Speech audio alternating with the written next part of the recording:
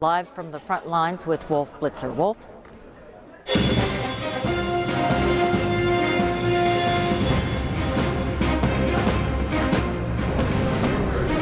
Well, Wolf will be with us, so will Christian. We are getting reports of sirens blaring in northern Iraq. Northern Iraq is among the most complicated strains of this story because it is, depending on how far north you go, I guess, it is an area not necessarily, well, northern Iraq, Mosul there, is not controlled by Sadaam Hussein. It is Kurdish-controlled area. Jamie McIntyre is at the Pentagon. Jamie, can you give us anything on what this might be? Well, we don't know at this point, Aaron, but it would be logical to assume that as part of this campaign that the U.S. might continue to, quote, prepare the battlefield by attacking air defenses in the north. Now, you know, of course, the north falls within that northern no-fly zone where the U.S. regularly patrols anyway. They have a pretty good idea of what the defenses are up there. But at this point, we have no confirmation of precisely what may be going on in the north. And given how skittish everybody is in Iraq, it's also possible that it could be a false alarm. Okay, just to make sure, I don't want to mislead anybody here. We showed a map, and we can put the map up again, and the information I have is that these sirens are in the area of the city or the area of Mosul, and we've actually been doing some reporting up there. It is, Jamie, please correct me if I'm making a mistake here. It is my belief that when you get that far north, you are in Kurdish-controlled Iraq, not Saddam-controlled Iraq. Am I confusing viewers? Well, like you, Aaron, I'm not a absolute expert on the geography of northern Iraq, but my understanding is that Mosul, in fact, was an area where Saddam Hussein did have control. In fact, one of his Republican Guard units was based up there, but it was the unit that was pulled down to Crete. So they've sort of left a little bit of a power vacuum there. There is an area, areas very close to there that are controlled, that are not under Saddam Hussein's control. But I believe the city of Mosul is. Okay, at least thank was. You. I know Jane Araf, who has been doing some considerable reporting from that area, and she may be just outside that. These pictures coming from Al Jazeera. And they show a city that still has its lights and still has, in this case, a correspondent as well. So we'll try and figure out what the sirens mean, if they mean, across the region, whether it is Kuwait or Baghdad. These air raid sirens and warning sirens and all clear sirens have been going on and off and on and off all day. Sometimes they mean something, a lot of times they don't. People, as Jamie said, are very skittish out there, as you would be under the circumstances. You never know what's coming next, and if the next thing that comes is the so-called shock and awe. In any case, we're getting reports of these sirens, and we'll try and figure out what they mean as we go along. We're joined this hour again as we now do approach dawn out in the Persian Gulf by our colleagues Wolf Blitzer and Christian. Wolf, no one's going to mistake the two of us, even if the introduction did briefly. I don't think so, Aaron.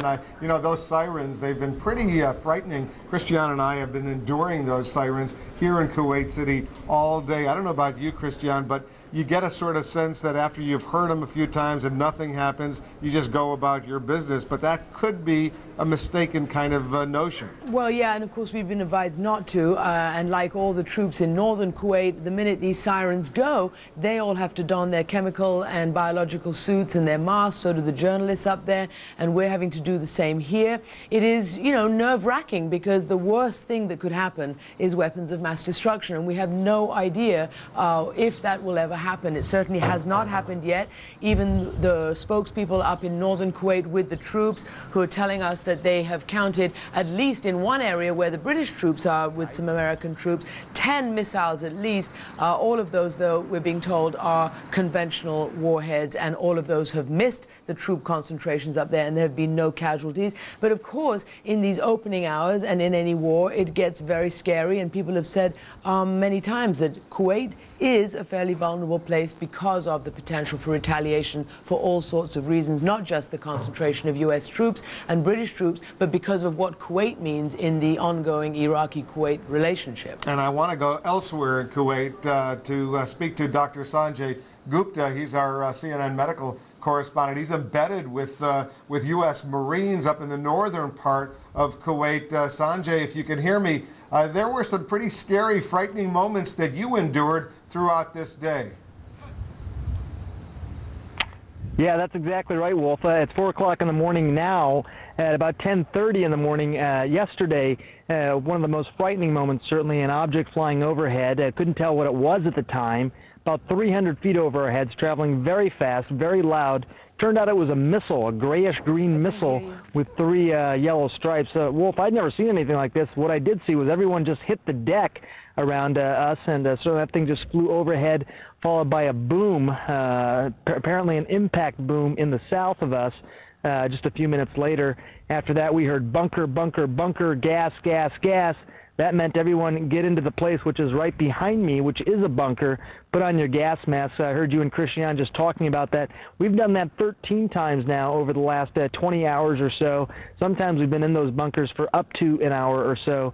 A lot of the times it really ended up being absolutely nothing at all that we could tell. Didn't hear anything, certainly didn't see anything. But every time you might be becoming just a little bit complacent with that, something did happen. Just this last time, we started to hear several booms in the area. Some of those, I was told by by the Marines here, were actually the sonic booms of Patriot missiles being launched. So these booms taking place all around us, hearing sirens at the same time. Some of these sirens actually coming from the chemical sensors around the periphery of the base. Certainly that also gets everybody's attention, gets them back into the bunker pretty quickly as well. Wolf? Sanjay, tell our viewers what it's like. What does it feel like? You said you spent an hour in one of those gas masks. It's a long time to be breathing through a gas mask. Explain what it's like, what it feels like. Yeah, you know, it's interesting. Well, first of all, there's a lot of anxiety because you hear the alarms going off, so your heart is already racing a bit, and you're already breathing quickly. Oftentimes then you have to jog or sprint 100 meters or so to get to the bunker as quickly as possible. Then after having done all that, you're putting this gas mask on. Essentially what this gas mask does, it forms a complete seal around your face, and then you're essentially breathing through a respirator. The breathing is actually quite easy, but after having run and after being somewhat anxious, it's hard to get those deep breaths in. So you see some of the Marines and as well as some of the CNN crew that is here with me becoming a little bit anxious, actually putting those masks on after having gone through that particular experience. As you calm down, it becomes easier and easier to breathe. Also here in the desert, it's quite warm. It's not warm right now. It's cool. It's 4 o'clock in the morning, but when it's sort of the peak of the day, it's quite warm. And having that mask on, which is black, having it hard to breathe, it's not the most comfortable, Wolf. All right, Dr. Sanjay Gupta, be careful up there. We'll be talking with you. Christian? We're going to go now to Walt Rogers, who is also with one of those units up there. He's with the 7th Cavalry Division. Walter, what is going on where you are now? You've moved into Iraq.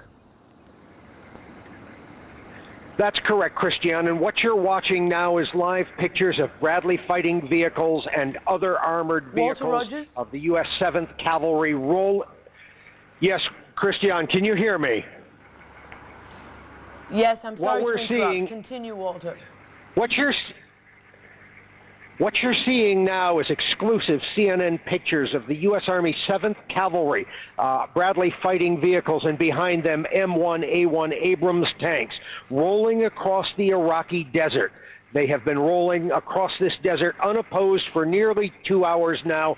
These pictures are very, very dramatic. There's a declining moon up there, but in the distance, off to the left, you can see rows and rows of main battle tanks, all of them ultimately headed for Iraq. This is the U.S. Army's 7th Cavalry.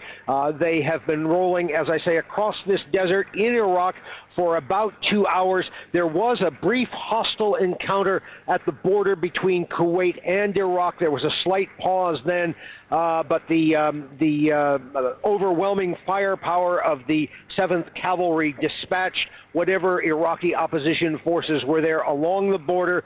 We believe that they killed several tanks and at least 6 or 7 trucks. That's the way. We, again, that was the only opposition which we've encountered at this point. But so far, we have rolled unopposed. This is a very sparsely populated section of southern Iraq.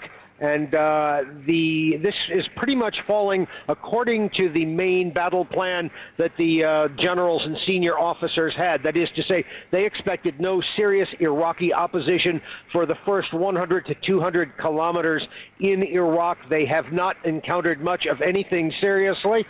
There over to the left, you can see an M1A1 Abrams tank. Just a second, it's pulling around those engineers' vehicles. There's a main battle tank rolling through the Iraqi desert. We have fairly good illumination this evening because the moon is in its latter phases, but still, it was a full moon only a few days ago. Again, you can see another M1A1 Abrams pulling up.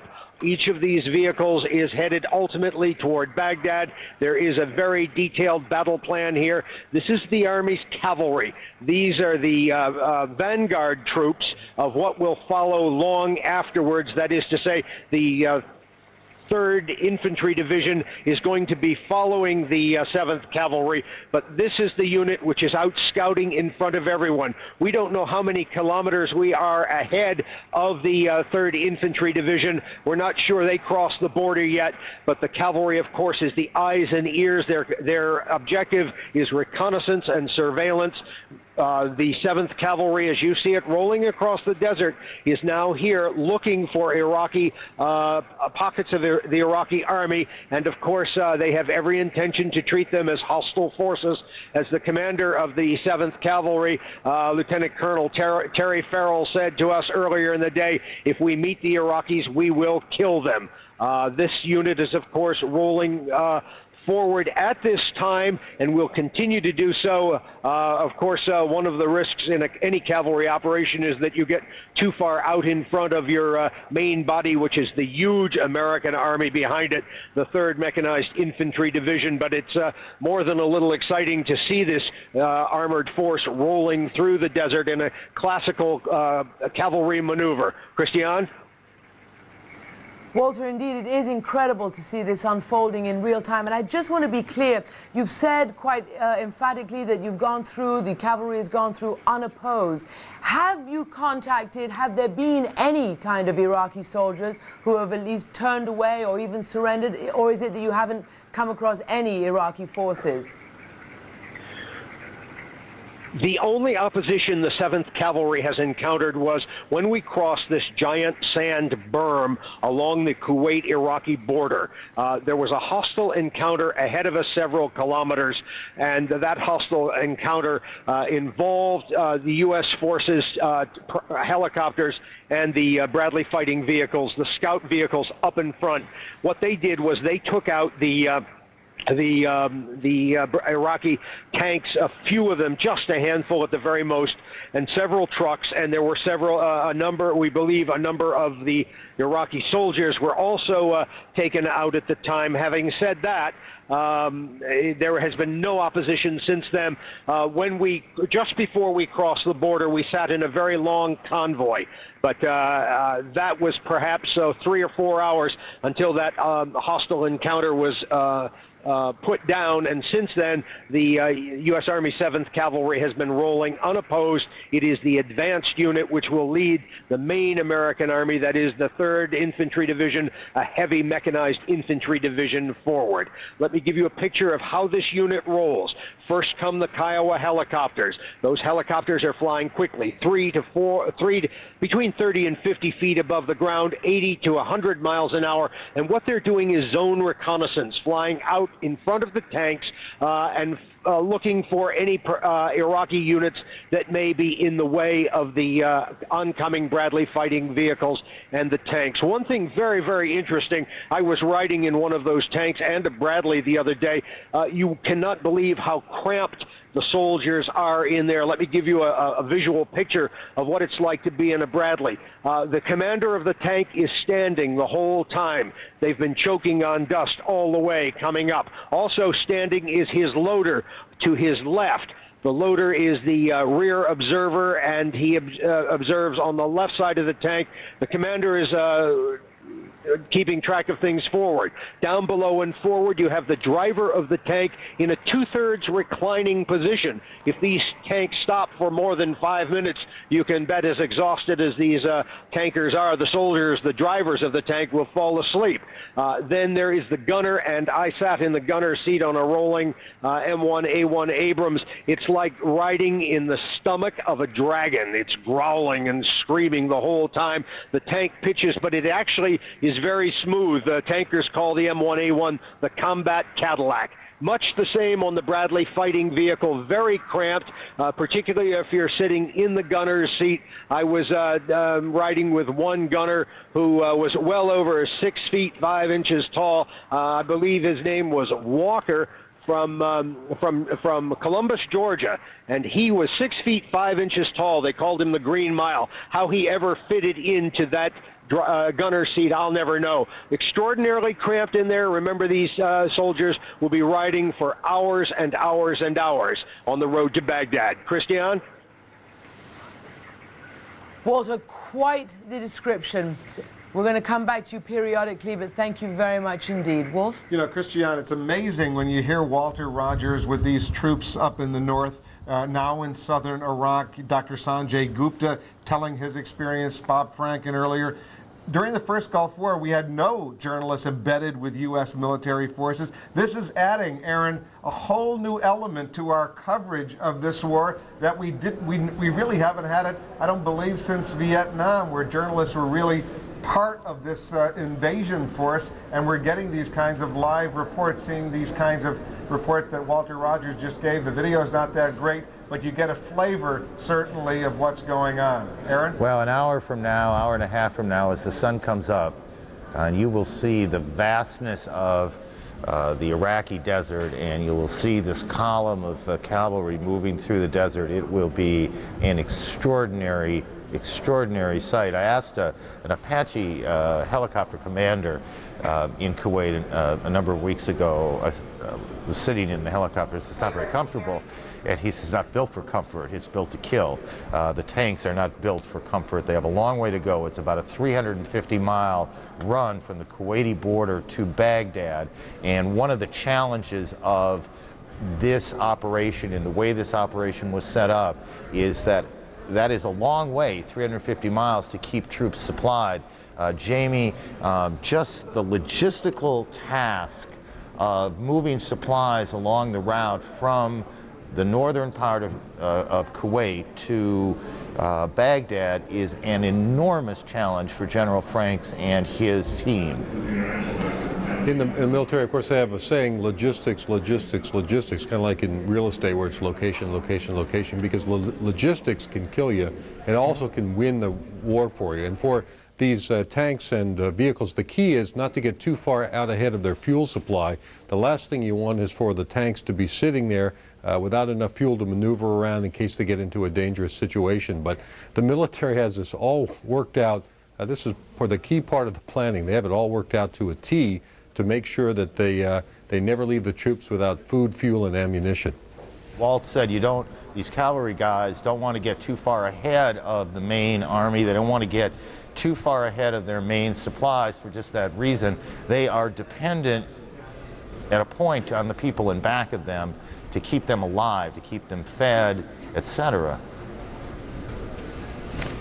That's right, Aaron. And the interesting thing about here is, as I'm watching Walter Rogers reporting, and of course that gives us a very small window on what's going on in one part of Iraq, a country that we keep saying is about the size of California. There's a lot going on in other parts that we're not seeing. We talked about what might be going on in the north. The reports of explosions tonight in Basra, the port city, where it's expected that U.S. and British troops will be taking control of very soon.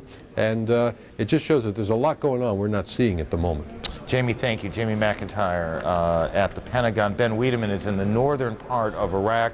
That is another part, right, he is to the north. That is another part of this story that is unfolding. We were up there a bit ago. Ben, to the extent you can identify your location within the rules and within the rules of logic as well, tell us where you are and what's going on. Yeah, Aaron, actually we're not embedded with anybody. We're up here in about halfway between the Kurdish stronghold of Erbil and the Iraqi-controlled city of Mosul, about 40 kilometers. Now, just a few minutes ago, we heard a jet fly overhead. Moments later, there were the telltale signs. In fact, I hear another jet overhead right now. We heard anti-aircraft over the city of Mosul, and moments later, we saw distant flashes and then heard the report of explosions. So it would appear that just a few minutes ago, about 6 minutes ago, the Iraqi-controlled city of Mosul did come under bombardment, and by the sounds of this jet overhead, it may come under bombing once again. Aaron? Well, just those of you who've been with us for a while, you may recall that we showed you some pictures of the city of Mosul, I guess 20 minutes or so ago. A pretty good-sized city. That's the area that Ben is referring to. You get a sense now of that. And again, Ben, you heard these loud explosions, multiple explosions? Yes, multiple explosions. It's hard to tell. And we are about 40 kilometers. That's about a half-hour drive away, so it's hard to determine how many explosions. But we saw several flashes on the horizon behind me, and that is where Mosul is. Aaron? Ben, thank you very much. Ben Wiedemann, before this thing is over, all of us are going to be a whole lot better at converting kilometers into miles. We all should have done our homework better at some point. We mentioned about 20 minutes ago there was a significant anti-war demonstration in New York today. There's been one in Chicago tonight. According to the reports we're getting, traffic was stopped on Lakeshore Drive, the main street down by Lake Michigan in Chicago. These are live pictures from CNN affiliate WLS. You get a sense of the size and proportion. It's of some size, but it's certainly not overwhelming size. Protesters met in the downtown plaza, began marching on the lakefront. Police, as you can see, on foot and horseback, are trying to hold them away from the federal building there, the federal plaza, I think they call it. About 2,000 people, according to the best guess. These are always guesses. Anyway, this is going on now, as we say around here, going on now in Chicago, and you can see the Chicago police. And if you're of my age, Chicago and anti-war demonstrations has some history and meaning, and hopefully it doesn't get the way it was back in 1968. That's Chicago tonight. Traffic does seem to be moving a bit, I would say, along the lakeshore. I think that is the federal building down there in Chicago. Dana Bash is at the White House. Dana, the president in the residence and closed it down for the night? Pretty close to it, actually, Aaron. The president had an interesting meeting tonight. He met with the president of Cameroon in the Oval Office, and then he had dinner with him. It's very interesting to show kind of what a difference a week makes, because if he was meeting with the president of Cameroon this time last week, we all would have been asking whether or not he had his vote on the Security Council, because, of course, Cameroon was one of those key 6 swing votes on the Security Council. Now, of course, that is all moot, but nevertheless, they did have that meeting here at the White House tonight. But the president spent much of his day-to-day in the Oval Office. We are told he was working the phones, talking to other world leaders. We are told there you see a picture from this morning where he was getting a briefing from the CIA director and the vice president and his chief of staff about the overnight developments. But he did continue, we are told, to get updates from his national security advisor, Condolences Rice, and others today. And the other thing the president did today, his other public event here at the White House, was his cabinet meeting. And Aaron, he made a concerted effort to talk about the fact that he is focusing with them on domestic issues, talked about education and the economy, but he also, of course, was given a briefing by Colin Powell, the Secretary of State, and the Defense Secretary there, and he made a point when talking to reporters to thank the troops. There's no question we've set the finest of our citizens into harm's way. They perform with great skill and great bravery. We thank them. We thank their loved ones. We appreciate their sacrifice. And Aaron, I spoke on the phone earlier today with one of the president's cabinet members, Don Evans, the Commerce Secretary. He's been friends with the president for a very long time. They go back very far. And I asked him how the president was feeling, what's his mood. Now it's been almost 24 hours since this military strike has begun, and he said that he's handling it the way he handles everything. He is focused, he is decisive, he's making decisions, and he's not second-guessing them. He also pointed out something that's kind of obvious, but it's worth noting, that many members of his war council have been there and done that. Colin Powell, of course, now the Secretary of State, was the chairman of the Joint Chiefs 12 years ago. Dick Cheney was Defense Secretary, now he's Vice President. Donald Rumsfeld it's his second tour at the Defense Department as Defense Secretary. So it's kind of an obvious point, but he pointed it out, and it definitely is worth noting he's got a lot of experience in these meetings. Aaron? Dana, thank you. They have been there and done that, but this is a very different mission. It's a very different mission to liberate Kuwait, which was the mission a dozen years ago, as opposed to going into Baghdad. As we take a look at Baghdad on a Friday morning there, we can only imagine the anxiety that must exist, not simply in the leadership of Baghdad. We spent a lot of time talking about Sadaam Hussein and the 100 or so in his cadre of people, and we assume they're reasonably anxious, but there are about 5 million or so people that live in that city. The president has talked a good deal about this is not a war against the citizens of Iraq. In fact, this is a war, in the president's view, about liberating Iraq. Nevertheless, the anxiety that they must feel on a morning like this, not knowing what's coming next, but certainly knowing that something is coming as dawn approaches on another day in the Persian Gulf. While many of the people of Iraq lived through the first Gulf War, Iraq is a city, I think I read the other day that 40% of the citizens of Iraq are children, and what their lives have been like because of the sanctions, because of the government there, the lack of medical care, the lack of food in many cases. They've been living on rations. Someday that may, and we all hope, regardless of one's position on the war, it doesn't matter. We all hope that the citizens of Iraq live better than they have been living for the last dozen years or so, as dawn comes to the region on a Friday. For those of you just joining us at 8 o'clock Eastern Time, Connie Chung joins us now with a look at what has gone on a most eventful day in the Persian Gulf. Connie. Thank you, Aaron. Good evening, everyone.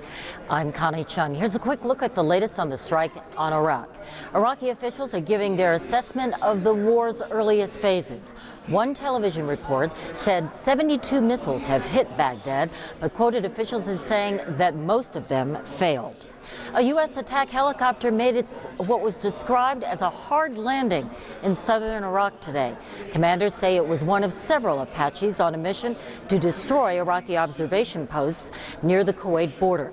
The craft was hit by small arms fire, but the pilot was able to get out, assess the damage, and return safely to base. Federal authorities are rounding up Iraqi nationals who are in the United States illegally. Sources say officials want to know if the detainees in question have any ties to Iraqi intelligence. It's unclear how many are being arrested or where they are. News that the war is underway is galvanizing protesters across the country. This is a live picture of Chicago. Said one protester, quote, "America is different today." A similar scene in Rome, where police parked cars across streets to keep protesters from the U.S. Embassy. An estimated 45,000 students and labor union members marched in Milan. One woman in London had the phrase, "You can't ignore us forever," scrawled across her jacket. U.S. Senator John Kyle of Arizona says there is no reason at this time to fear a terrorist attack at a nuclear power plant near Phoenix. Security at Palo Verde plant was tightened anyway. Kyle says an intelligence report that terrorists might target the plant has been thoroughly investigated and nothing has been found. You are going to look at live pictures of Baghdad in just a moment. Let's go back to Aaron Brown and strike on Iraq.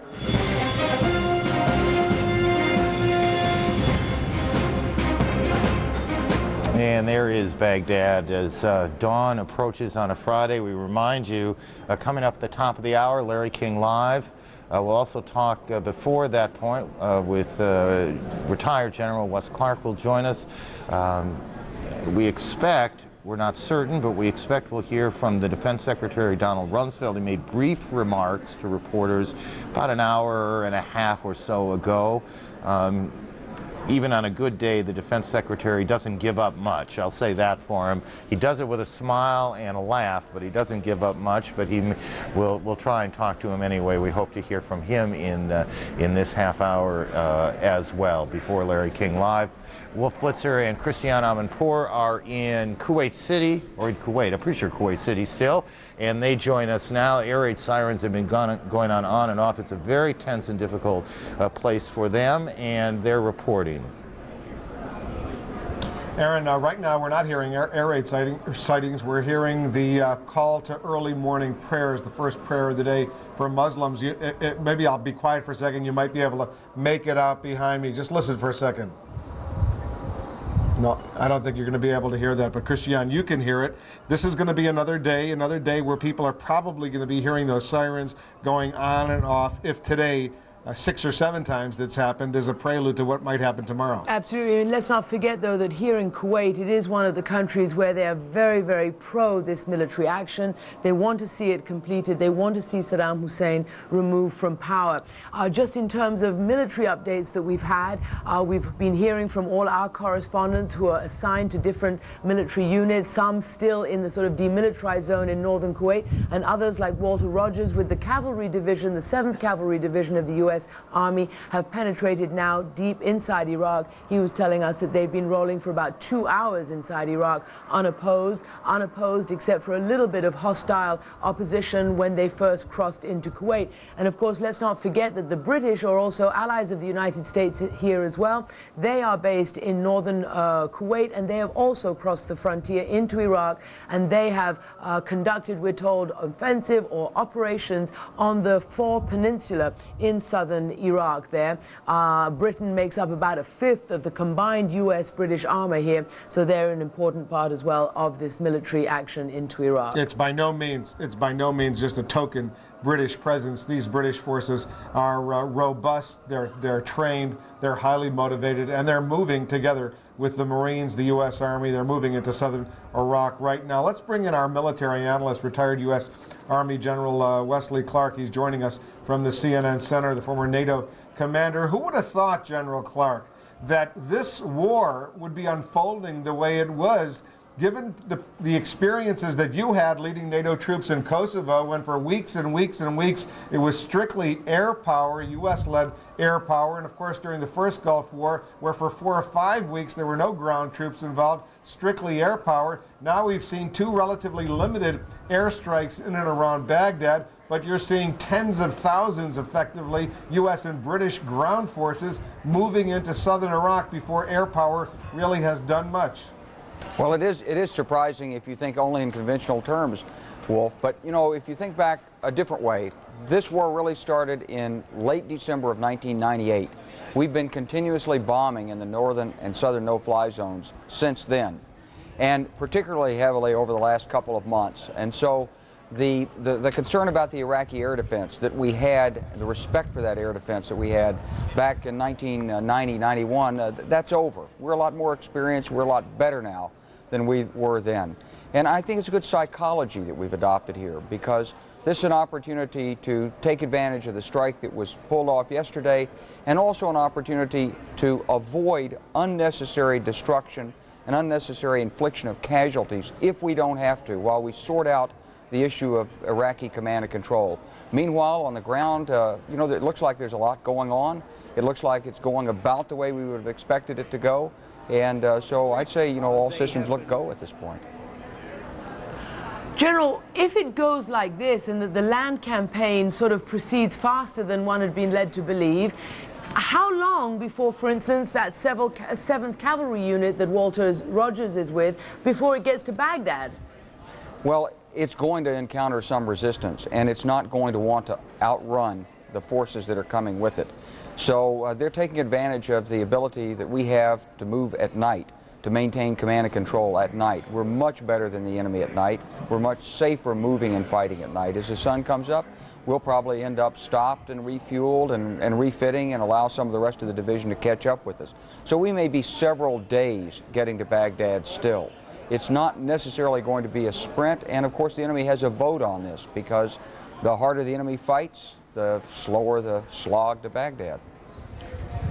General, just as the U.S. has been softening up, if you will, the ground over the past several years with the no-fly zones in the southern and northern part of Iraq, presumably the Iraqi military has been preparing for this as well. How concerned should the U.S. military be of a so-called, what they used to call a rope-a-dope strategy, to sucker the U.S. troops, the ground forces, in, and then have some major surprises in store for them once they're deep inside Iraq? I think we always have to be on the alert, and we always have to respect our adversaries, Wolf. And here, though, we've got a big advantage because the terrain is such and the weather is such that generally our overhead superiority, our ability to control the skies, is a huge advantage on the ground. They're going to have a very hard time suckering us into something like a fire sack where they're dug in on all sides and can conduct a major battle. We'll see it from the air. We'll pick it up. And once they're fixed in position, we've got so much capability against them that they'll be destroyed. So that technique's not going to work unless they just try to draw us into Baghdad. But you know, with each kilometer that you advance into Iraq, you take away their will to resist. You convince them more and more of the hopelessness of their operation. And so their morale is a depreciating asset. So I would say that we'll be ready for the surprise. I don't expect it. Wes, if they do get to Baghdad, you know that the Iraqis have been basically, the analysts have been basically saying that one of the things that might happen is that they either, the Allied forces, make a siege of Baghdad, this is if there isn't a surrender, etc., or be drawn into urban warfare. What do you think is likely to happen? I talked to senior commanders earlier on, you know, weeks ago, who talked about the possibility of a ring of steel around the city there. Do you think that's at the moment a possibility? Well, that seems to be what they're planning, is a fortifications on the outside of Baghdad. But you know, they're making a big mistake because the United States is so powerful. The reconnaissance, the target acquisition, the ability to strike hardened targets is so good that the things that might have been doctrinally sound, were the Iraqis fighting the Iranians 15 or 20 years ago, they're not going to work against the United States Armed Forces today. So their chance is better defending inside the city. But then there are a lot of counter moves against that. There are a lot of citizens of Iraq who are no fans of Sadaam Hussein. I wouldn't be surprised if we're in there, if we're working against that option right now. He'll defend inside Baghdad with knives at his back if he does that. General Wesley Clark, our military analyst. General Clark, thanks very much. Aaron, all those great articles you and I and all of our colleagues were reading over these past several months, predicting the strategy that would unfold, at least so far, day 2 of this war. That strategy's looking a lot different than we thought it would look. Well, we weren't the only ones reading them. I suspect the Iraqis were reading them as well, and maybe that's part of what has happened, but I suspect it is something else. Morning prayers in the Persian Gulf going on. We heard them briefly in Kuwait. They're going on now in Baghdad. General Clark mentioned kilometers. I guess everybody in the broadcast now is going to start speaking in meters and not miles. So Molly Levinson, whose job it is to make sure I'm smart, and that is no easy task, handed me a note saying 1 kilometer equals 0.621 miles, okay? And we'll try and do the math for you as we go along. One of the concerns, actually Connie mentioned the concern earlier about this nuclear plant in Phoenix.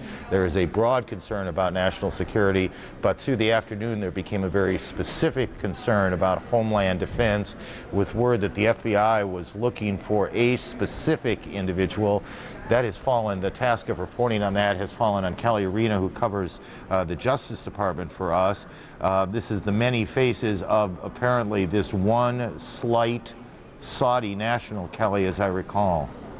That's right. As we reported earlier, the FBI did issue a be on the lookout for a man named Adnan al-Shukajuma. Sources say that he could be an integral part of a new al-Qaeda plot that threatens Americans and U.S. interests worldwide. Now, officials say that he's 27 years old, he's Saudi, he's about 5'5", 132 pounds. Interestingly, his name came up in documents, according to sources, that were seized along with al-Qaeda leader Khalid Sheikh Mohammed. He was then identified during interrogations by Mohammed himself as one of Mohammed's deputies. Government sources describe him as a field organizer. They say that he's similar to Mohammed Atta, who coordinated the September 11th attack, sort of a field commander. Now, sources say the documents found list him as someone who would be available to carry out a suicide attack, and sources say that some of his skills include flying and working with explosives. Now, the FBI does not know where he is, if he's in the United States or not, but agents today did search a house in Miramar, Florida. That happens to be the last known U.S. address for him, Aaron. They don't know that he's in the country, though, right? Right, they do not know if he's left. Some sources say that they last put him here in 2001, early 2001, but there are indications that he may have come back in. They don't know. Okay, and just one quick one. I thought I read that he knew how to fly. Is that, do we know that? Yes, there are indications, right, that is one of his skills, flying and building explosives. Okay. And sources also said that he may have had some connection to a U.S. flight school, but that's uncorroborated at this time, Aaron. Okay, and if you said that and I asked you to repeat it, I apologize as well. That's okay. There's a fair amount of traffic going on in my ear here as we go along. Kelly, thank you very much. No Kelly Arena. Around the world today, British Prime Minister Tony Blair spoke out for the first time. We actually expected to hear from him last night. He didn't. He talked tonight to the British people at a televised address to the people of Britain. The Prime Minister, Mr. Blair, said he ordered his nation's troops, 40,000 or so, into action to protect against a new threat of what he described as disorder and chaos. Our choice is clear. Back down and leave Saddam hugely strengthened, or proceed to disarm him by force. Retreat might give us a moment of respite, but years of repentance at our weakness would, I believe, follow.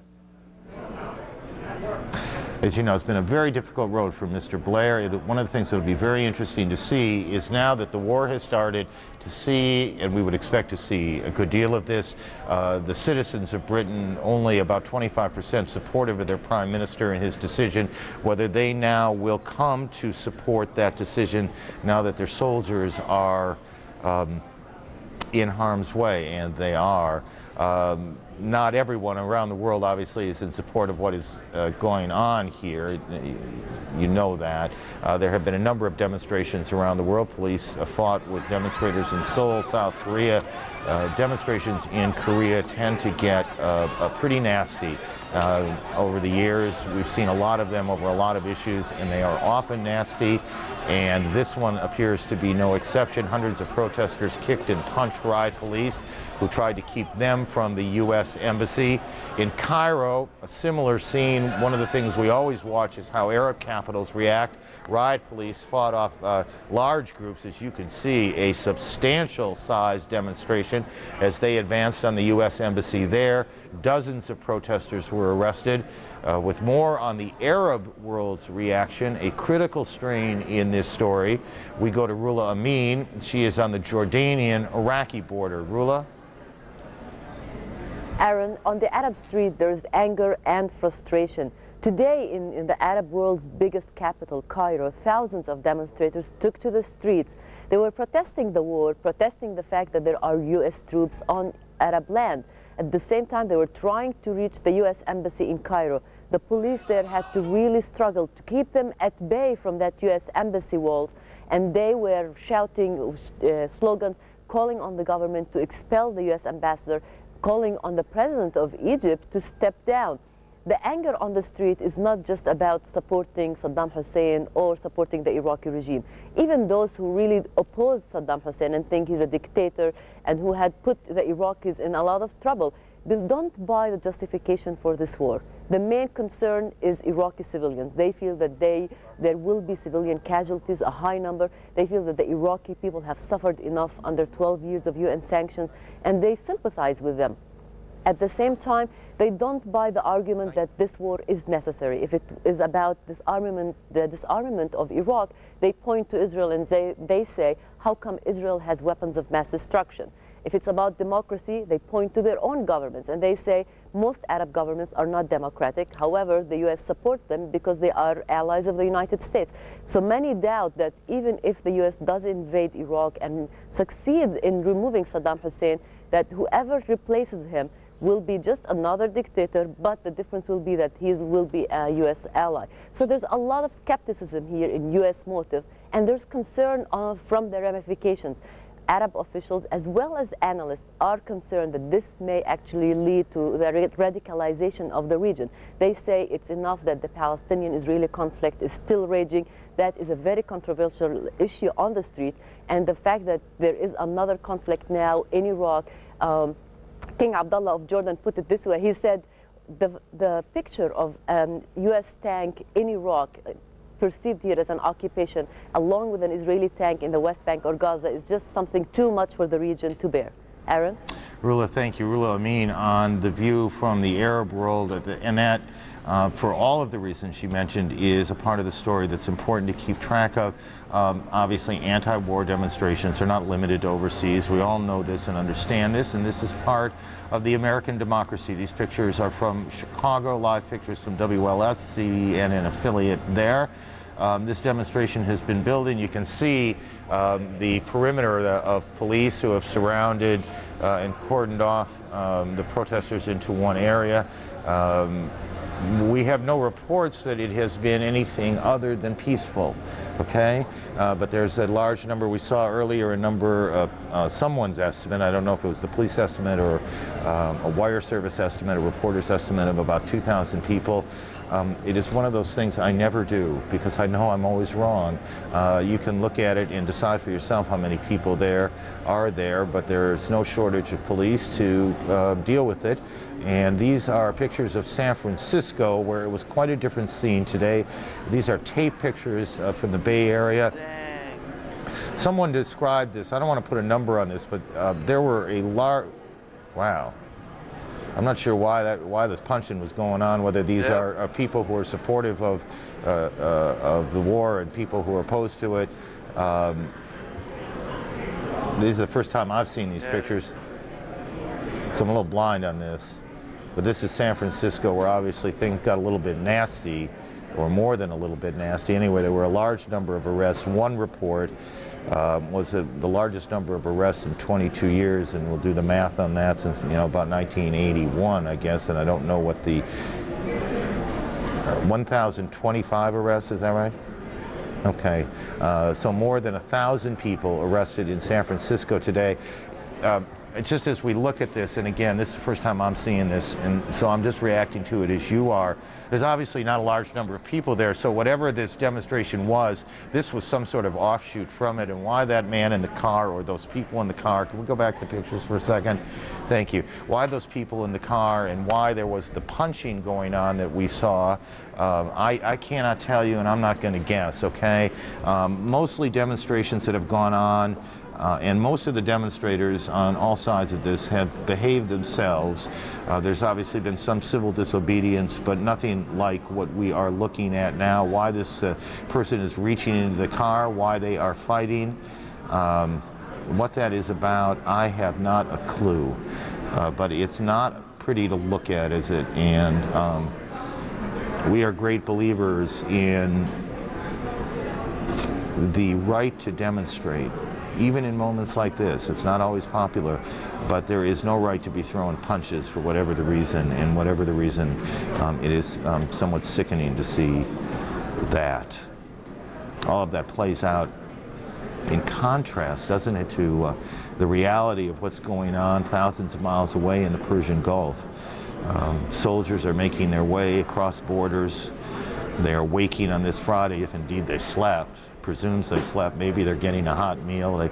They get, remember this, hot breakfast. They get 2 hot meals a day under normal circumstances, I think. I'm not sure they got any today. Gary Tuckman is among the embedded correspondents who are out there. Gary, I'm not precisely sure where you are and what unit you are with. So go ahead. Despite the warning from the soldiers, the reflexes of my cameraman and I weren't quite as quick. is the Army men and women. They immediately started running to an underground bunker. While they were running, they were putting their gas masks on and buttoning up, zippering up their chemical clothes, their shirts, their pants. We followed them. We ran into the underground bunker, about 15 soldiers. My cameraman and I, it was very crowded inside. For 20 minutes, we sat there quietly. We then got the message from superiors that they could come out, that it was a false alarm. For the first time then, in 20 minutes, we saw smiles on faces. Previously, we saw eyes that looked very scared.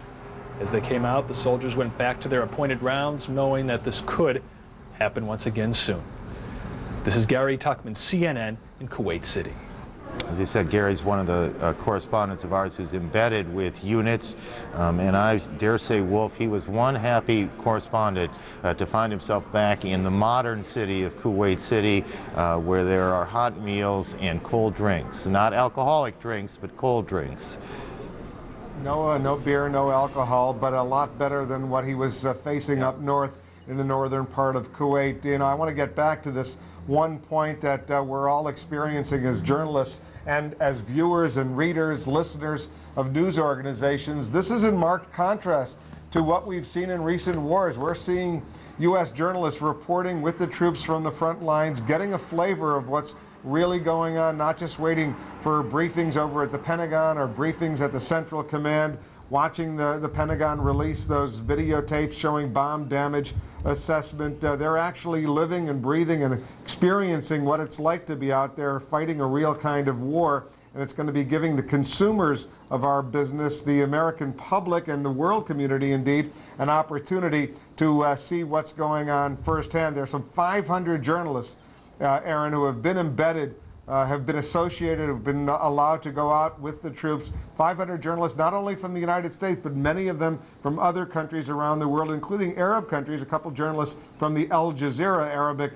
language television station as well. Let me bring in Christiana on board. This is a whole fascinating new element for our business, isn't it? Yes, and I think it came a lot because so many of our news organizations were so frustrated from the first Gulf War, when we couldn't really cover the Gulf War in any kind of real time or with any kind of closeness because of the very draconian censorship measures there were. And then, of course, in Afghanistan, where there wasn't any real meaningful coverage of the forces in action. And so since then, news organizations, our leaders, have worked with the Pentagon to try to come up with something better. And so far, in the initial stages at least, we're seeing a lot more than we did in any of the previous conflicts, certainly that I've been at and covered. All right, we'll see how that works out in the long run. But so far, Aaron, it looks like it's working out the way it was supposed to work out. We'll be watching it. Aaron? Well, it hasn't really been tested yet. It's going to get tested as this operation gets more complex, as the fighting, if indeed that's what happens, certainly expected to, becomes more intense. Then the process will be tested all the more. But the theory of it in part is, and we don't like to spend a lot of time talking about ourselves here, is that if you put correspondents in units, they bond with the people in the units. They get a sense of who these men and women are. They know them, they trust them, and the trust works both ways, and honest reporting comes out of it. And I know viewers sometimes get a little squishy on this, and I understand that too, but it's an important thing that's going on, and everyone is doing it with extraordinary care. Anyway, enough on us for a second, at least. We showed earlier, a few minutes ago, some pictures of protesters. That is obviously one snapshot of world opinion. These are pictures from Chicago, live pictures of Chicago. Every time I look at this, the pictures get better. We ought not create the impression ever on any side that it is the only opinion. There are a range of opinions here. We should flesh it out by talking to some people who didn't take to the streets today, but still have plenty of things to say about what is going on. Of repressed people now depend on you. That trust is well placed. He was strong. He's going to keep us strong, and we're going to kick butt. Definitely, regardless of my views on the president, I support our troops, and God bless them over there, and best of luck in whatever goes on. Makes me proud to see our president stand up and take action against a regime like that when the UN just wants to keep its head firmly entrenched in the sand. You know, last year we were chasing down Osama bin Laden. We still don't have him, so now we shift our focus to Sadaam Hussein. I think war is a bad idea in any situation. I don't care what it is. I just think it's a bad idea. I just don't agree with war. I don't think it's the answer. We're in the early stages of military operations, and we will accept no outcome but victory. I'd say kind of mixed feelings. I mean, you know, we're sending people to die in some respect, and then in some respect, it's unnecessary evil. I mean, it has to be done. You know exactly where you were when, you know, the Challenger exploded. You know where you were when you found out about September 11th. And it's for damn sure I'll know. Yeah. I think something needed to be done, and President Bush decided it was time to take care of a threat to our nation and our country, and probably the whole world. I don't believe it's our legitimate right without the UN. We will have a vote here on November 4th in 04, in which I hope to see a regime change here in Washington. It's kind of exciting, it's kind of scary at the same time. You know, we all miss our families, we want to spend as much time as we can. It is a great country indeed that no matter how you feel about a government action, pro or against it, you are allowed to speak about it. It's something we can be proud of. For Christiane Amanpour and Wolf Blitzer, I'm Aaron Brown. I'll see you again at 10 o'clock Eastern Time tonight. And we now think turnover. We now turn things over. Goodness, Aaron. We now turn things over to Larry King. Larry. Good evening, Aaron. Before we get to Larry King, here's what's happening at this hour. I'm Connie Chung. Baghdad remains quiet right now, 5 o'clock Friday morning, live picture, local time. No sign yet of the expected shock and awe campaign, but coalition forces bombed the northern Iraqi city of Mosul, and on the ground, U.S. forces are on the move. CNN's Walter Rogers, traveling with the 7th Cavalry, reports they are in Iraq, moving north, meeting no opposition right now. You're seeing pictures taken within the last hour of tanks and other military vehicles rolling through the Iraqi desert. Earlier, they took out or neutralized a number of Iraqi tanks and troops. Earlier tonight, this is Defense Secretary Donald Rumsfeld. Members of the House of Representatives. It's lasted, I guess, a couple of hours. And it was a classified briefing. All I can say is that the pressure is continuing on the Iraqi regime, and it will not be there in the period ahead. And we still hope that it is possible that they will not be there without the full force and fury of a war. Sir, can you tell us what efforts the United States is making to reach out to the Iraqi military to surrender and to turn over? There are communications in every conceivable mode and method, public and private, to the Iraqi forces that they can act with honor and turn over their weapons and walk away from them, and they will not be hurt. And anyone, conversely, anyone that engages in the use of weapons of mass destruction or supports that regime will wish they had not. Good evening. Defense Secretary Donald Rumsfeld speaking on Capitol Hill, saying that every opportunity will be given to Iraqi soldiers to put down their arms and surrender. Now we'll move on to Larry King. My colleague takes over our coverage of strike on Iraq. Larry?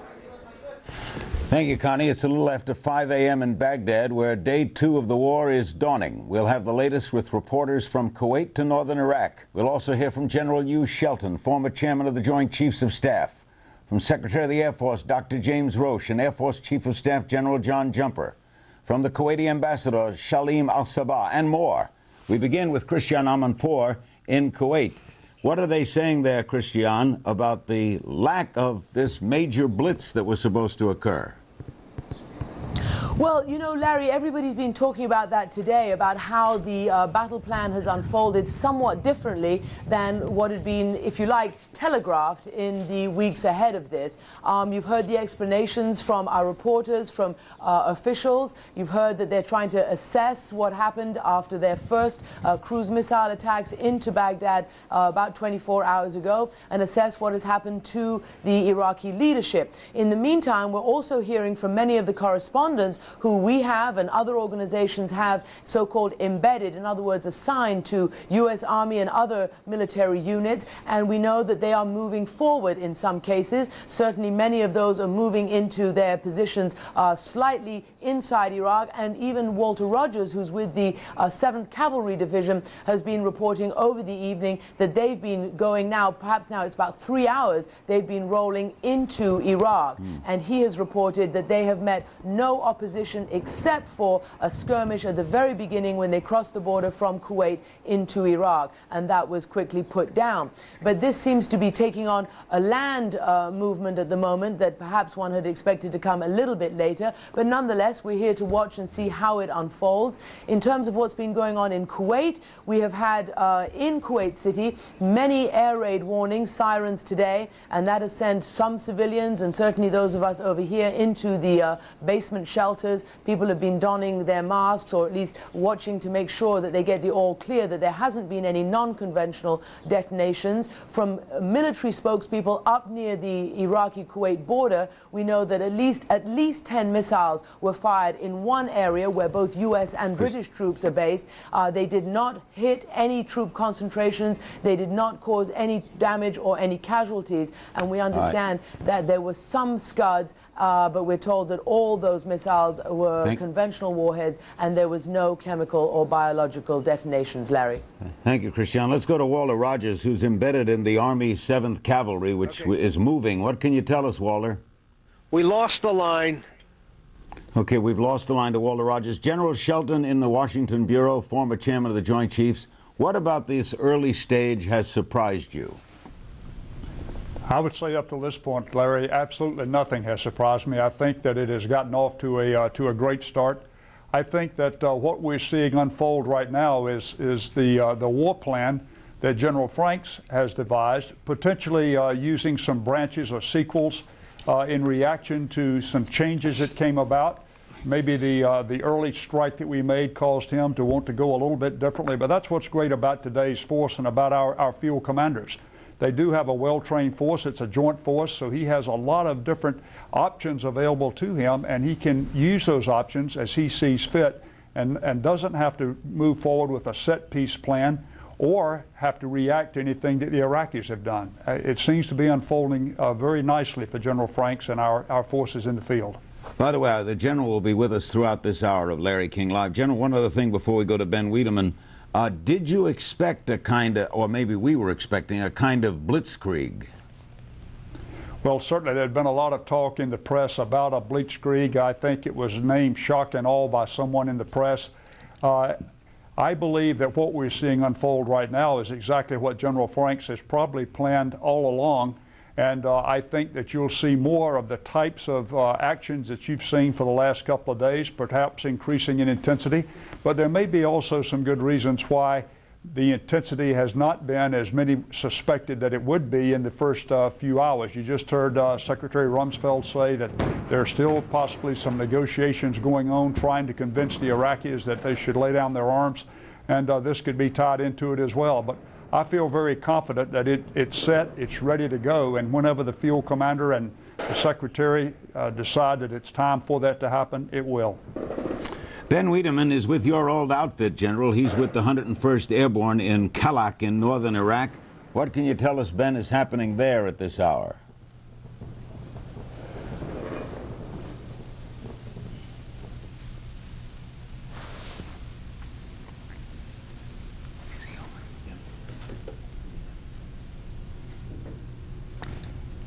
Well, obviously, we're having trouble with Ben Wiedemann. We'll stay with General Shelton. That's your old outfit, the 101st, and they appear to be on the move. Well, it's a great outfit, and of course they have it's a very heavy division in terms of aircraft. They have about 350 or 400 helicopters. They have some capability to make great bounds at one time. And I have no doubt that the 101st, the Screaming Eagles out of Fort Campbell, are fired up and ready to go, just starting to move in whatever direction General Franks has ordered them to. Christiane, are they getting a little edgy in Kuwait at all? Well, people have been concerned over here because they felt that Kuwait would be one of the first targets for any kind of retaliation. And as I say, we have seen air raid sirens, and we have had certain number of missiles incoming, but most of those in the area near northern Kuwait where those troop concentrations are. And again, to emphasize, there have been no reports of any casualties or any damage. One deputy director of an oil facility south of where I am now, Kuwait City, said that an eyewitness, he said, saw a missile come and land in the sea off the coast several hundred yards. So they obviously have been worried, but so far those worries have not been borne out, fortunately, and people are taking the kind of precautions they can, as much as they can here. Let's see if we can make contact with Ryan Chilcote. He is with the 101st Airborne Division as well, embedded as well. Ryan, I hope we can clear way to you. What can you tell us? Sure, Larry. Well, elements of the 101st Airborne moved out of a camp today in Kuwait, and they are now in this assembly area, postured, if you will, for word, should they get word, to move into Iraq. A little bit of information about where we are. First of all, I should tell you it is, well, 10 after 5 in the morning, so the soldiers are asleep. A lot of them sleeping on top of their vehicles, inside of their vehicles, and on the ground. I think you can see some of them behind me there. Secondly, I should mention it's cold. You know, we're always hearing about how it's supposed to be so hot in Iraq and Kuwait during the summer. Well, I'm here to tell you that it's not hot yet. It's certainly not hot this evening. And so that's just one more not so pleasant condition that the soldiers have to deal with, particularly given the fact that they're looking at the prospect of fighting in Iraq. Long road here, Larry, basically jump-started, if you will, this afternoon with a series of 3 Scud alarms. I was standing next to a group of soldiers in a camp today when the Scud alarm went off. None of us had ever really heard a Scud alarm for real before. We'd heard, you know, the dress rehearsal alarms, but one went off. We all looked at one another, donned our masks, and headed for a nearby shelter. A few minutes later, a soldier came up with a radio and said that there'd been a missile attack. That is indeed what took place. There was a surface-to-surface missile called the Ababil 100, at least that's what my unit was telling me, was launched from the Iraqi side and intercepted by a Patriot missile.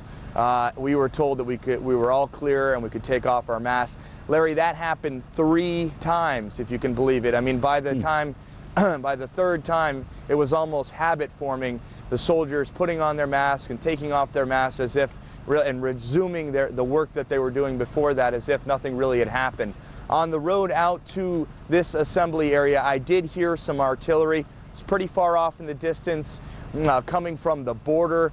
I couldn't see it myself, but I could hear it. It was like a thumping sound, if you will. A soldier that had a better vantage point in the front of the convoy where there was less dust, because the dust was getting kicked up by all the vehicles in front. He said it looked like thunder and lightning coming from the direction of Basra. That was his way of describing the artillery he saw there going off on the border. No word whether that was Iraqi or U.S. artillery, but that's what I got so far for you, Larry. Ryan. Thank you, Ryan. Now, Ben Wiedemann, we understand, is now available. He's in Kalak, northern Iraq. The 101st is expected to come through where that post where you are, Ben. Are they waiting expectantly? Well, at the moment, there's no sign that anybody's coming. It was only yesterday afternoon that the Turkish Parliament approved overflights by U.S. forces, to the best of our knowledge, with the exception of a very small and very camera-shy group of U.S. Special Forces. The 101st has not landed in northern Iraq, but I can tell you that about 40 minutes ago, on the right above where we are, which is about 40 kilometers from the city of Mosul, which is still under the control of Sadaam Hussein's forces, we heard several aircraft fly overhead. Shortly afterwards, we saw anti-aircraft fire coming up from Mosul, and then we saw some flashes on the horizon and heard some very deep thumps, which would indicate that U.S. planes have, for the first time it would appear just a little while ago, bombed that city. Larry? Thank you, Ben. Christian, are you surprised that General Shelton is not surprised? He said this is going as he expected. Does that surprise you, Christian? No, I'm not surprised. I mean, all we can say is, you know, what we've been reading, what people have been saying in the lead up, and of course it's always a surprise for those of us who are not involved in the plans to know how exactly it's going to go. And we're watching it unfold, and we're just going to wait and see just how it does and what happens. So far, it seems that the U.S. forces are moving forward as planned, and of course the British forces, which are involved as well, are also moving forward. British spokesman told me earlier this evening that British forces have crossed over into Iraq in the southern part of Iraq as well, and are launching an operation on the Four Peninsula in southern Iraq. And we were being briefed quite heavily, certainly over the last couple of days, that what could have happened and what could turn out would be a best case scenario in which it sort of goes flip, flip, flip. That's how a British spokesman described it to me. Towns just simply fall and surrender as these troops and as this heavy infantry force, mechanized, keeps moving up. Well, we don't quite know how it's going to go, but so far, certainly you've heard Walter Rogers report that they've been moving a certain distance without any opposition, and we're going to wait to see. The closer it gets to Baghdad, the closer it gets to population centers, just exactly what kind of opposition, if any, they encounter, and how this battle plan unfolds. Christian will take a rest for a while, as she seems to be beyond rest. Christian Amanpour is literally, her and Wolf and the likes are around the clock here. Joining us now in Washington, along with General Shelton, is Dr. James Roche, the 20th Secretary of the Air Force. Prior to becoming Secretary, he was top executive at Northrop Grumman. And General John Jumper is Chief of Staff of the U.S. Air Force. Prior to that, was Commander of Air Combat Command at Langley. Dr. Roche asked you what we asked General Shelton. Is this going as expected? Well, the nice thing about this, Larry, is in modern warfare we are able to coordinate forces in such a way that we've never been able to do in the past, that General Franks can in fact lead an orchestra. And if it makes more sense at one point to use air power, he will. Ground power, he will. It's not like the old days where everybody had written instructions and you had to do things by rote. We are now able to coordinate in such ways that we can use whatever is appropriate for the moment, and it gives a combatant commander tremendous flexibility. General Jumper, was it just a media thought that this would be a big bang beginning? Well, Larry, one of the great differences between what we see today and what we saw in Desert Storm is our ability to closely synchronize all elements of air, land, and sea power. And it gives General Franks great flexibility to choose those elements that he wants to put together to deal with what's in front of his face. We have an old axiom in warfare that the war plan never survives the first contact with the enemy. In today's modern warfare, enabled by information technology, it gives that commander great flexibility to react however he thinks best. General Shelton, you were in the Gulf War. How different is this? Larry, I think that what we're seeing in the Gulf War compared to this one is a little bit different in that, first of all, there are some common threads here. First and foremost, we found in the Gulf War we had a tremendous non-commissioned officer corps and officers that had been developed after the Vietnam era, and that paid real dividends. You're seeing the same caliber of leadership today, the same great force that we developed after Vietnam that is there to fight this war. We're finding that we have improved significantly, I think, in terms of technology. In the Kosovo operation, we used 90% precision munitions as compared to 10% in Desert Storm, and I suspect during this one you'll see a very high percentage of precision munitions as well. Unmanned aerial vehicles that give us a great ability to collect intelligence, to surveil, and to conduct reconnaissance operations. Again, a great plus for us. And the list goes on and on. We are a lot better today than we were when we did Desert Shield, Desert Storm, and that was a tremendous force that carried out that operation. And of course, we're fighting a weakened Sadaam Hussein. He's been under sanctions since that for the last 12 years. His equipment has become more antiquated. We have, thanks to great work by the Air Force and the Navy, we've pounded away at him as he violated the no-fly zone rules, the UN resolutions. And so we've kept him in a rather weakened condition. His equipment has degraded over that period of time. And so we have an advantage from that in that respect as well. Dr. Roche, Secretary Rumsfeld said today that the force, scope, and scale of the coming military action will be beyond anything ever seen before. Can you elaborate? Well, I'm not sure exactly what the Secretary had in mind, but certainly he could have pointed to the fact that the degree of precision that we have is quite remarkable, and also the degree of orchestration, so that we can have, for instance, Air Force aircraft, naval aircraft, Marine aircraft going at the same time, that Army units are moving, that we can do a lot of simultaneously where before we had to do things sequentially, and I think that'll strike people, especially those in Iraq, as overwhelming. We want our audience and all of you to watch the following. This was a report earlier today that Walter Rogers was delivering, and watch what happens to him, and then as soon as that ends, we'll talk to him live. Watch this. A U.S. Army source has told CNN that the U.S. Army 7th Cavalry has had its first hostile contact with the Iraqi forces on the other side of the border. They are describing it as relatively low-key, according to reports which we're receiving now, and these reports are somewhat conflicting. A number of Iraqi vehicles were taken out, including perhaps a number of tanks. That has slowed the U.S. Army 7th Cavalry's progress across the border into Iraq. We just heard an income. What the hell?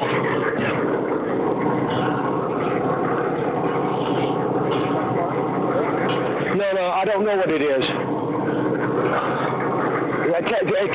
Can you hear me? Atlanta, we just heard something shooting.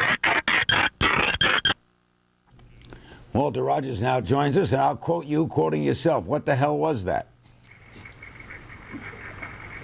We think it was an incoming shell, Larry. It was off in the distance, not that close to us, but it was a bit of a surprise because with all those tanks around us, we did not expect incoming. I've been listening to your programming. Larry, this is a classic textbook cavalry operation, and it is going flawlessly by the book, except for that brief hostile encounter when the 7th U.S. Cavalry breached the border between Kuwait and Iraq. It has been a classic textbook operation. We're sitting now stationary on the southern Iraqi desert. All around us, fanned out, we can see dozens of Bradley fighting vehicles and platoons and platoons of the Apache troops, M1A1 Abrams tanks.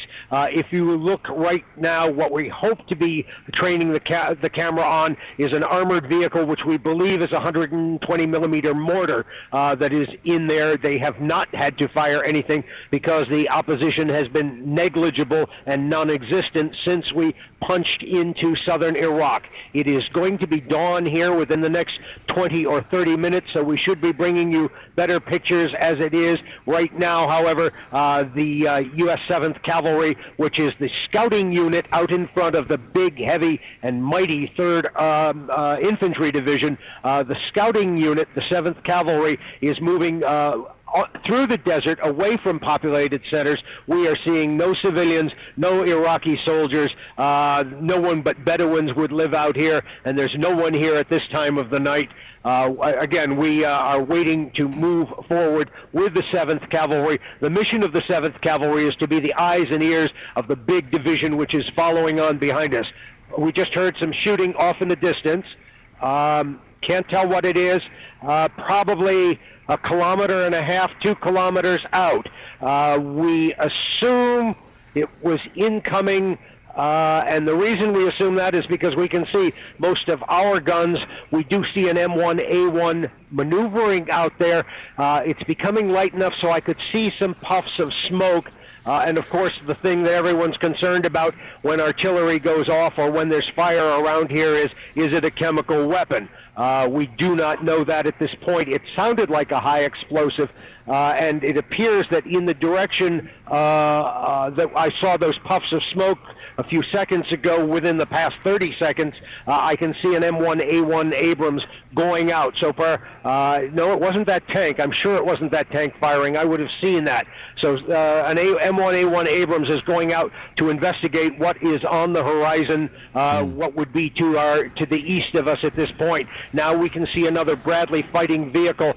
If I can ask Charlie Miller, my cameraman, to swing a little left. Charlie, do you have that, Bradley? He, too, is following the M1 Abrams out. This is the purpose of a cavalry unit. When they encounter enemy contact or when they encounter contact with hostile forces, what they do is dash forward, try to engage those forces, probe their strength. The cavalry is essentially on a reconnaissance mission, again, paving the way for the 3rd Mechanized Infantry Division, 3rd Division, which is far behind us at this point, but will be the real 1-2 punch when it comes to taking on Sadaam Hussein's Republican Guard divisions like the Medina Division and the Hammurabi Division closer to Baghdad. Larry? Thank you, Walter. General Jumper, is it wise militarily to expect a lot of opposition?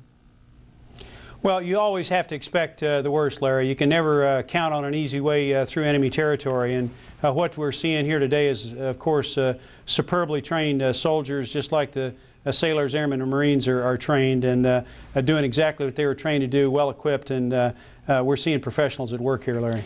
General Shelton, does the military on the other side, on the Iraqi side, have time now, if they wish, to give it up? Can they prevent a kind of a Holocaust?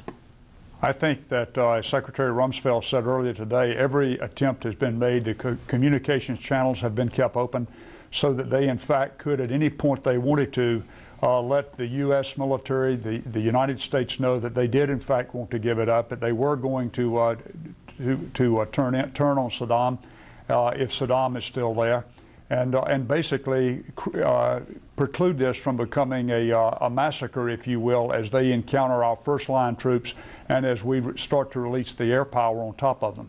So I have no doubt that the procedures are there. All it will take for them to do is follow the rules that have been laid out for them if they want to try to prevent this from becoming an all-out war. Dr. Roche, what's the role of the Secretary of the Air Force in these proceedings? Where are you all day and who are you in communication with? Well, in my job, Larry, the real job has been done already. It's the organized, trained, and equipped to make sure the right kinds of forces were available, that the training was done right, that we have them in place. So in many respects, the build-up to this was the job I have. At this stage, I'm joining up with others, wishing Godspeed for all of our troops who are performing as well as they're performing. And General Jumper, your role all day?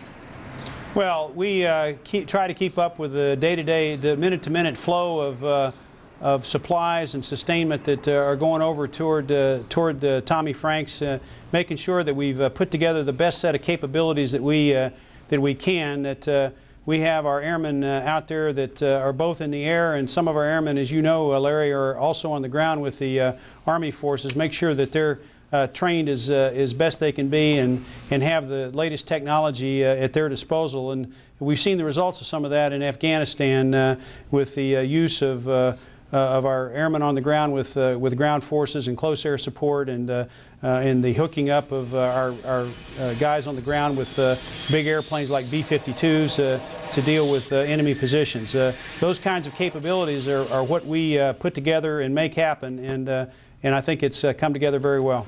General Shelton, you're retired now. You miss all this? Larry, I certainly miss the camaraderie that from sharing the dangers and from sharing the experiences with great guys like General John Jumper and others. But it's also very interesting to watch the new team in there working, and I think doing a superb job. Do you can you forecast, Dr. Roche, the length of this war? Oh, I think that's something that Secretary Rumsfeld has made very clear, and I absolutely agree. We don't know. You can't take a sample from these first hours and talk about the rest of the conflict. That's what's nice about being able to orchestrate forces as well as we do. And you remember, the Secretary and the President made it clear this is not a conflict against the Iraqi people, it's against a regime. And so the goal of this is to remove a regime, and I think Don Rumsfeld said it so well today when he said they're just not going to be here in the short order. And so we will proceed on that basis. It'll be as long as it needs to be, Larry.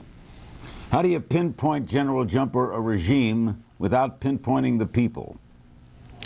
Well, you have a variety of sources, as we've heard from many people, a variety of sources that help you do the target selection. That's Tommy Franks' job, and he has a wonderful team that puts all these sources together and a careful process of target selection with great regard for collateral damage and human suffering. This is a very sophisticated and complex process, and I think that the American people would feel very good about the lengths and extents to which the leadership from Tommy Franks and his staff go to make sure that we do have the right targets and we do take all the care to hit those targets. And is the ball in his court, General Jumper? It's in Franks' court? Tommy Franks has got the best team that we could give him, both air, land, and sea, and he is in the process of executing the plan with all the flexibility he needs, and we wish him Godspeed. And we wish you the same. Thank you, Dr. James Roche, the 20th Secretary of the Air Force, and General John Jumper, Chief of Staff for the United States Air Force. General Hugh Shelton will remain with us, United States Army retired. He's one of the great officers to serve in this military, and he was Assistant Division Commander for operations of the 101st Airborne, participating in the liberation of Kuwait during Operation Desert Shield and Storm. Speaking of that, the Kuwaiti ambassador to the United States will be with us in a couple of moments. Those moments will be shared with Connie Chung. Headlines with Connie Chung at this hour. We'll be right back.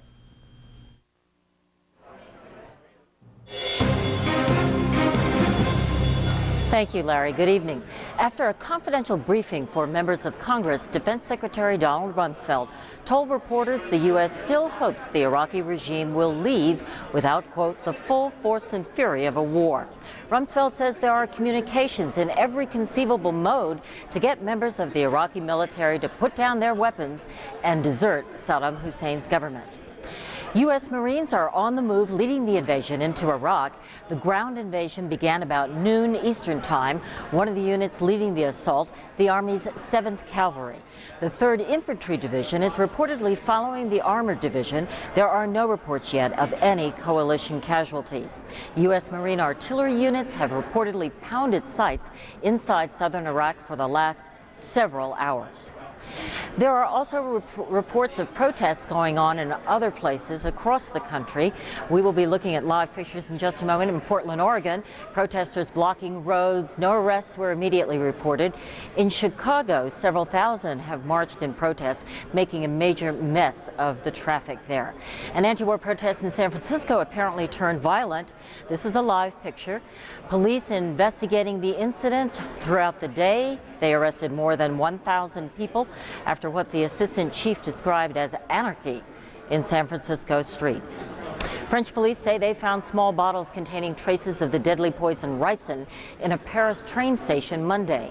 They were discovered in a routine sweep of lockers. Authorities say the bottles could have been there since Friday, since the sweeps take place every 3 days. And those are our headlines tonight. We'll be back in another half hour. Back to my colleague, Larry King. Larry?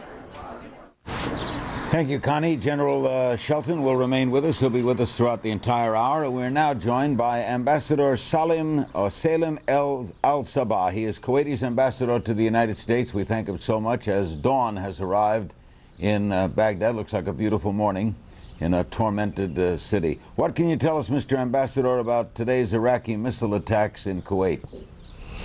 Well, Larry, we were attacked 4 times today by 4 separate missiles. We were lucky enough to intercept 2 of them.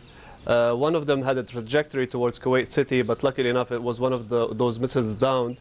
And the other 2 fell and hit unpopulated areas, so luckily enough, again, no one was hurt. And also, all 4 missiles had no chemical or biological warheads.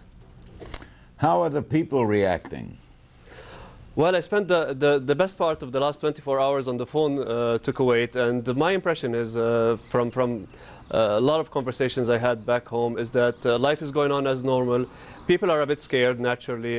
There's a bit of anxiety, but life is going on as normal. The streets are a bit empty, but we have to remember it's also the weekend. People are a bit anticipating, waiting to see what's going to happen.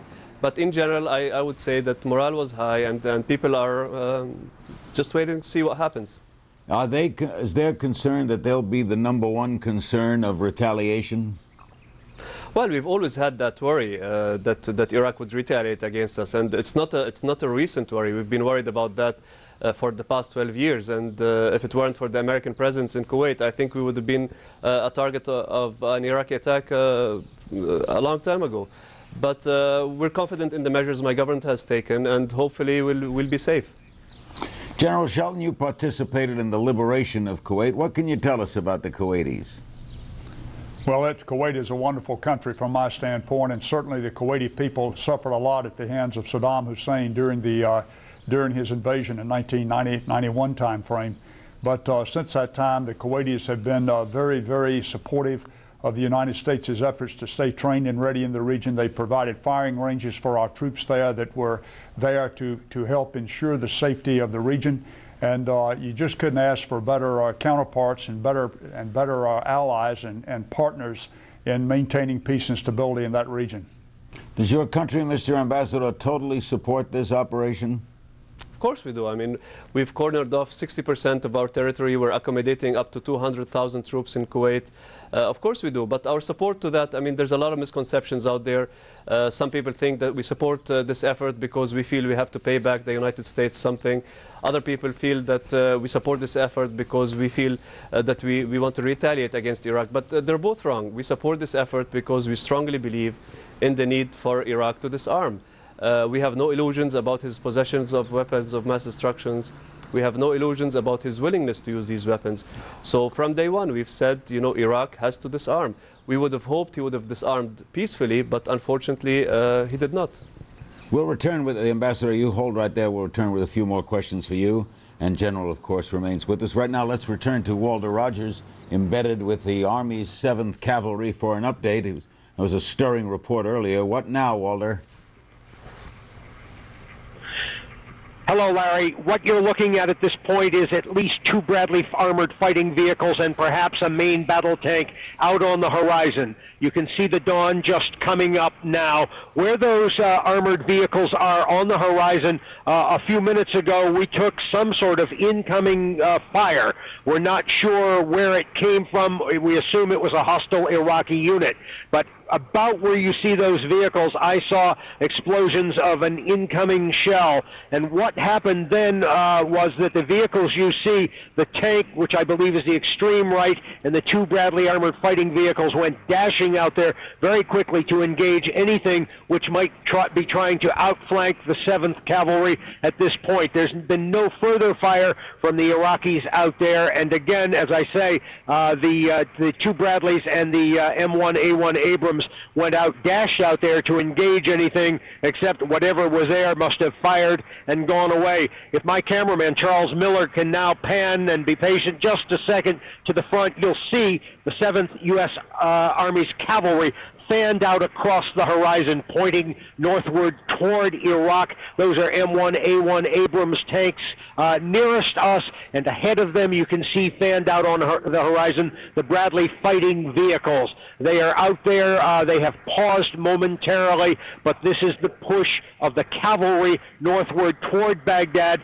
Again, this is the second time we've encountered hostile activity, so the column has actually stopped. We're no longer a column where the 7th Cavalry has fanned out all about us on the horizon. Earlier, when we crossed the border from Kuwait to Baghdad, from Kuwait to Iraq, we came through in a column, and the reason for that, of course, was that they had to punch a hole in the border, in the big sand berm along the border, and they had to travel in columns. Walter, hold on. I'm going to cut you off a second, Walter. We'll come back to you. Walter, thank you so much. We'll come back to you. I understand we're supposed to go right now to Jamie McIntyre at the Pentagon. Jamie, what's up?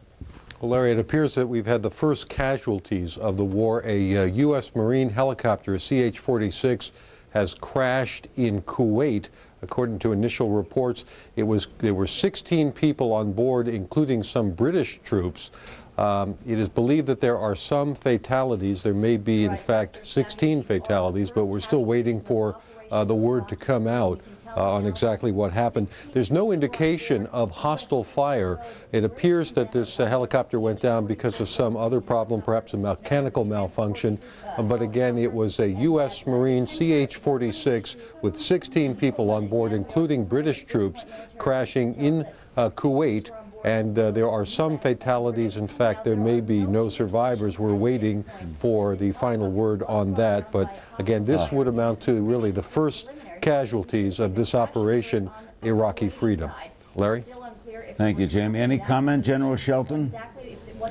Well, I think, first of all, Larry, our thoughts and prayers go out for those that are in the accident as well as the family members of those. You know, our armed forces are in a very dangerous business, and it's whether you're training to stay ready to go into combat right here in the United States, or whether you're in a very hostile environment in terms of weather, sand, wind, as these Marines and all of our service members are right now. It's dangerous business, and this is just another indication that this is a high-risk operation. Even if things go extraordinarily well, we should anticipate that there will be potentially fratricide and potentially more problems involving accidents of this nature, because it is so difficult an area to operate in. So as soon as we have more details on that, of course, Jamie will pass them along, and we'll pass them right along to you. Mr. Ambassador, are you concerned about the oil wells and the possible burning of them? Of course, and we're very concerned about the burning of the oil wells, and we're particularly concerned about the burning of the oil wells that are close to populated areas. And I don't know, I mean, we've heard a lot of reports about Iraq mining his own oil fields, but we truly hope he doesn't get a chance to blow them up, because these are the future fortunes of the Iraqi people, and the Iraqi people are going to need that oil to rebuild their lives and put their country back on track. Thank you very much, Mr. Ambassador. We'll be seeing you Sunday night. Reminding the audience, Larry King Live will be on every night, including the weekends, through all of this. And we're going to do an Ambassador's Roundtable on Sunday night. We appreciate you being with us. General Shelton will remain. Let's go back to Ryan Chilcote. He is embedded with the 101st Airborne, the 3rd Brigade. What's the update from there, Ryan? Well, it's now 5:45 in the morning here, Larry, so a little bit lighter. Maybe you can see now the soldiers are still sleeping.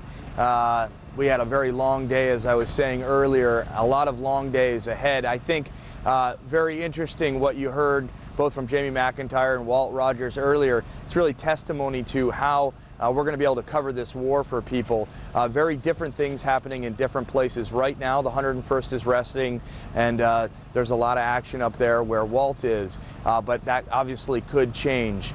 So that's really how these things happen. I think you can look for events to be very localized. Right now, the 101st resting up in an assembly area, ready to go, should they get the word, ready to go in a posture to move into Iraq. Larry? General Shelton, do you like the idea, it didn't happen before, of the military having the reporters accompanying them?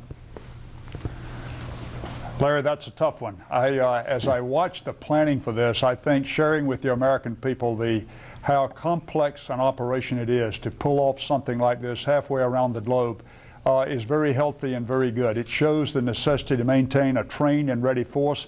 It also shows the great quality of the force that America has for its armed forces. On the other hand, as you move into the execution of this operation, I think there is a level of operational and tactical security that you need to maintain that doesn't really help a lot because Saddam watches shows like this. He has agents that are all over the world that are reporting into his forces, and they gain from that some level of knowledge about what may be coming next, and that might not be helpful for our troops. I think it's a mixed bag in terms of how good it is for the American people to be able to see what it takes. On the other hand, if we lose operational security or tactical surprise where it might have saved lives, that certainly is not good. The General is joined in Washington now by two distinguished members of the United States Senate, Republican John Kyle of Arizona and Senator Jay Rockefeller, Democrat of West Virginia. And we'll start with John Kyle. What's your assessment, Senator Kyle, of developments to this minute?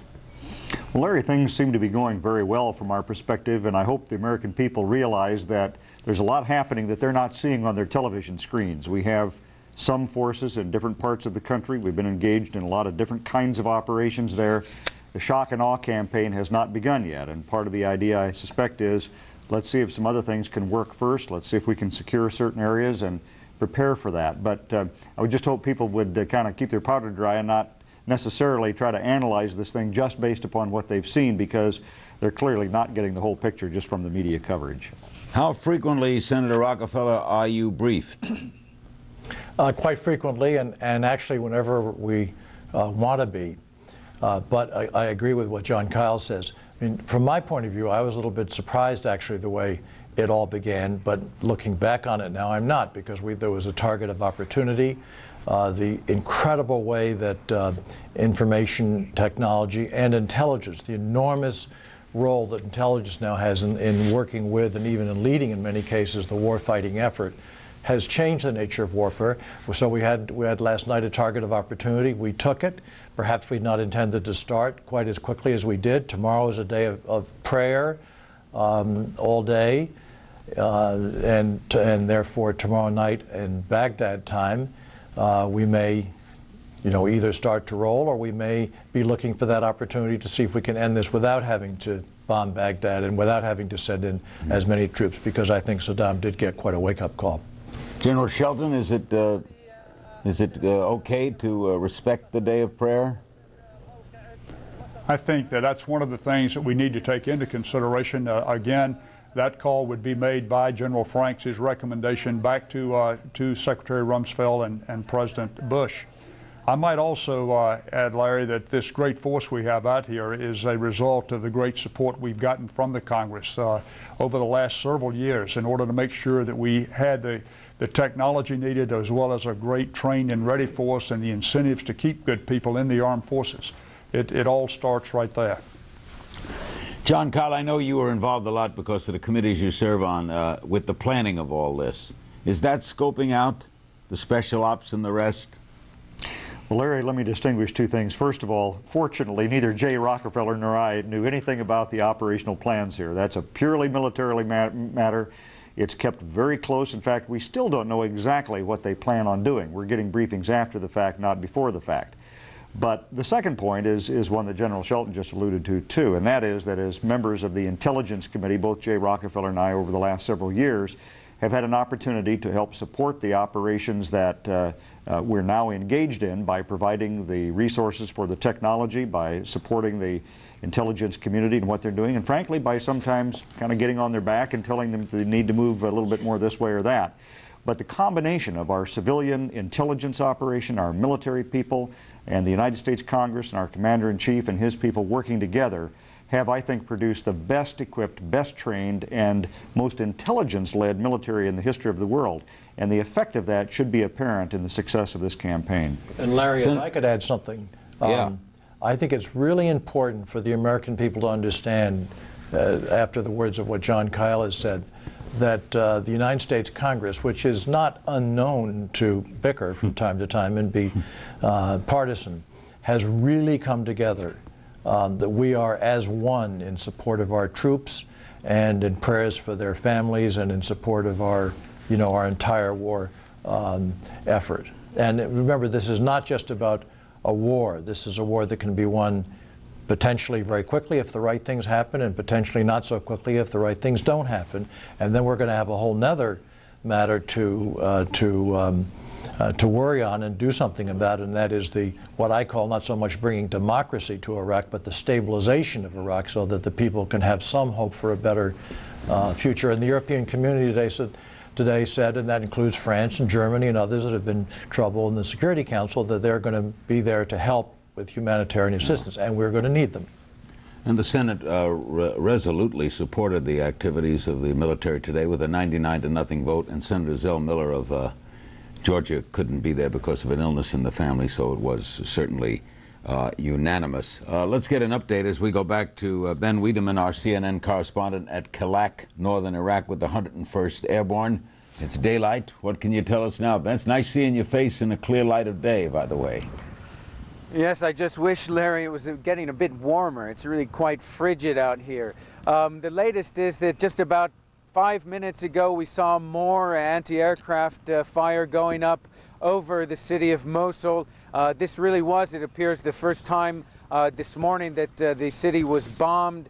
This may indicate that the focus is going to be moving away from Baghdad or possibly spreading from Baghdad up to the north. This is a very strategic town, the city of Mosul, which is about 40 kilometers right behind me up this road. There are many oil wells in that area, and of course there's lots of worry that the Iraqi forces might sabotage those oil wells, further complicating an already very complicated situation on the ground.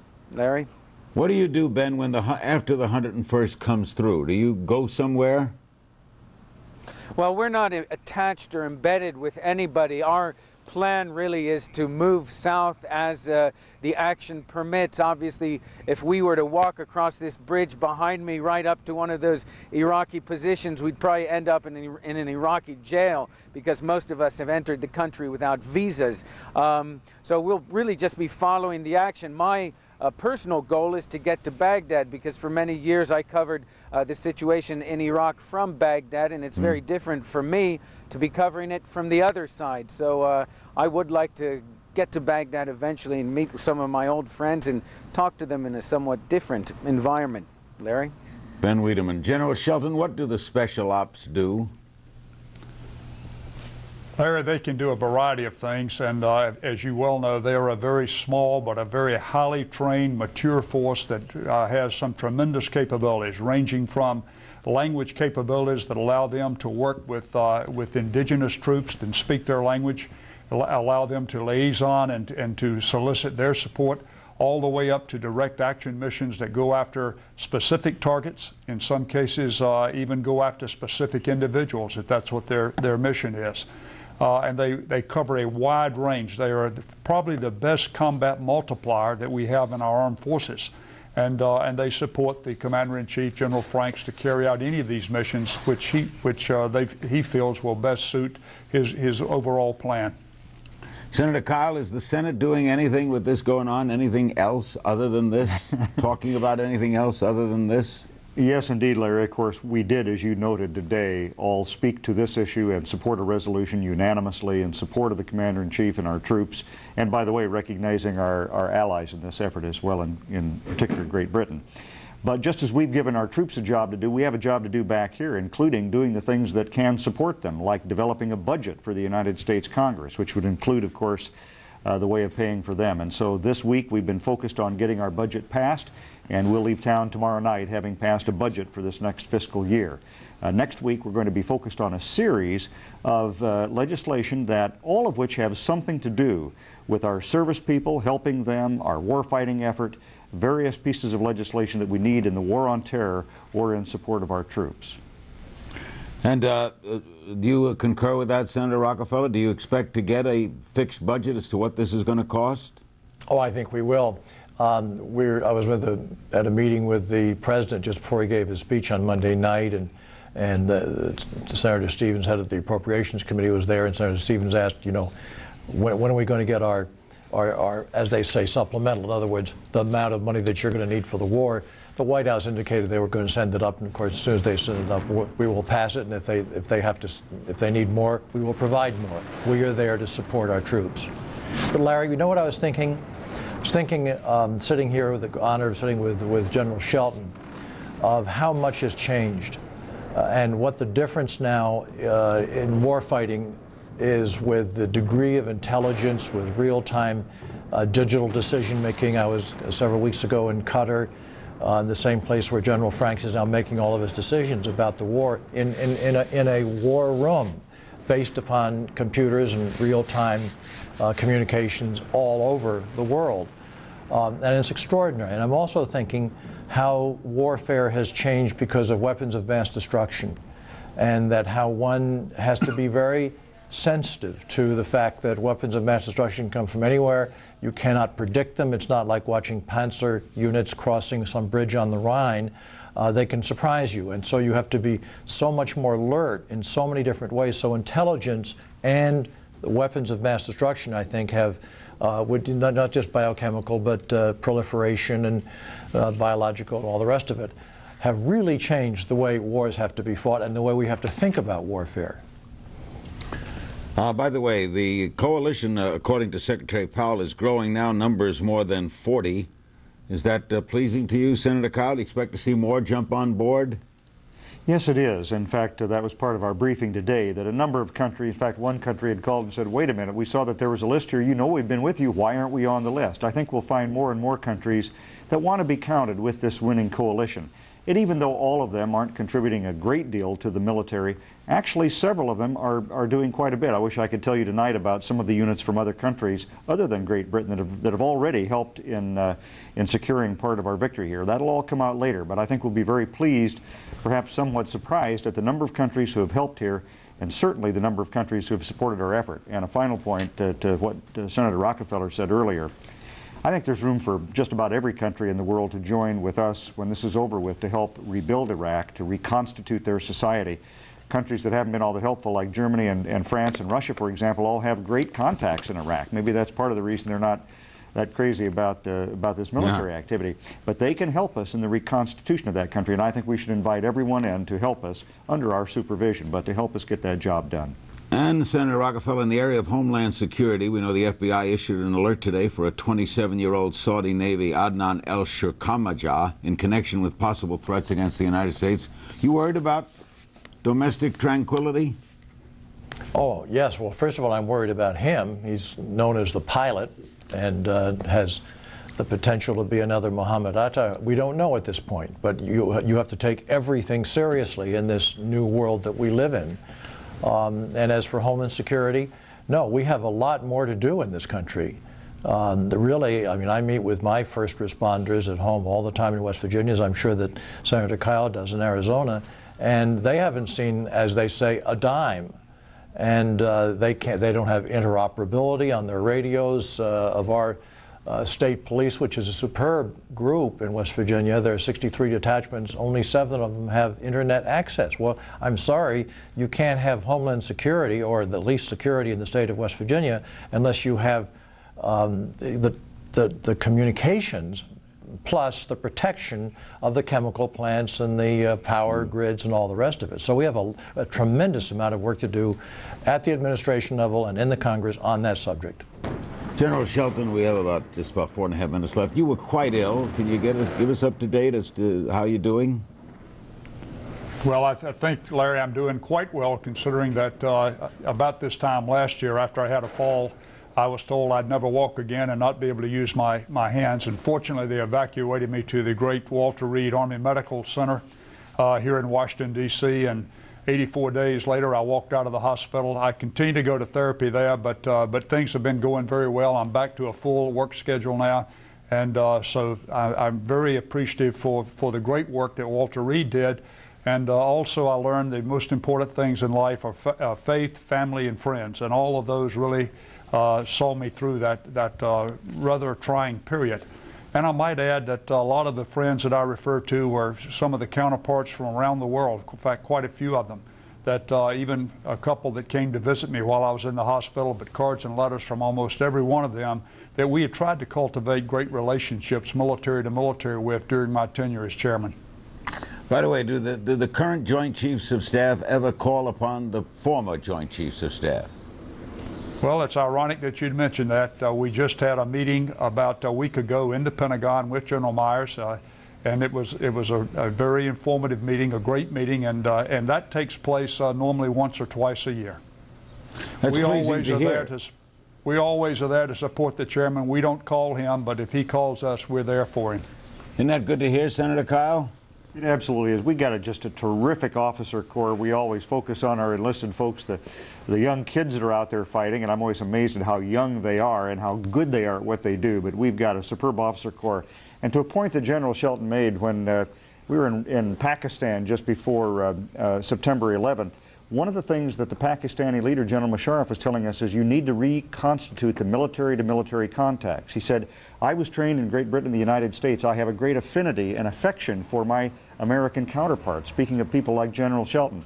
And I worked with them, but he said some of our younger officers don't have that because you disbanded this military-to-military contact. Well, since then, we've reinstituted that, and I think we need to have that with as many militaries around the country as possible. not to try to influence them unduly, but to show them what kind of people we are and what kind of good training we give our military so that hopefully they'll do the same for theirs. In that regard, Secretary Rumsfeld sent a message to his troops today. Watch a little of this. We are at the point at which the risk of not acting is too great to wait longer. The answers are clear. It is essential to world peace and our security that we act against the regime of Sadaam Hussein. As you prepare, know that this war is necessary, it is just, and that you have the resources and commitment you need to achieve victory. You have the strong support of your Commander-in-Chief, of the Congress, and of the American people. I thank you all for what you do for our country. May God bless you and keep you and guide you in the days ahead. General Sheldon, we have just about a minute. Do you have any hopes that they might capitulate? Well, as they say, Larry, hope springs eternal, and I think what we're going forward with is a plan that's designed to carry out the orders given to us by the Commander-in-Chief, and that is to basically ensure that there is a regime change.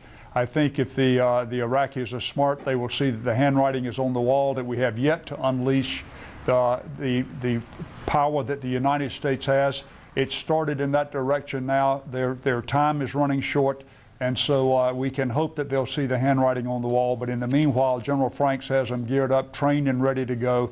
And they'll win, and win, I think, fairly handedly, regardless of whether they capitulate or not. But we all would hope they would, and avoid the needless killing that will ensue if they fail to do so. Thank you, General. Thanks for sharing the hour with us. And thanks, too, to Senators Kyle and Rockefeller for joining us. And earlier to Ben Wiedemann and all the reporters that checked in with us, and Christiane Amanpour, and to Secretary Roche and John Jumper, the Chief of Staff, and Ambassador Sabah. Right around the corner is Aaron Brown, and he will take over the proceedings. We are first going to check headlines with Connie Chung on the hour.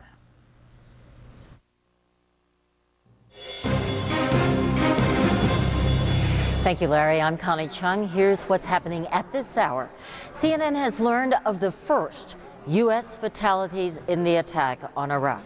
A Marine's CH-46 C-9 helicopter, the same model in this file footage you see here, has crashed in Kuwait carrying 16 people. There are fatalities, we just don't know how many at this moment. CNN's Walter Rogers reports that the 7th Cavalry is rolling north, virtually unopposed through the deserts of Iraq. You're seeing tanks and other military vehicles, or you will in just a moment. What you would not be seeing are the scouting helicopters flying low ahead of the convoy. In northern Iraq, coalition forces bombed the Iraqi-held city of Mosul, and anti-aircraft artillery reportedly returned fire. However, the Pentagon put its so-called shock and awe campaign, that's the major military strike, on hold to assess the aftermath of its initial strikes against Baghdad. In Kuwait tonight, vivid evidence that Iraq's military has not been idle. Several shells have landed in Kuwait, and you're about to see the recent response to air raid sirens sounding there.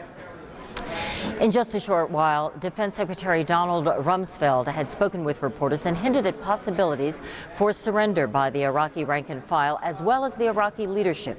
He said the U.S. has private communications ongoing with elements of the Iraqi military, urging them to lay down their arms. And tonight, there are indications some of the Iraqi soldiers are doing just that. The war in Iraq has led to fighting here in the States, as you will be able to see in just a few moments. I hope we have that tape. Violence broke out in San Francisco as protests spilled into the streets there and protesters clashed with onlookers. Police also reported more than 1,000 arrests there. Also, there were protests in the streets of Chicago and in the streets of Los Angeles as well. Sorry, we don't have any of that tape.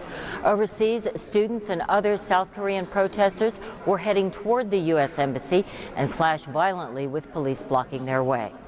Continuing our coverage of Strike on Iraq, now with Aaron Brown. Aaron?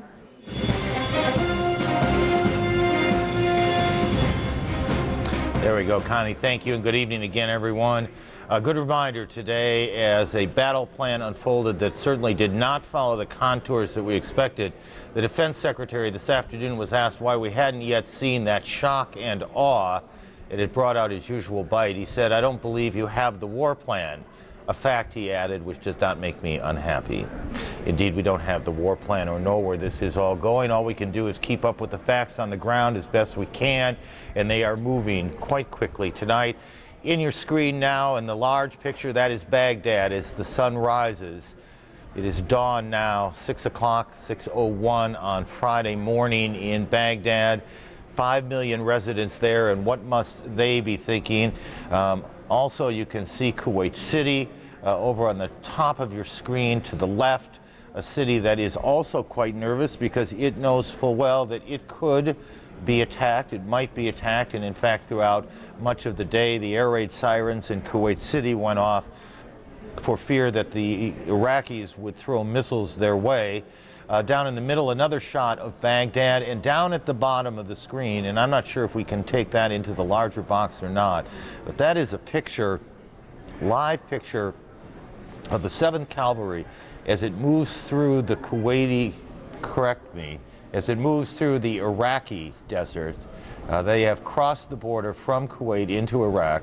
They had a bit of resistance. It took about 2 hours to manage the resistance. Again, these are live pictures. Think about the significance, the technology and all the rest of these young cavalrymen moving their tanks and heavy armor through the Iraqi desert. Ultimately, their destination, the outskirts of Baghdad. How long it'll take them to get there, they are the forward edge, the tip of the spear, as they say. Behind them, a large infantry will ultimately come closer, but they will lead the way. They don't want to get too far in front of that, but they are making their way, and as we go along, we'll talk with Walt Rogers, we hope. Walt is one of the embedded reporters, and Walt is with that group. We begin our coverage, however, in this hour with the worst of news. They're the first casualties on the American side. We can now report Jamie McIntyre is at the Pentagon. Jamie, we have some detail now on this helicopter accident, correct? Right, and the first casualties come not from combat, but from an accident. Sometimes one of the deadliest parts of the U.S. military operation is simply the training and the logistics and all the things they have to deal with. What happened was about 7:40 p.m. our time, a Marine helicopter, CH-46E, carrying 16 people on board, crashed about 9 miles south of the Iraq-Kuwaiti border. There was a mix of American and British troops on board, 16 people altogether, no survivors, no indication that this was a result of hostile fire. It appears to be some kind of mechanical malfunction or other problem. Of course, at this point, they're still unsure what caused the crash, but there are no survivors. Reuters is saying that of the 12 on board, of the 16 on board, 12 were U.S. and 4 were British.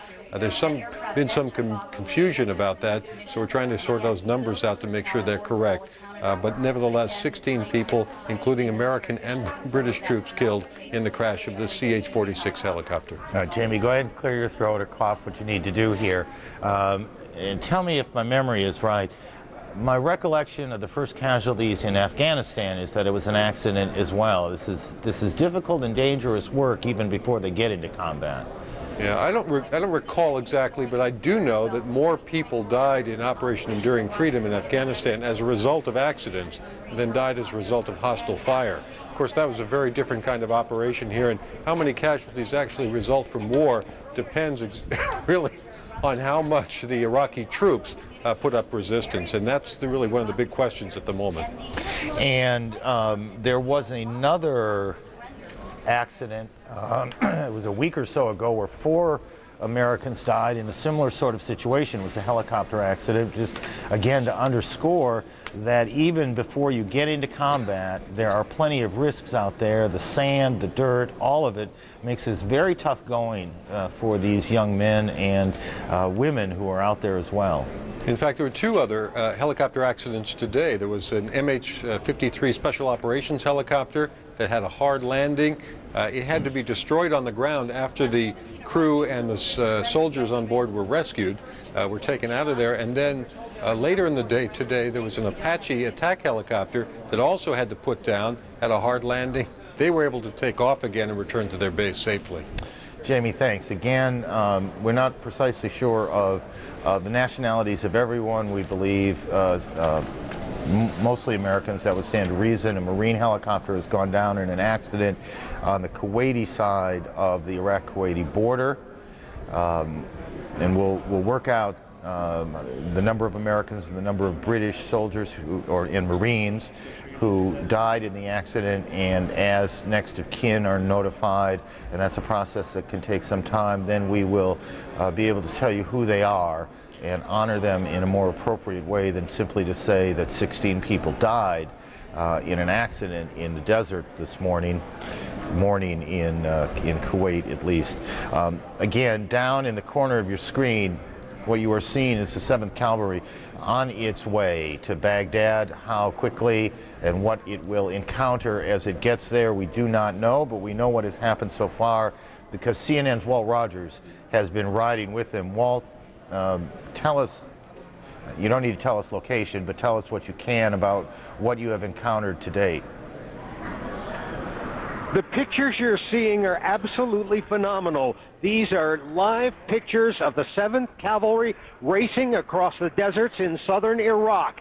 They will, it'll be days before they get to Baghdad, but you've never seen battlefield pictures like these before. Immediately in front of our cameras, an M1A1 Abrams tank. We're sitting about 30 meters, now about 40 meters off the back of that tank. You can see that they've got water bottles stacked on board. That's how close we are. The orange cover on the back is called a VS-17. That's a visual identification marker for Allied aircraft in the air to let them know this is the 7th Cavalry. These are friendly units. We are rolling through the desert. Speed here probably 40 to 50 kilometers an hour. That's been our speed most of the time. A short while ago, perhaps 30 minutes ago, this unit took some incoming fire, never came within more than half a kilometer of the 7th Cavalry, but there you can see these tanks rolling along. The Army says these are the most lethal killing machines on the earth, and when you see those 120 millimeter guns go off, there's no doubt about it. There he's swinging the turret. That constant swinging of the turret is to maintain a state of alertness. As you look at the soldiers atop the tank, the one nearest us on the left side of the tank is the loader.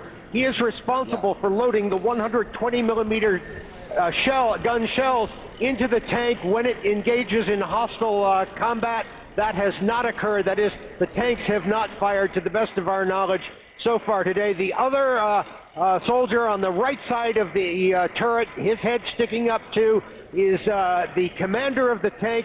You have to realize they've been riding along, bouncing along in these tanks for probably 6 or more hours now. Those two on top are standing. The driver is, if you can look on the left front side, the driver is in a reclining position by that /91 figure. He's in a 2/3 reclined position, and then deeper inside the tank, and if you ride inside that tank, it is like riding in the bowels of a dragon. They roar, they screech. You can see them slowing now. We've got to be careful not to get in front of them. But what you're watching here is truly historic television and journalism. This is live pictures of the 7th U.S. Cavalry headed for Iraq. This is actual time. What you are witnessing now is what is happening here in the Iraqi desert as the 7th Cavalry, part of the 3rd Infantry Division, is moving northward through the Iraqi desert. We should tell you that some of the squadron is now completely fanned out. This is the Apache troop. Earlier in the evening when we crossed the border with Kuwait, we were in a single column. The reason being we stayed in a single column because there was concern about minefields. But now we are well past the danger of minefields. The entire Apache troop of the U.S. Army 7th Infantry, 7th Cavalry, is spread out in this giant fan across this desert plain. There are 2 other troops in the 7th Cavalry. B Troop is Bone Crusher, and C Troop is the Crazy Horse Troop. But we've been riding with the Apache troop. Back to you. Don't go away. Let me ask you, how long have they been on the move? At what point did they cross the border? How long ago? Let me check my watch. My guess is we crossed the border 3.5 to 4 hours ago. And there was... speeds vary. We go sometimes we're going as fast as 40 kilometers an hour, maybe even faster. And remember, these tanks can go 84 kilometers an hour, but the support, they can't get out too far in front of the support vehicles, the tankers, which are following behind them. And while there was, I know from your earlier reporting, when they first crossed the border, or shortly after they first crossed the border at least, there was some resistance that slowed things down. Can you describe that for us? Actually, that was just before they crossed the border. They were about to cross the border, and there was some hostile action, is what one officer told me, from the Iraqi side of the border. We're not exactly sure how the engagement unfolded. It is possible that the Kiowa helicopters, which fly out in front ahead of us, may have been the first to engage the hostile Iraqi unit, or it may have been the Bradley fighting vehicles, or it may have been these tanks. But we were told, and this is unofficial, and it might be somewhat inaccurate, but we were told that 6 Iraqi trucks were taken out. Also, we just passed an old Iraqi T-54 tank that was here from a previous war. Earlier this evening, also, we think an unknown number of tanks were hit, no more than 3 or 4, but that was really little more than a skirmish. It held the 7th Cavalry up at the border briefly until the lane of passage through the border berm could be cleared. Once that border berm was cleared, they moved through very, very quickly. If you stay with us just a little longer, we're coming up on another skeleton of another war, another old Soviet vintage tank that the Iraqis would have used probably during the Gulf War. You can see it, you're just about to see it on the ground there. The turret, it would have been knocked out by Allied forces in the 1991 Gulf War. And look at that old Soviet tank, and then pan over and look at the M1A1 Abrams if you want to see how the history of mechanized warfare has in the last 15 years. Back to you. It's amazing, you know. General Wesley Clark is with us. There are so many things when you look at those pictures to talk about. For one thing, the vastness of the desert. The only thing we see in looking at those pictures is this old tank. There's nothing out there. You said to me, they're going too fast. Slow down. Explain. There's a military concern here having to do with not getting too far ahead of the pack. Well, that's right. I mean, I wouldn't want to see the formation break up, but that's up to the commanders on the ground. That's just my instinct. I spent a lot of time out at the National Training Center, and I've watched this adrenaline surge that people get, even in simulated combat. And I mean, they're into something, and they want to go and they want to get the mission done. And so the trick is to get them in control, get the energy harnessed and constructive and ready to go, and really have the formation in the best balance when they do hit contact. All right, this is a cavalry unit. Tell me what a cavalry unit does. It's probably given a mission as an advanced guard for the division. It's out there conducting an operation to locate enemy forces in front and to defeat those forces in order to prepare the way for the rest of the division's movement. It wants to be an hour, maybe 2 hours in front of the division, so the distance is less important than the time, really, because you want the rest of the division to be able to react if they hit any significant enemy contact. Their job is to find obstacles, find a way around it, find enemy resistance, either take it out or fix it, and let the rest of the force react to it. What protects them? Who protects the cavalry? Well, in a sense, they aren't protected. I mean, they are the first element. But of course, they've got overhead imagery. They know where they are through the global positioning system, and they're talking to the Kiowa Warrior helicopters that should be up flying on their flanks and maybe in front. Let me just hang on 1 second. These are live pictures, and what you're seeing here is a cameraman trying to orient himself or find a shot through what's going on there. And I think there are moments like this where the only thing to say to you is bear with us.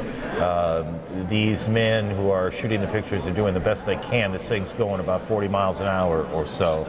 Don't talk to me in kilometers. I did that already. 40 miles an hour or so. It's rocky, it's loud, it's difficult, and they're trying to get excuse me, some of the most extraordinary pictures in many ways when you think of the moment they are in that you'll ever see.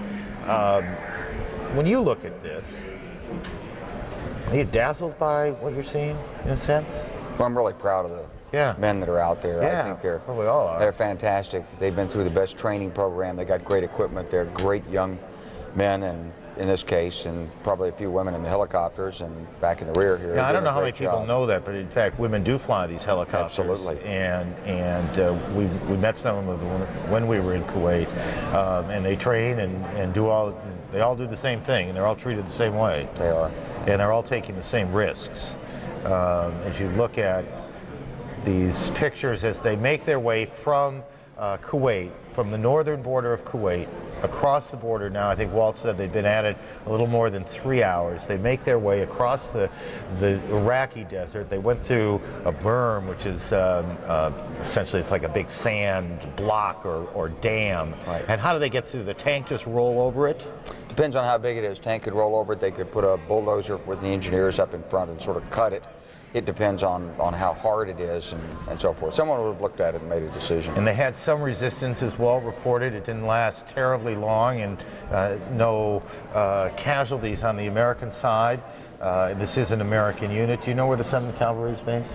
This is a unit from Fort Stewart, Georgia. Fort Stewart, Georgia, so not far from where we are sitting right now. And they are making their way ultimately to Baghdad. And one of the great questions, and at some point in a few days or a few weeks, who knows, we will know if what this comes down to is a very ugly and difficult battle for Baghdad. Will this sort of unit have any role in that sort of battle? Absolutely. What kind of role? Well, they're going to go right up to the, they're going to make contact with the enemy. This is the first unit you want to have to make contact with the enemy, Aaron, because this is a unit that's got firepower, it's got mobility, it's got great communications, it's got air and ground capability, and you want it out there to be the first to figure out where the enemy is, how he's disposed, what's his strength, what's his intention, and then you use that information and you use the rest of the force against the enemy. So this guy's going to be up, this team's going to be up front. So I hope this, I'm not wording this badly, but look at that shot, how clear that shot is. You can, it looks to me like, is that an American flag on the side? Or am I just imagining that on the side? It's hard to tell. Can't quite see. It's probably an identification number. Most of these vehicles should be numbered because one of the tricky things when you look at this is they all look alike. Yes, they do. And even when you're close to it and everybody's got a helmet on, you can't see which vehicle it is. And it's one of the little points of friction. So we've learned to number the vehicles and put colored panels on the back. You could see in that shot just before all the antennas on that particular vehicle. It is not overstated to say that commanders and planners sitting at laptop computers are like air traffic controllers trying to keep track of almost literally every piece of machinery out there, right? Right, and there's thousands of pieces of machinery out there. It's a very complicated battlefield when you're looking at the ground battlefield. Yeah, back several weeks ago, months ago maybe, I remember when we went and did a story in Qatar, as the Central Command had moved to Qatar, and they had this exercise, this command and control planning exercise, and there was, of course, there was nothing to see. It was a bunch of guys and men and women sitting in front of laptop computers, but this is what they were doing, right? Exactly. They were keeping track of the battlefield. And we were talking, you and I were talking the other day about one of the concerns in this sort of military plan, which was described as a kind of simultaneous ground and air plan, is that it does increase the danger of friendly fire accidents, and therefore this air, in quotes, air traffic control function is hugely important. It is, but you know what we've got now is modern technology that does two things for us. Number one, we've got the global positioning system. So in the past, even in some of the units in the Gulf War, they didn't know where they were. They might go like this for 20 miles or 20 minutes at a high rate of speed. They'd look up and say, well, exactly where am I right now? They might be off by 2 or 3 miles, which is huge. Now they know. They know where they are. And the other thing is, for most of these units, we've got some degree of automatic reporting of that position location. So someone up above them knows, and somebody can say, whoops, call off the airstrike headed for this location, change the artillery, or they may tell them, slow down because our artillery's not keeping up. So we've got a lot better management and control of this force than we've ever had in the past.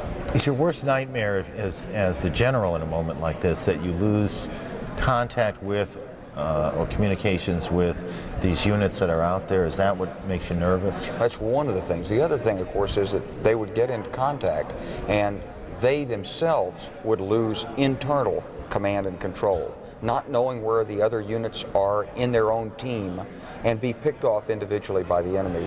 I mean, if this is an appropriate question, just walk away from it. Can you talk about how many, you have a sense of how many tanks or how many people are involved in this, how much material is moving for people to keep track of? Well, in this team Apache here, you've probably got 20 vehicles that are moving there, and they're reporting to a squadron that's controlling maybe 60 vehicles plus helicopters out front, plus a lot of stuff behind it. But that's complicated. And it's obviously not the only thing that's going on. That's right. It is the only thing that we see at this moment. And some of these vehicles we see, that's an incredible shot, that one. You see several vehicles moving across the desert. We ought not ever lose sight of the fact that what we're talking about is war. And it's war is not just dangerous business, it's horrible business. It sometimes has to be done, but it's never fun. And whatever excitement there is in seeing a picture needs to be tempered by the reality of what war is. And we don't, and I know that General Clark doesn't, because we've had these conversations, we never lose sight of that. But it's remarkable to see this unit make its way across the desert in real time, live TV, and to know that this is the tip of the spear, as they say. This is the beginning. This is the unit that will draw the first contact, and when that happens, as General Clark said, that will give positions away and allow others to come in and do their work. Jamie McIntyre, you've heard about all of this. You've talked to all the planners over time. You know how it's supposed to go. I can't imagine that there's nothing like seeing it, is there?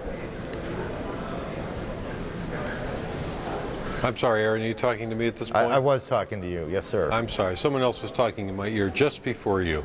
It's really remarkable to see these because, of course, this is the beginning of the race to Baghdad, the march to Baghdad. Behind this scout unit is essentially the 3rd Infantry Division with all of their armor and equipment. And, you know, it looks like they're going to basically take this trek across the desert and show up at the outskirts of Baghdad at the rate they're going here. We can't, of course, tell exactly where they are. And it is remarkable that we're able to see this as it's taking place live with that video phone right on the back of a vehicle there. It's pretty impressive. It is pretty impressive. Just tell me again, General Clark, how many men are in those units? In each one of these vehicles, you've got, of course, a 4-man crew. 4-man crew. This is a troop, a cavalry troop. It's Alpha Troop. They call it Apache Troop. Probably got 100, 120 people in it. They're all responsible for vehicles. They're all working on those vehicles when they're stopped, and now they're moving together. They probably got helicopters out in front here, and I would assume that they believe that they're relatively secure there, and that's why they're moving at that kind of speed. If you really were about to make contact with the enemy, you wouldn't want to move faster than you could acquire and engage targets. And so for the tanks, they've got a stabilized gun and a stabilized sighting system. They don't shoot on the run. They do shoot on the run. The tanks do. Okay. But there's an ideal speed you shoot at. It's 15 to 18 miles an hour, depending on the terrain. But of course, it's only the gunner and the commander who can, at that point, actually see the targets. Where you're moving at that speed, you don't have binoculars up. So the loader's up, he's looking, he would see the flash on the horizon if the enemy engaged, but he's not able to hang on to the tank any more than we can here, bouncing along like this and with 70 tons of steel wrapped around him and see tiny objects on the horizon. So my guess is the helicopters have already cleared a lot of that route. And it is the helicopters that provide them with their intelligence. Right. And these are very low-flying helicopters, aren't they? Mm-hmm. Yeah, they're really skimming. And are these enlisted men or are they officers in this four-man crew? Are they enlisted men by and large? Well, now this is a platoon here that you're looking at. These tanks. These are enlisted men, and you're going to have a sergeant who's been in the Army maybe 5, 6, 7 years as a tank commander, and you're going to have 3 other people in that crew who may have been in the Army a year, 2 years, maybe 3 years. 18, 19, 20-year-olds. These are young men. This is their first taste of battle. Walt, feel free to join the conversation here as you, Walt Rogers that is, make your way across the Iraqi desert and we watch it. Hi, Aaron. We are putting our cameraman Charlie Miller back on the bonnet, the hood of this Hummer, and now you're getting an even better picture. The dust clouds you see in front of you are being kicked up by the M1A1 Abrams tank. Actually, the dust cloud on the left is coming from the Apache Troop Commander, Captain Clay Lyle, originally of Tampa, Texas. Out in front of them, just over the horizon, we've been watching 2 of the Kiowa Warrior helicopters doing what's called zone reconnaissance. They're hovering no more than 50 feet above the deck, flying at probably 80 knots, and they are very lightly armed vehicles, but what they're doing is flying a survey out in front of the tanks, which you see immediately in front of us. They may go as far as 6 miles out, but usually they're closer, and they are there to alert the oncoming tanks and Bradley fighting vehicles to any possible hostile forces ahead of them. Again, so far we haven't seen any hostile forces for probably half or 3/4 of an hour, and these tanks are racing to Baghdad. If I may correct something one of your guests was saying a few minutes ago, I was talking to the tank commanders, and they say that the guns actually become more accurate the higher the speed. That is to say, there's a suspension which kicks in on those M1A1 Abrams tanks, so that at higher speeds, like 40 miles an hour, they may fire more accurately than 20 miles an hour, and of course they can fire on the run. I should tell you a little bit about the ammunition they're carrying. The amount of shells they carry is classified, but let's say clearly it's over 3 dozen, and it's about a 2/3, 1/3 ratio. 2/3 of them are what are called sabot shells. Those are hard armor-piercing shells that just punch through a concrete bunker or punch through another tank. The others are high explosives, also very lethal weapons. We have not seen the 7th Cavalry's tanks firing here because any engagements which might have taken place would have been far forward of us when we crossed the border, but now we are riding with the 7th Cavalry, the Apache troop, and I'm not sure, I think off to our left is the C troop, which is Crazy Horse troop, and off to the right is the Bone Crusher troop. So this is a very large formation. In the distance, perhaps through a dust cloud up there, I just saw another one of the Kiowa helicopters pop up. They're flying like fish hook formations. Again, flying reconnaissance for these oncoming tanks. There the Kiowas there. You can see them. We ought to have a very good picture of them now. Just above the horizon line. The system is that little bulb atop the helicopters. By the way, in the 7th Cavalry, there are 2 women officers who fly those helicopters, pilots. I didn't meet one. I know she's a West Point graduate. The one I met and worked with is Lieutenant Sarah Fritz of Portland, Oregon, and she says it's a real hoot flying those. She says because when she flies those Kiowa helicopters, she told me She knows she's the first to see the what she called the enemy out there, and it is a real adrenaline rush. You asked earlier about the ranks of those.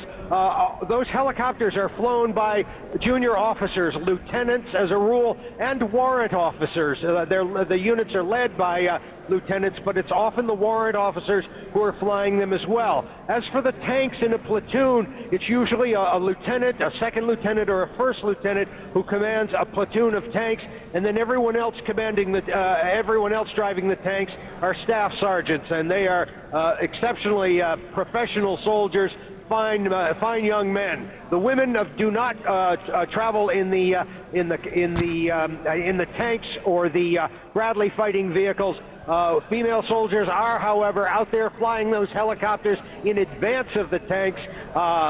They say it's a real hoot to be out there leading this troop of tanks and leading these men towards Baghdad.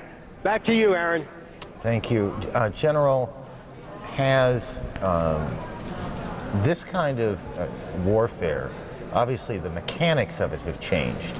Have the strategies of tank warfare changed over time a lot? They change with the quality of the equipment. And so what we developed in the 1970s was the ability to actually fire on the move with the tank. Before that, the procedure was you would halt the tank. We call it fire from the short halt.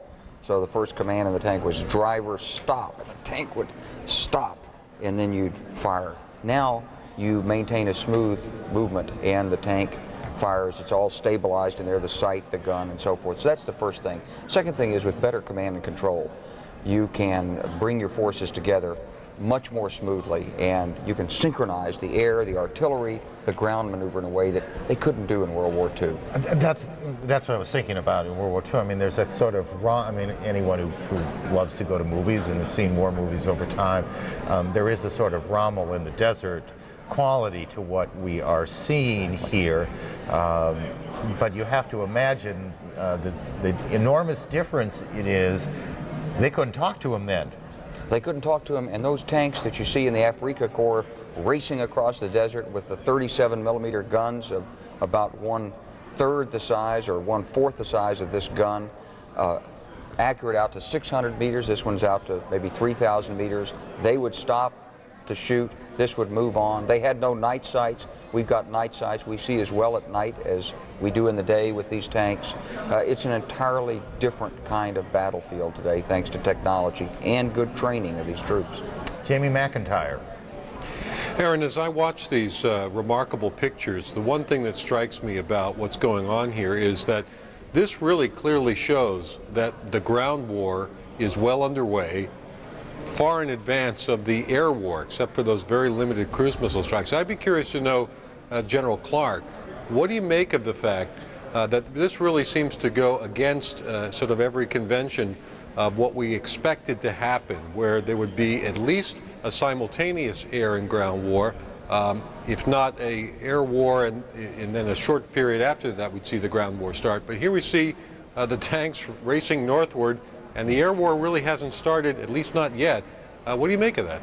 Well, I think it's obviously working so far. This is enemy security zone, and we wouldn't have expected much air defense out in this zone. We've been flying over it for a long time, and there's absolutely nothing doctrinally wrong, and obviously it's working here. It's moving ahead on the ground without having to wait for the air power to pound this area. There's nothing to strike in this area. Now, when we get up close to Baghdad, then there's a choice. You could do what we've said before, which is a simultaneous attack, try to take out his air defense at the same time you're moving forward.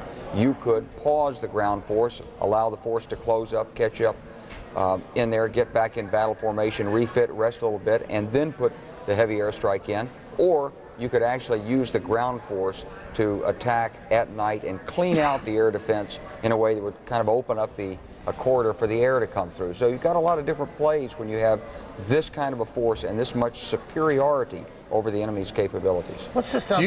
I'm sorry, Jamie, go ahead and follow it up. I'm just saying, I'm curious, do you think it was planned this way originally, or do you think this is something that they've adapted now as they've taken a look at how things have unfolded, especially with those limited strikes first? Are they taking advantage of what they see on the ground?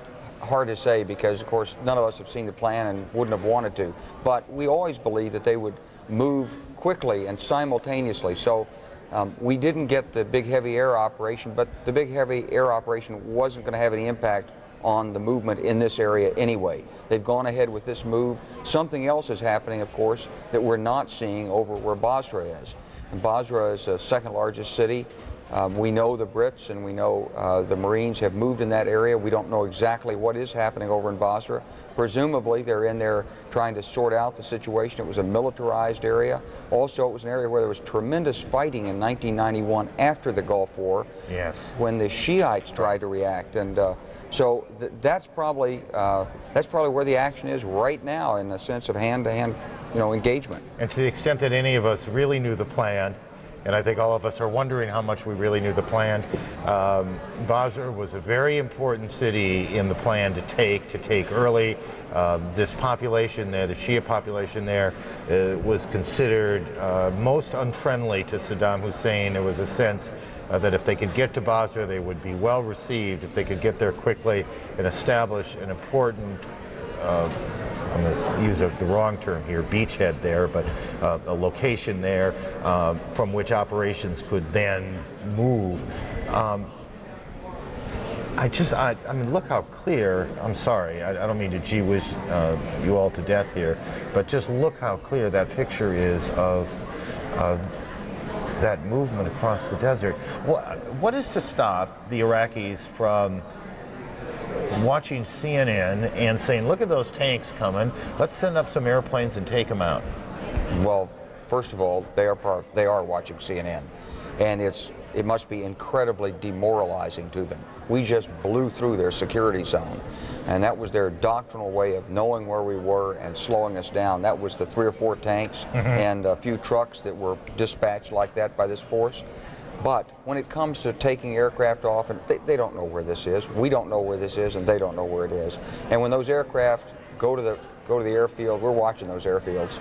And we've got radars that are trained on those airfields, and when those aircraft start to lift off, bingo, they're dead. They're out. They'll never get there. And they don't have a lot of airplanes left. And I suppose they don't want to lose them in this sort of situation. Well, it'd be a total loss because if you did send aircraft up here, they'd never get this far. There is, and just to put a period on that, it is hard in many ways to visualize until you're out there. We were out there a month ago. The vastness and how barren this desert is. To say it stretches for as far as the eye can see is about the biggest understatement I've ever made in my life on television. I mean, it seems this endless sea of sand, and so this is one small path being drawn in that vast sea of sand. Walt? Hello, Aaron. We just passed a wonderful vignette, a huge Bedouin tent, open facing. We saw 3 or 4 family, maybe of 6 or 8 people in there, and all these tanks were rolling by them, and they were just sitting there dumbfounded, these Iraqi Bedouin tribesmen and tribeswomen, and they were just shaking their heads as these clouds of dust in this huge modern mechanized armored unit is rolling past them. We really need to give a plaudit at this point to our cameraman Charles Miller, who's bouncing on the hood of this Humvee and taking these magnificent and historic pictures for us. The tank he is focusing on now is of Captain Clay Lyle of originally of Pampa, Texas. Captain Lyle is the commander of Apache Troop. And Apache Troop is the unit in the 7th Cavalry, which is leading the 7th Cavalry onward and forward in the race toward Baghdad. Aaron? General, what are they feeling? You've been in situations like this. You were a young man not that long ago in a moment like this. Their hearts racing. Well, Captain Lyle is very proud of he's very proud of the troops. He's very proud to be in command. He knows it's something that he's never going to do again, maybe, but it's something that he's wondered how he would do at this. He's feeling good about it. They got off. They did well. He's in communications. He's in control. He's a captain. Anxious. It's not likely that he was in the first Gulf War, correct? Probably not. Right. Probably, we don't know how old he is, maybe 27, 28, right. Something like that.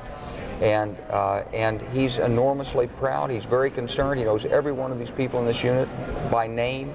He knows their families. Many of them are married.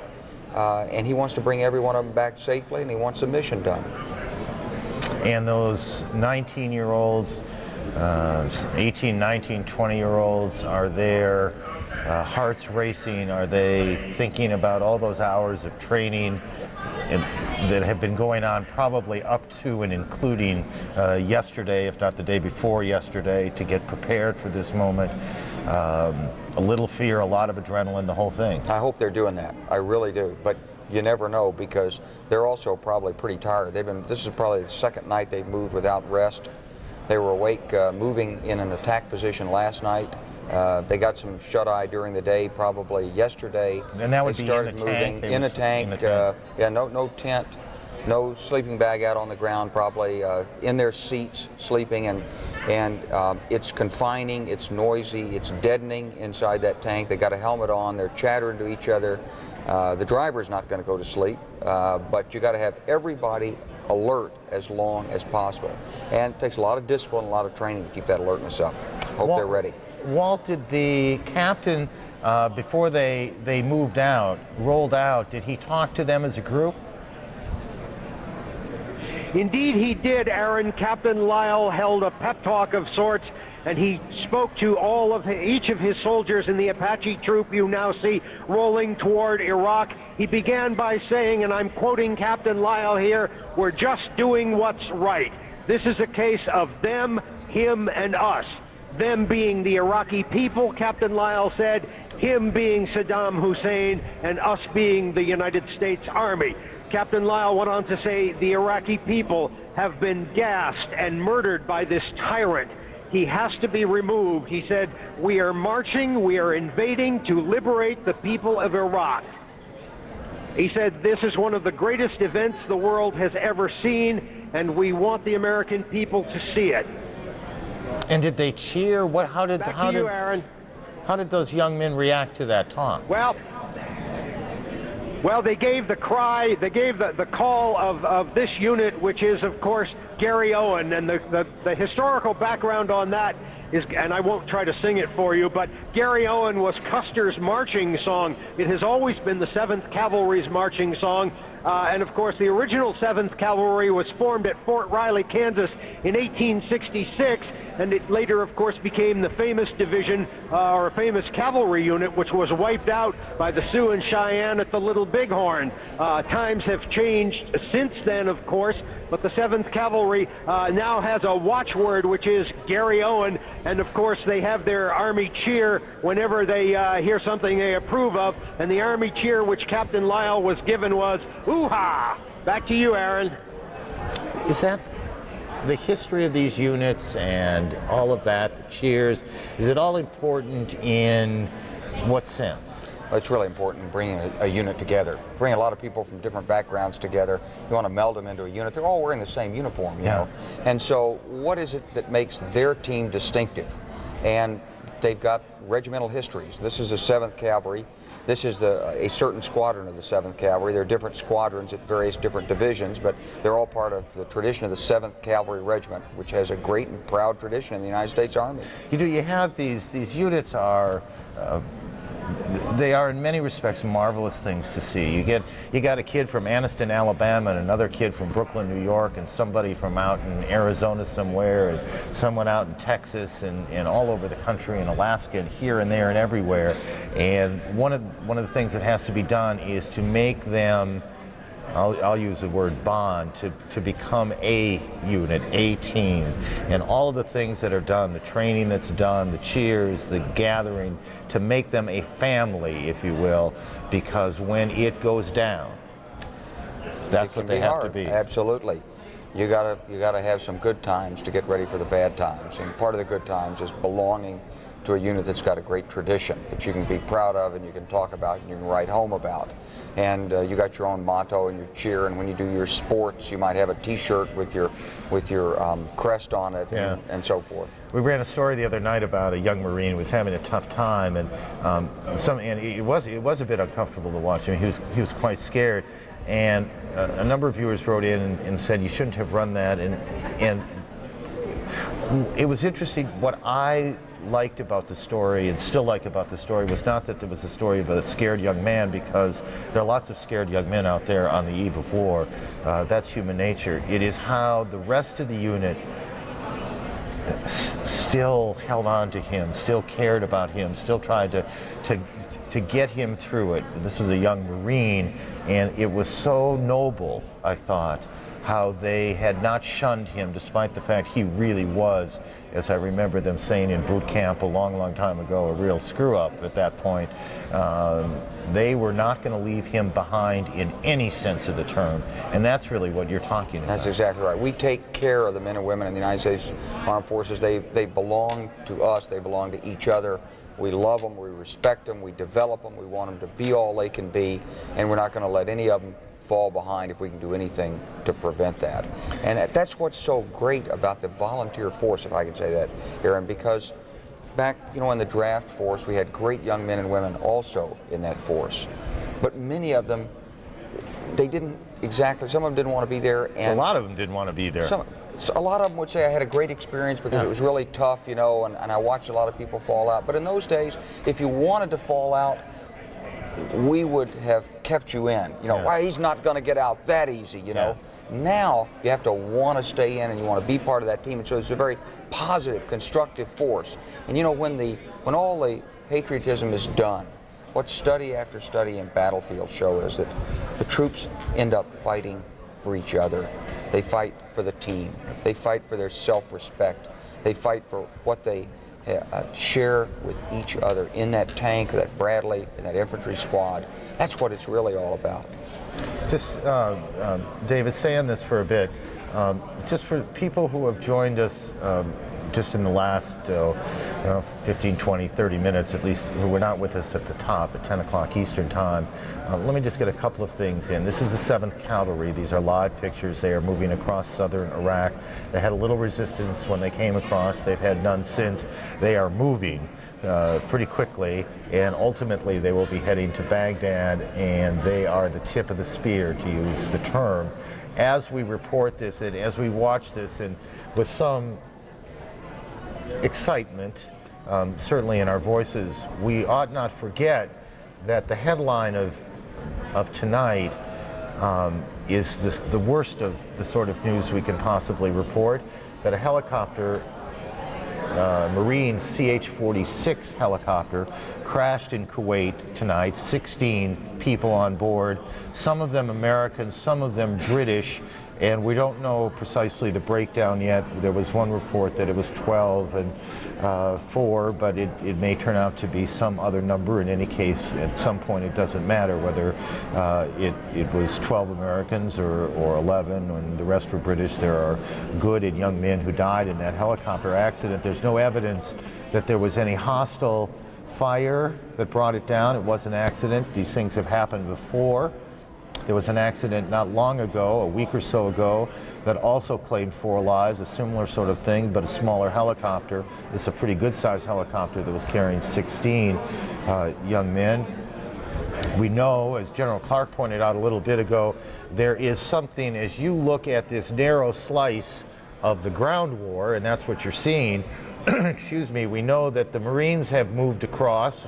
We've known that for some hours now, and one of the questions, General, is we haven't heard from, there are correspondents embedded with the Marine units, and it is very possible that they are not able to tell us what they're doing, but we believe they are headed for Basra, right?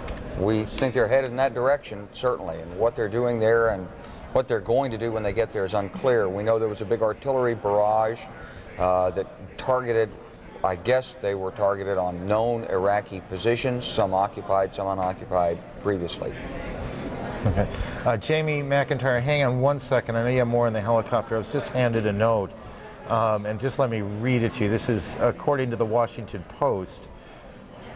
U.S. intelligence officials believe Iraqi President Sadaam Hussein, possibly accompanied by one or both of his powerful sons, was still inside the compound in southern Baghdad early yesterday when it was struck by a barrage of U.S. bombs and cruise missiles.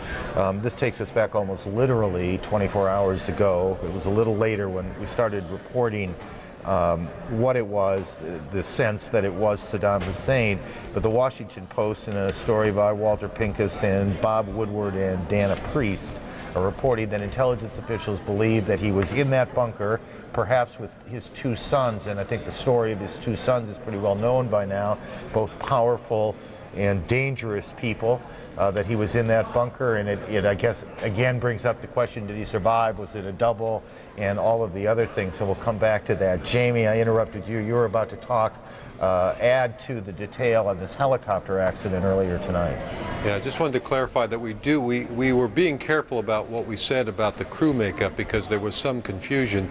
It has been sorted out now, and it turns out that this was an American helicopter, U.S. Marine helicopter, with a crew of 4 U.S. Marines, and they were carrying a dozen British commandos, presumably to take them to a mission in Iraq when the helicopter crashed about 9 miles south of the Iraqi border. So it turns out at this point, Great Britain, the United States' staunchest ally, has actually suffered the greatest number of casualties so far. 12 British commandos, 4 U.S. Marines killed in that accident. It'll be interesting to see how how this changes the mood in Britain. As most of you know, the British population, perhaps 25%, supported the notion of sending British soldiers into this conflict, and now they will deal with the worst kind of news, that some of their young men have died. And they will, because this is what always happens in moments like this, certainly in the early moments like this, we would presume they will rally around their soldiers, if not their prime minister, but perhaps their prime minister too. Can I say something about these pictures that we're seeing? Yes. You know, there was a great bit of angst at the Pentagon about whether it was such a good idea to allow reporters to actually accompany units into combat. A lot of debate back and forth. Of course, the reporters have been whining for years that the Pentagon doesn't allow adequate access. And then the military has always said that having reporters along would complicate the mission, would distract commanders. They'd be worried about protecting the reporters. Logistically, it wouldn't work. It'd be hard to file. So it's very interesting to see how this is working. Now, of course, this is the very early stages. Right. Walter Rogers did encounter some opposition. He even, I think, had a shell go off near him. So he's certainly in the thick of combat, but you know, they could be heading for a real firefight at some point, and it'll be very interesting to see how that turns out and how it all works. The other thing, of course, that strikes me is, you know, we're interested in these pictures, and the Pentagon is interested, and of course everybody watching is interested, but how about the families of all of these soldiers in the 7th Cavalry who are sitting at home now watching their loved ones as they're actually engaged in combat? This is just really unprecedented, that they could be watching live on the battlefield as their loved ones, their family members, race across the desert of Iraq for what may be a potential confrontation. Well, we share with them, with those families, if they are watching, and how fast must their hearts be beating, those moms and dads and brothers and sisters right now. I can't imagine anybody who has a relative in this unit not calling a friend or a family and saying, look, they're on CNN. I can't imagine they wouldn't be glued to the television at this point if you had a personal stake in what's going on here. It's a remarkable thing. Our hearts are with all those families tonight. One of the things it seems to me, about being able to show this sort of thing live is that it brings the reality of what is going on into much sharper focus. And we're not embarrassed to say that we worry about the well-being of those people out there, those young men out there. They are at the earliest and best stages of their lives. So much is fun when you're 19 years old, and they're about to deal with some of the ugliest things that humans do. We hope that they all come back safe and sound and soon, and very soon. I wonder, Ryan Chilcote is with the 101st, if my memory serves me right. He's one of our embedded reporters out there. They're preparing to go to work, if you will. This is another one of the great and legendary units. Ryan, can you hear me? Absolutely, Aaron. I'm with the 101st Airborne right now at an assembly area. The 101st moved out of its camp. It's now at this assembly area, basically in a posture ready should they get the call to go to war, to move into Iraq. Now, we're going to take the camera off me and show you what they're working on right now. Before that happens, what you see in front of you is, well, it's about 7 o'clock in the morning here in the Kuwaiti desert. Soldiers waking up. They slept in these sleeping holes. They're digging them. This is a defensive mechanism to protect them from any kind of incoming fire. Also, hopefully you can see some of the 5-ton trucks. That's what these soldiers have been moving around in. Each 5-ton truck takes 18 soldiers, 2 squads of soldiers in each truck. So a lot of attention paid to where they put everything, because that's a lot of people. A lot of effort right now being paid to where to put all the backpacks, water, and food. Soldiers are pretty much up now. Been getting up over the last hour. Pretty interesting, though. I don't know how well you can see this picture, Aaron. Can you see this? Oh, we see it very, very well. We could hardly see it more clearly. You know, helmets strapped on, a little milling around. General, sure. when you look, this is the 187th Infantry. I'm sorry. Go ahead. Sorry. This is the 187th Infantry Regiment, also known as the 3rd Brigade that you're seeing right now, 3rd Brigade of the 101st Airborne. Most of these soldiers that you're seeing actually just finished a tour, a 6-month tour of duty in Afghanistan and returned home to the States about 7 months ago. So they have been on the road, so to speak, not at all green when it comes to desert warfare. These guys know what they're doing. But that's the scene here at the assembly area in the Kuwaiti desert. 101st Airborne still here in Kuwait in a posture now, awaiting word. Should they get the word, they are now prepared to move into Iraq. And do they, you want to jump in? I do, because I want to, you were going to ask me, what do I think about when I see those troops? Of course I will. Look, those troops look great. Now, I'm looking at the troops. They're all in uniform. They got their gear. They got their stuff together. They're working on load plans. You look at those men. They're physically fit. They're ready. That's a great army. You can take one look at that. Just hang on one second. And Ryan, feel that. Ryan, ask your cameraman just to pan over again, off you and onto the troops for a second. General, go ahead. When you look at those troops, Aaron, and they got their gas masks on. They got their helmets on. See, now. These guys are walking around there, they're loading. There's a guy finishing up shaving there, but he's got his gas mask on, he's ready. They got their flak jackets on. These guys they're well disciplined, they're well trained. If they had to move in 5 seconds, they could do it. Look at the bags packed on the side of that truck. They know what they're doing. That's a disciplined, capable outfit. And when you look at the faces of the troops and you look at the physical fitness that's there, these are men who mean business. That little apparatus on the top of the helmet is that's a device to hold the night vision goggle, and it flips down so they can put it in front of them and in front of their eye and see with it. Chin straps are down, fastened. And you compare that to the pictures that you remember from our days in Vietnam. Yeah. Remember those guys, you know, with the ragged T-shirts and the helmets off, and this is a different army today. And just briefly, do you think a lot of that has to do with that it is a volunteer army? A lot of it has to do with the volunteer army. A lot of it has to do with the fact that in the last 30 years, we really have learned to develop the men and women who serve in the United States Armed Forces. They are given professional development. Absolutely. Yeah. I mean, you can't be a sergeant without going to school. You can't get your next stripe without going to another school. You don't get a second stripe without going to another school. You're constantly being challenged and developed, and you take those lessons and you're trained and you bring them back and bring young people up It's a tremendous organization that's been built. I always learn when you and I talk strategy, I learn something. But what I've always especially appreciated is we'll look at the same picture sometimes, General, and how you see it and what you see in it through a soldier's eye that the rest of us, quite honestly, would not see. Walt Rogers, who's with the 7th Cavalry, that's the large picture on the right. People making their way through the desert. Walt?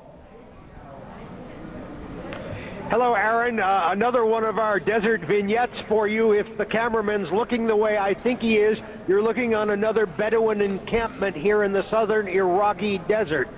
These people live by herding sheep and goats. And in a second, if Charlie can pan to the right, you can see a herd of goats here. This is just mind-blowing to see these huge armored units. You better slow it down. They're stopping, guys. These huge armored units moving through Bedouin encampments. The 7th Cavalry stopped now, and out on the horizon, we can continue to see the helicopters. There's one thing, Aaron, I need to tell you, which is very interesting. The actual launch hour for the 7th Cavalry was not supposed to be until about midnight tonight. But the decision makers in the Pentagon apparently were so angry at the tactical ballistic missiles that the Iraqis fired across at the United States troops in northern Kuwait, so angry that the tactical missiles were fired into Kuwait that the H hour, that is the launch hour, was moved ahead by 24 hours, and the 7th Cavalry at least is a full day and a half ahead of schedule. Out on the horizon, you're seeing the Kiowa helicopters, and if you can see a small assortment of animals out there, those are probably Bedouin goats. The Bedouins live off those goats. There's a small shelter there in the foreground, and the Bedouin family lives there. This is about the 3rd Bedouin encampment we've passed, and they just appear dumbstruck, awestruck by this huge mechanized unit which is rolling across the desert. These people don't have automobiles. Often they move by camels, and all of a sudden they're seeing camels like nothing they ever saw before, with 120 millimeter guns sticking out.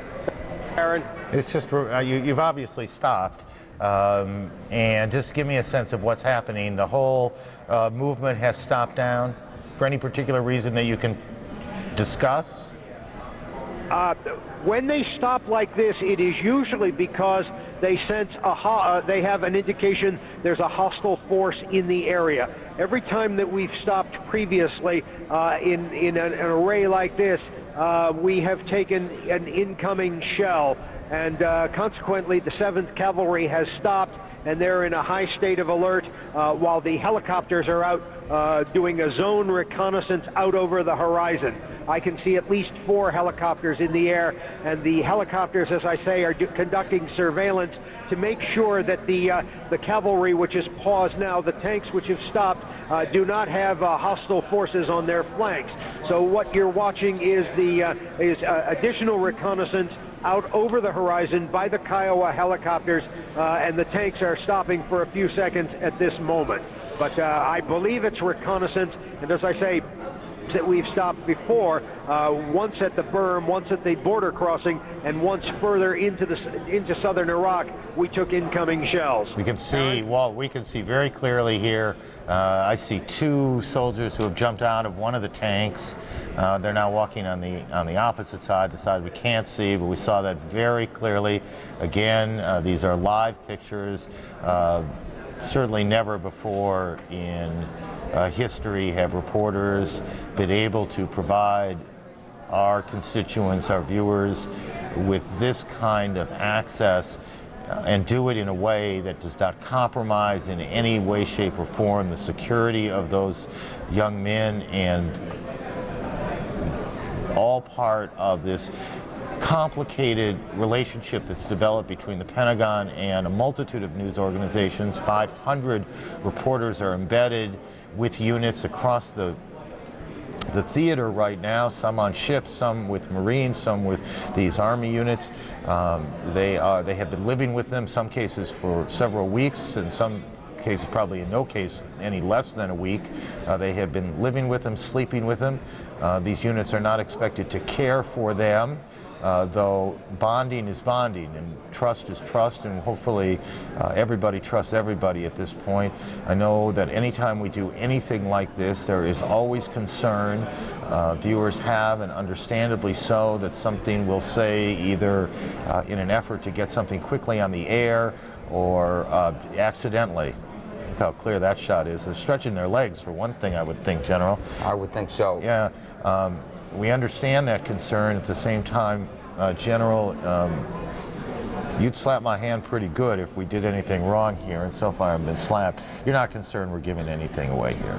There's no landmark out there. There's no landmark at all. I mean, there's no way that if anyone were watching this, they'd know where this is. As far as the Iraqis are concerned, this could have been filmed in the United States, and we could just be playing it now to amuse the listening audience, viewing it. I mean, that's not true, but there's no landmark here. There's no way in no way does this compromise the operation, except by the fact that we are announcing that we're inside Iraq. And the rules of, without going through all the detail, at some point over the next days or weeks, we really ought to spend so we can see the Bedouin goats out in the desert. You know, we've been looking at these pictures for an hour and 5 minutes now, and they are no less dramatic, if you will, than they were when we first started. There's a couple of things that did go on today that just stay in the picture. Let me catch viewers up a little bit. For those of you who haven't had TVs on all day or haven't had the radio on, don't know the events of the day, there was earlier today the Americans launched an air attack into Baghdad, a couple of locations. We clearly saw earlier in the day one building, a building that we believe Tariq Aziz, the Deputy Prime Minister, had an office in, that was hit. It was burning. This now all seems like a long time ago. It was this early this afternoon. In Kuwait, and Walt alluded to this, the Iraqis threw a number of missiles, I think 12 by our count, from their side over, most of them landed harmlessly in the desert. No incidents, no casualties at all there, but that action did take place. Periodically through the day in Kuwait, the air raid sirens would go off up on close to the front lines. Soldiers would grab their gas masks and put them on for fear of a chemical attack. Those fears, thankfully, proved unfounded, but nobody's taking any chances. Again, that's a Bedouin tent out in the middle of, and when I say nowhere, I mean nowhere, out in the middle of nowhere in the southern Iraqi desert, in a herd, or I guess it'd be a herd of goats. So there were these missile exchanges, if you will. There also is about a 50-mile line on the Kuwaiti border where there was a very heavy artillery barrage that went on earlier today. That was part of the preparation of the battlefield, and as that was going on, or shortly after that went on is probably more correct, the Marines made their move across the border, and we believe that those Marine units are part of the units that will make their way to Basra, which is a major city. I think it's the second largest city. It is. Second largest city in Iraq. They will make their way there. That is a very important marker in how this thing is going. Basra is a city mostly of Shias. It was a city of considerable violence after the first Gulf War, a rebellion, an anti-Saddam rebellion, and there is a strong belief that when Americans and British soldiers or Marines get there, whoever gets there first, that they will be warmly received, and that will be a great aid to the operation. Again, this 7th Cavalry unit has stopped down. We see, and you see as clearly as we can, soldiers getting down, stretching, perhaps preparing. As Walt indicated, there may be some suspicion that there are hostile forces nearby that will have to be tended to. The helicopters, which you can't now see, I think Walt said 4 helicopters associated with this unit are flying around doing the reconnaissance. There's at least one of the pilots, a female pilot, just for those of you who think that bridge has not been crossed. It has been crossed a long time ago. And they are at now a little bit after 7 in the morning, 7:10 in the morning in Iraq. making their way, just if we can lose the banner for a second or frame the shot a little differently, that would help, making their way. And that's where we've been for the last hour. Thank you. And these young men, there are 4 in each tank, and they are, and Bradley fighting vehicle as well. And they are by and large young men, 18, 19 years old, probably a sergeant who's a bit older, 26 or so, in charge of each one of those, and a young captain as well who has responsibility for all that you see unfolding. The tip of the spear, they will make the first contact. Behind them will come the infantry. Walt? Yes, Aaron. We're watching the helicopters again flying that zone reconnaissance.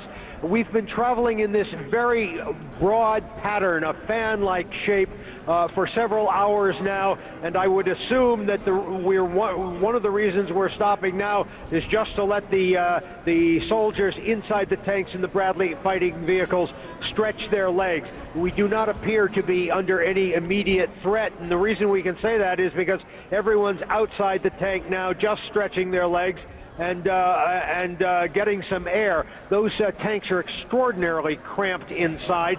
I was sitting in the gunner seat, riding in a gunner seat last week, and I don't see how they can survive in there. You bounce around so much that you have to wear a helmet, or you're going to get your head smashed in with all the steel around you. The commander of the tank and the loader have been standing for probably 7 or 8 hours now, standing in that turret going up. So a little pause on the rush to Baghdad is probably more than a little in order. Again, we are seeing the soldiers from the 7th Cavalry outside their tanks now, again, perhaps even opening their MREs, getting a little breakfast. Given the hour here, it's about 12 past 7 in the morning. Aaron?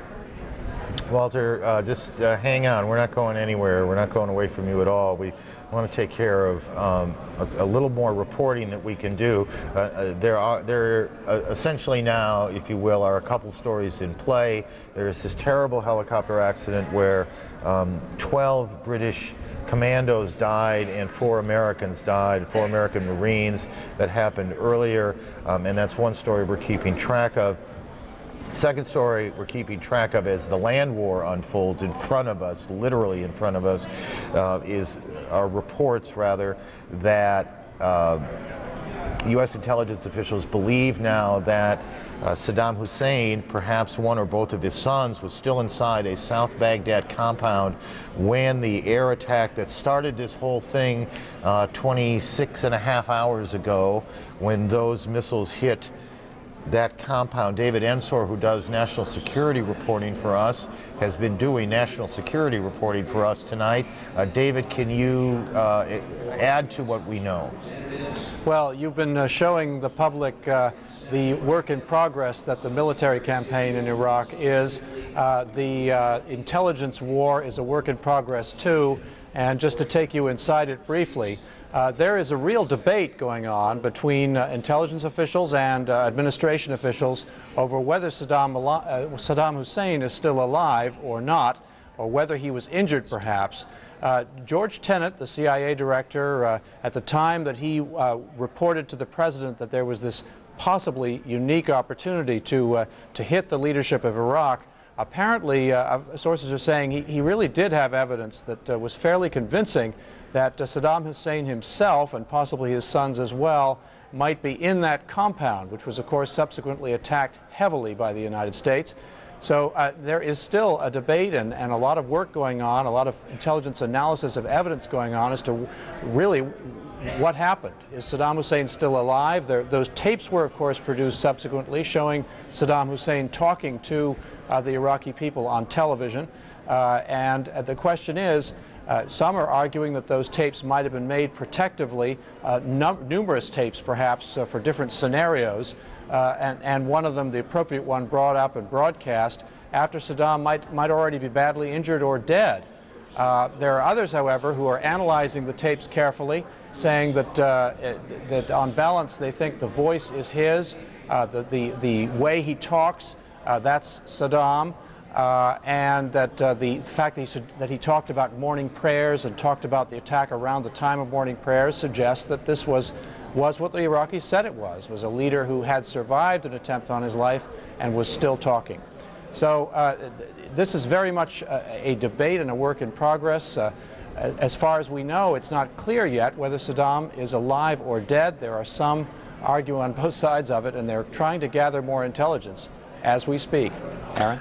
David, let me just ask a couple quick questions, and none of them, believe, or particularly not the first one, is in any sense to embarrass you. Are you able to match the reporting at this point, because it gives us a second source, and then we can comfortably report this, that intelligence officials do in fact believe he was in that bunker, and perhaps his sons as well, at the time that they were hit by the cruise missiles? I've spoken to a senior intelligence official who said that at the time that George Tenet went and talked to the president, there was quite convincing evidence that there were senior intelligence officials there, that there were senior Iraqi officials there, very likely including Saddam, but not definitely, no. And when you talk about this debate that's going on, is he alive, is he dead, was that him, was that a double, was it an old tape, were those his glasses? I mean, we have all, those of us who have been doing this, we've been talking about this for a day, almost literally. The debate centers around what? What are the things that one side argues that the other side disagrees with? Well, as you mentioned some of them. There's the question of the very strong evidence that he was there, they believe. And yet, this tape was fairly quickly produced. It may have been produced after the event. That's what the Iraqis say. It does look like it is him, the initial voice analysis and so forth. There are, however, also some other checks that are being run, and there is, some controversy, certainly within the CIA that I know of, about whether the tapes really are him or whether there's a body double. Some people talk about those glasses and say he's never worn glasses like that before. All sorts of questions being raised. So I don't know all of what's going on behind closed doors in the intelligence community. I just know that there is considerable debate and ferment about this issue, and obviously it's an important one. Although there are also officials who are saying, look, he's increasingly irrelevant. He's now having to run for his life and hide. Yeah. He can't really deliver orders to anybody in a meaningful way. Increasingly, his sovereignty is slipping away from him. So although the U.S. obviously wants to get him, they're less worried about what he can do right now. David, please stay with us here. General Clark, two things. Do you think this is so speculative, so we label it as such? Is it possible that what this debate, as this debate is going on, the importance of whether he is dead or alive explains in any way, shape, or form the way the battle plan is unfolding? I think that's the best explanation that I can imagine for why the battle plan is unfolding the way it is. If you were certain that Saddam were alive, if you were certain that he had iron grip on the command and control, and that he wasn't leaving, then by this time you'd have said, okay, we've struck at him, he's tasted a little bit of cold steel, but the best thing to do is get this thing over with, finish this off. But if he's not, if you can spare Baghdad and the Iraqi people that destruction, think of the gains you've made in terms of your relations with the rest of the Arab world and world public opinion, and so, and with minimal risk to your force. Now, if you look at the defenses that came out of Baghdad and that we saw earlier, they didn't look very well organized. They weren't very cohesive. And that's an indicator that something's loose there. Because Baghdad was extremely well defended in 1991. And I talked to many pilots who flew it in the Gulf War, and they were quite concerned whenever they went around Baghdad. We didn't see that. What we saw was scattered fire. So maybe there's something to this. Now, I feel like I've walked you into a small corner here, because I heard you say the other day, I was surprised to hear you say it, that getting Saddam is not nearly the same as getting Osama bin Laden. So square what you just said to me with what you said the other night? Because the leader of the head of state is always a legitimate target, and you always want to take out the enemy's command and control. And in this case, you've got it. But if you had overrun Iraq, you had taken Baghdad, you had destroyed the Republican Guards and taken the Special Security Organization down, Saddam is irrelevant. So what I was saying was, let's don't get fixated on the personage of Sadaam Hussein. We're after him because he's in command. And what's significant about this right now is that we knocked out the top command. It has, or we may have. That's what the debate's about. It's not that it's Saddam Hussein, you know, war criminal, cruel tyrant. Right. It's the fact that this is the top level command that's been holding the whole state together. Without all that apparatus under him, he was nothing. He was not a cult figure like Osama bin Laden. Osama bin Laden could go from state to state and pick up support. Saddam Hussein outside of Iraq, without the Special Security Organization, as East German trained guards, was nothing. But taking him out at the outset of a war, if we've done that, it's huge. And so, circling back again, the planners, the civilian and military planners want to see, in a sense, want to see the Iraqis react. They want to know now if he is dead, if he is badly injured, if, how does that change the plan before they have to commit a massive air attack? And no matter how you slice it and dice it, no matter how smart the weapons are, one of the problems in a massive air attack is that there's going to be civilian casualties. I think, you know, if 99% of these bombs and missiles work perfectly, there's still 1% that do not, that hit something they ought not hit. And that's one of the things that, for both the obvious humanitarian reasons and for a lot of good, important international political reasons, the U.S. government does not want civilian casualties in the Arab world. It's something they're trying to avoid for both of those reasons. If you can avoid that, all to the better, and you save about $50 billion too. That's exactly right. And I mean, what you would think is going on behind the scenes in Iraq, if Saddam is really down and his sons are disabled, is the other Iraqi leaders are trying to take stock of the situation. Maybe we're in contact with them. We've been emailing people all over. We just don't know what's happening. Is that what we've literally been emailing people all over? That's what the news agencies are reporting. Well, I'm only a commentator. You believe everything you read, huh? I believe a lot of it because we're very good and we know a lot. And we've been trying to get in contact with them and say, don't be stupid. We have. And maybe, what if you got an email back and the guy said, I don't know what's happening, I haven't gotten any orders. We might then say to him, well, go ask. Find out who's in charge and come tell us. And you may save your family this way. That's right. I mean, you think, but that's a pretty remarkable thing, isn't it? Does that sort of thing work? Could it work? It could, but this is highly speculative. We really don't know what's happening on this at all. Well, one thing we know, because you're looking at it, all of us are looking at it, the 7th Cavalry is in southern Iraq. They have paused, perhaps to stretch and rest, grab a bite to eat. They have been working very hard, these young men and their helicopter pilots who travel with them. Yesterday they moved to the front, today they moved across the front. As General Clark said a bit ago, they are almost certainly very, very tired. It is the fatigue that is mixed with the adrenaline of a moment. They have been sitting in these loud and cramped vehicles, some tanks, some Bradleys, and so they stopped for a bit and stretched their legs. There's no rush, right? Well, they may have reached a phase line or something. Is that a planned stop? It probably is. Okay. I mean, normally, we are concerned about the welfare of the troops, but we wouldn't normally say, you guys need a pit stop right here, unless there was, this is the cavalry tradition, you take care of the horse before the troops. So maybe you need to do a maintenance halt, maybe you need to be refueling, or maybe you hit a phase line and you said, okay, you're now, so many kilometers in front of the main body, hold here until we get everything caught up. My brief military experience as a seaman, I wasn't aware that you officers were that concerned with our well-being, but I'll take your word for it. Walt Rogers. Hi, Aaron. One reason for this stop, and we're seeing it now, is that the Kiowa helicopters, the reconnaissance helicopters, are getting a drink of fuel JP-8, that is Jet Petroleum 8. One thing our viewers may find interesting is that the Army has uniform fuel for every single vehicle you see out here on the battlefield. That is to say, the helicopters use the same petroleum that the tanks use, that the Bradleys use, that all the support vehicles use. That's one thing which makes this Army unit so efficient.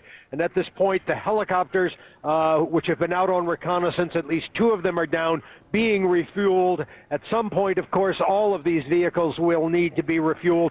I don't think this unit, the 7th Cavalry, is all that concerned about getting too far out in front of the 3rd Infantry Division. We were told that at times we would be 12 to 24 hours out in front of them. The object of the cavalry unit is to slash forward as quickly as possible, grab the enemy by the nose, make an encounter, and shake him until the rest of the infantry, that is the 3rd Infantry Division, which is a heavily mechanized infantry division, catches up. And by the way, while those other 2 helicopters are being refueled, we have 2 more out on the horizon, again, flying zone reconnaissance, protecting everyone in this huge array. These tanks actually stretch for probably 10 miles across the plain in the southern Iraqi desert. 10 miles of tanks you're looking at least 300 meters between each of the tanks, 3 football fields. That, of course, is a defensive measure because they are not all grouped together.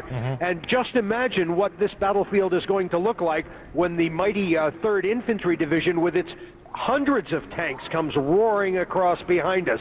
If they have the same kind of pictures of that as we've been able to show you of the 7th Cavalry, and remember the 7th Cavalry is a scouting unit, then I would think maybe the Republican Guard up there might quake in their boots. Aaron? Walt, I know I'm going to lose you for a little bit to our colleagues at CNN International. Before you get away, one quick question about the embedding procedures.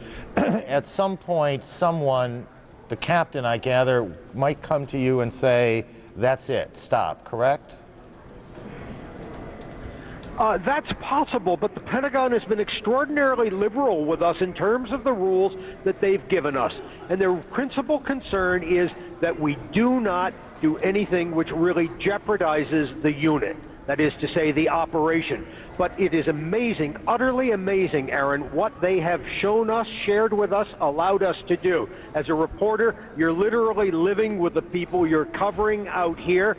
We're sleeping on the ground at nights. We'll never see a sleeping bag again for days, I'm sure. But for the last week and a half, I've been embedded with Apache troop. I know these young soldiers by name. I know many where they're from. And you build a rapport and a confidence, and they will tell you things that are just fascinating to hear. We talk about the speed in which these soldiers are traveling across the plain. I'll tell you why they're going. They know that the only way they can get home is to get to Baghdad fast, and they want to get to Baghdad as quickly as possible so they can ultimately return to the United States. Many of these soldiers have been over here 2 to 4 to 6 months, and if you think these tanks are moving fast, just remember every soldier aboard those tanks wants to go home, back to the United States, but they know the only road home leads to Baghdad. Aaron? Well, and they are told that all the time. The road home goes through Baghdad. Walt, I know you need to file briefly with CNN International, and we'll let you go do that. While we do that, and perhaps we can hold these pictures during that time. I want to try something here, and we'll see if this works. Ryan Schilkold is with the 101st. He's at the top of your screen. In the middle of your screen is David Mattingly. David is at the home of is stateside at the home of the 101st. And so essentially the families of these young men who are out in the desert, and as Ryan reported a little earlier, preparing, strapping on their helmets and getting ready to go. Their families can watch them do it. David, are they aware? Oh yes, they're very aware, Aaron. They have been watching the television like you would not believe today. Usually the post office here off base, this is one sign that we've seen, is that normally there was a line out the door, a wait of almost an hour for people to mail packages overseas to their loved ones over there. Today there was hardly any line at all while there was bombing going on in Baghdad. Everyone watching television, looking for their emails. They've all got phone trees. They've all been keeping very close in touch with each other. everyone trying to keep up to date with whatever little piece of information they can get out from where their soldiers are. All right, let me try something and see if this works. Ryan, if you can ask your cameraman to pan over and take a look at some of those troops, and we'll at least give the folks back in Kentucky a look-see at their sons and daughters or husbands who are out there. If you are watching us at Fort Campbell, isn't it, David? That's right. There are 40,000 military dependents here, and by looking at those pictures, you're making a lot of people very happy tonight. Well, then just stay on them for a second. Hopefully that young man's family is watching, or someone who knows him is watching, or just the fact that they see them looking ready to go, and in that case smiling and ready to go. What that might mean, what that must mean to a family back home. Certainly all of these families are worried. As we are, they worry in a much different way. Their stake is much higher. So we welcome those folks at Fort Campbell. Aaron, if I could jump in. Please. Please, Ryan. Yeah, I just wanted to let you know that the troops the troops here are just as happy to be seen as their families are to see them. I tell you, when these guys knew that we're from CNN, when they found that out and that this is going back to the States, almost all of them want to be on camera. They want to show their families back home that they're all right. So it's a mutual thing here. Well, we don't ever want to say anything that detracts from the seriousness of the business, but it's a wonderful little moment, isn't it, that to see the smiling faces for all those families back in Kentucky and all over the country, certainly, represented by the 101st Airborne. This is General, you know this stuff far better than I do. This is a legendary and tough unit of men, isn't it? It's a great unit. You look at those faces, you look at the men, you look at the diversity there. That's America. That's what we stand for. And we're a great country because we embody the motto of these units. We believe in every person in America, and that's what these leaders believe in. They want every soldier to be all he or she can be, and they work hard to make it happen. And that's what gives us this great force. They are in perhaps hours, perhaps longer, we don't know, and perhaps wouldn't say if we did. They are going to head out, but for this moment they are being seen back home. Back at their home base at Fort Campbell in Kentucky, back home around the world, wherever they are from, perhaps that soldier's family. And they probably haven't seen that young man in quite some time. It must feel great to see him, and we hope they're watching. David, David Mattingly, is it quite tense at the base? Is there, obviously as this thing has rolled out in this kind of unusual way, what's it been like there? You've been there covering it now for a day. Well, the families have been preparing emotionally for this ever since the soldiers deployed back in February, and it has been, the anxiety level has been going up tangibly in the last couple of days. They know that the time is coming when their loved ones will be going into this fight, and there is no war plan drawn up for the U.S. right now that does not include the 101st. So they knew it was inevitable they would be seeing some action there. Now that it's happening, they are finally ready, waiting to see what their loved ones will be doing there. It's a hot breakfast you're watching right there. I was just thinking the same thing. If they sat on it or put it, you know, under their shirt for the night. Yes. Otherwise, there it is in that piece of plastic. I was just thinking the same thing. That's their breakfast. They were opening up MREs, and I'm sure they're delicious because they are delicious, right? Well, we've done a pretty good job on them. But you were eating officers' food. It's not. Listen, we all eat the same food. This is the United States Army, and there is no officers' food out there. All of our officers are eating just like these guys are, because that's the mission, and that's what we're out there engaged in. And again, not to get carried away with the moment, and we've all gone through these difficult months of debate, sometimes angry debate as I look through the emails lately, sometimes angry debate over whether the war should be fought and whether everything that was done should have been done and was done and all of the rest of it, and all of that still goes on, and in our view at least that's all well and good. That's also part of what the country is. But you can't look at these faces and these men and not be proud of what they are doing. They believe in what they are doing, and hopefully all of us understand that whatever our feelings are one way or another about the war itself, it's got nothing to do with that kid right there and the kid standing next to him. He is doing his job. He's asked by his commander-in-chief to do a job, and that's what he's doing, and enough about that. Well, you're exactly right, Aaron. I mean, these guys are America's first team. They're on the varsity. They may not have been an all-state football player. Some of them probably were, but they're all American soldiers and leaders, future leaders of this country, right out there, right now, serving their country. And they're proud, and they have a right to be.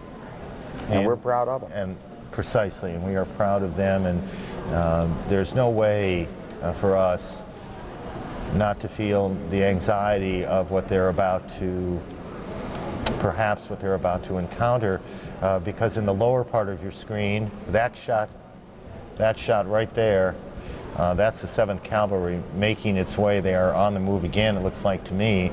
They've stopped down, they refueled their helicopters, they stretched their legs, they perhaps grabbed one of those fine MREs, and they are heading to Baghdad, because that's how you get home. And they are moving. They are moving. They were moving about 40 miles an hour or so. They've been moving for probably now 4.5, 5 hours, maybe a little longer than that. Those of you who might have just joined us, mostly they have moved unimpeded. These are live pictures. Again, we apologize to those of you who've been with us for a long time for repeating ourselves. Those of you just joining us, these are live pictures. This is, no matter how you slice this thing, this is an extraordinary picture of a moment in a war. This is not the kind of thing that's ever happened before. The last time American reporters had really good access to American troops was Vietnam. By and large, it would be 2 days before stories got back to the United States and got on the air. Those of us who have been in this business for a while would sit around and talk about that someday maybe there would be a war that would be broadcast live. And now we find ourselves literally in the moment. I mean, at 11:36:38, we are in the moment where we are able to broadcast these men moving across the desert, engaged in a war, live. There are a lot of questions for us that we have thought about if combat were to start, what would we show, what wouldn't we show, and we're very conservative in our decisions on that. I will tell you now that you're not going to see that sort of thing unfold live by and large. That's not the business we're in, but the technology is available and remarkable, and it is hard not to marvel at what we are seeing 7,000 or so miles away. And Aaron, as you said, I mean, this is historic. We've never done this before. And you know, the men and women in these Army units, they really appreciate the fact that the media is in there with them. I know the generals have concerns, and people always worry about, you know, what if you give away the plan of the operation? But the men and women in the military, and especially in these Army units, nobody sees them. And after the Gulf War, of course, nobody saw what the United States Army had done at the Gulf War. As I went through the last 9 years of my career and talked to people who'd fought in there, and we went over it again and again, and you read the stories as we did the after-action reviews and came out, there were remarkable things that happened that the American people should have understood. But we didn't have any way of recording the story. Yeah. Now we do. And I think it's a great thing for the American people to have an appreciation for what the men and women here are doing. Well, obviously, you know, I've been a reporter since I was 18 years old. I couldn't agree more. I know the tension that sometimes exists, but just to underscore the point you made, I've reported a number of stories on military matters over the years, and was 4 weeks ago, I guess now, in Kuwait, and we were out in the desert, one of these forward bases, and I don't recall a time in my life when I've ever been so warmly welcomed into a situation. People would come up and, you know, if you get back and you can say hi to, please do, and it's really nice. And they were so appreciative of the opportunity because they are proud of what they do, they believe in what they do, they believe in each other, and they believe in their country. And you know, God bless them. This is tough work they're undertaking. It really is, and I think that, you know, one of the things that we've really discovered now, I mean, we've gotten past the Vietnam media allergy that the United States Armed Forces developed. And I think there is a healthy distance between the institutions of government and the so-called fourth estate, and there has to be. But on the other hand, there's also mutual respect in there. And I think that's where we are today, and I think it's a very healthy outcome. And I think that it's just, again, I don't really want to spend our night talking about us here, about press and military and that relationship, because it's going to unfold the way it's going to unfold. But this process of embedding, which the Pentagon at some cajoling agreed to, and there were long negotiations as to what the rules are. But ultimately, what came out of it is the most extraordinary access you could imagine, that these 500 or so reporters, some of them from overseas, from all sorts of newspapers and television networks around the country, have been living with units, sleeping with units, eating MREs with units, getting no special treatment at all. We saw our friend and colleague Sanjay Gupta, Dr. Gupta, trained neurosurgeon, what his parents must have been thinking today, putting on a gas mask in a bunker in Kuwait, in the northern part of Kuwait. He's been with a MASH unit there. They have developed relationships and trust, and we just are going to be very careful about what we say and what we don't say. And the company commander ultimately has the switch and can turn it off. If it's not appropriate to report it, not appropriate to file, then that's the rule, and we live by it. We are hopeful that this process will work, and certainly in the early hours, and it has not nearly been tested or stressed yet. And that's the truth. There's this Marine unit out there, Marine units out there, and we don't really know where they are, and we don't really know what they're doing, but there are these Marines out there, and there are embeds with them, and we look forward to seeing the reports that they're able to file. Miles O'Brien is I probably should have said at some point that our coverage is longer than our normal 10 to 11 Eastern time. We'll be with you till about 2 in the morning or so. Miles O'Brien is also with us. Miles, I could pretend I knew what you were going to tell me, but I'd be lying. That's okay. That's okay, Ron. We're going to give you the lay of the land, shall we? Thank you. These remarkable pictures are going to be coupled with some remarkable capability that we have here. We're sort of putting some new technology to bear in all of this, and I want to show you just from, you know, a God's eye view, a satellite view, exactly what it is looking like as this group of young men and women approach on Baghdad. A 300-mile run from Kuwait, that border, all the way to the city of Baghdad. Let's take a look. Let's move in close, show you the region. First of all, obviously Kuwait down in the south, Baghdad up to the north. You're able to see it. There you go. Now we've got it.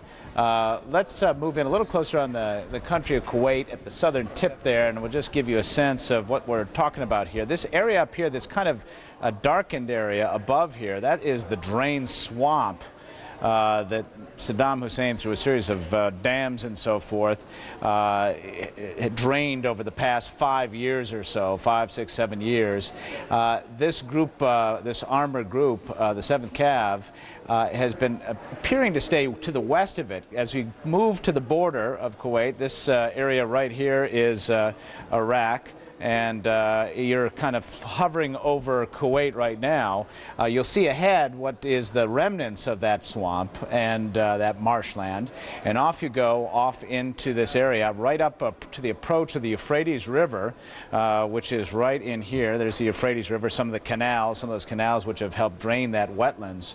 And on they go through this just expansive desert, which has just impressed me watching it for a couple, 3 hours now, how little there is between Kuwait and Baghdad. As we move a little closer and along the edge of this area, you'll see a very distinct change in terrain from east to west. And on they will approach, eventually crossing the river. Eventually they're going to have to cross the Euphrates River in order to get into Baghdad. We were talking earlier with General Wesley Clark about where the best place to do that is, because obviously you've got a lot of heavy equipment that you want to get over that river, which snakes across this portion of Baghdad. Ultimately, the goal is the center city, and that's where things get dicey. Is for up until this moment, they have had their 30-mile-an-hour run unopposed. But when things get into this, when you get into this 4 to 5 million person city and start approaching places like this, that is one of the main palaces that Saddam Hussein frequents, things get a little dicier, to say the least. Aaron? Miles, thank you. Again, the technology that is available to us, and we've seen a lot of it through the course of this day, as we've been sitting up here. I've been impressed with the ability to show viewers in as much detail as you can imagine the lay of the land in this case, the weapons, the systems that are in play, how they work, all of that. Thank you again. I want to run through just a couple of things here, where the major events of the day, and perhaps draw in a couple of correspondents while we do that. It is coming up on 8 o'clock in the morning in the Persian Gulf in Iraq, and across the border 350 miles, 400 miles or so away from Baghdad in Kuwait City. Darren Kagan is there. It was a tough and difficult day in Kuwait. The airport was closed out of concern. Kuwait, obviously, right on the border. There's been concern all along that it might get hit. Darren, it's good to see you. And or in the early morning, let me try and make a complete sentence here. In the early morning, has it been quiet? It has been quiet, Aaron, but it was quite a night here in Kuwait City. We were woken up no fewer than 3 times by the sirens warning that the city was under attack. To give people an idea of what that means, if you were lucky enough to be asleep, you are awakened either by the siren or by somebody banging on your door, and then you grab all your things, including your gas mask and your chem suit, and run down to the basement of the hotel where we are based here in Kuwait City. And then it's a waiting game. You stand by and wait first for the all clear, and also to find out, 1, if the city was hit, and 2, hit with what. There have been reports that as many as 10 missiles were fired from the Iraqi side over into Kuwait. None hit any targets, but the concern both being whether it's like a Scud missile or something that could also include a chemical or biological agent. The good, reassuring news from here in Kuwait City so far, nothing significant being hit, and of course no chemical or biological weapons making it this far as well. But as you mentioned, we are very close to the border, and Kuwait definitely under threat from Iraq. All of these warnings that you have heard in the middle of the night, and for everybody there, sleep is a great commodity, and it comes in short supply, unfortunately. Were there anything ever happen, or was it just nervousness? Well, not just nervousness. Sometimes it's drills, but indeed missiles have been fired across the border. Some of those have landed in the desert, some have been intercepted by Patriot missiles, and some have landed in the sea. So at times we definitely are under attack, but the worst definitely has not happened. Stay with me for a second, if you will. I want to read something. We just got an email. A little bit ago, we were able to show the men of the 101st, and at the same time we were talking to correspondent David Mattingly, who was at Fort Campbell, and I'm not sure that this comes from there, but let me read it to you. Dear Aaron, believe me, I had nothing to do with it, but thank you. Thank you for allowing me to sit with my son as he crossed the desert in Iraq. I take this back. This is not the 101st. He is a tank commander with C Company, 7th Cavalry, and I love him so much. Tonight has been awesome. I am so proud. You just, I'm glad we did that. I'm glad we could do it. Yeah. Rosemary, I'm glad we could show you your guy out there tonight. I'm really glad you were watching and caught it. I know the odds of that sort of thing because I know how many people watch at any given time, and it makes you feel terrific. I'm glad it, don't thank me, thank those guys who are doing a lot of hard work out there, Walt Rogers and his team, and we thank your son, and we hope he stays very well, and that's something. Well, it is. And I'd like to just say to Rosemary and all the other parents out there, thank you for letting your children serve and encouraging them to do this. You know, it's a big decision to go into the armed forces, and I've talked to so many parents who have so many reservations about it, but I think when you see what your children are doing at a moment like this and you realize what it means for the country, what a noble thing it is for a young man or woman to give up their freedom and put on that uniform and serve their country. Well, God bless. Hope that all works out. Brett Sadler is in the northern part of Iraq tonight, and we haven't heard from Brett in a while, so if we can bring him in now, and tell me what you're seeing up there. Well, I can see what you're seeing.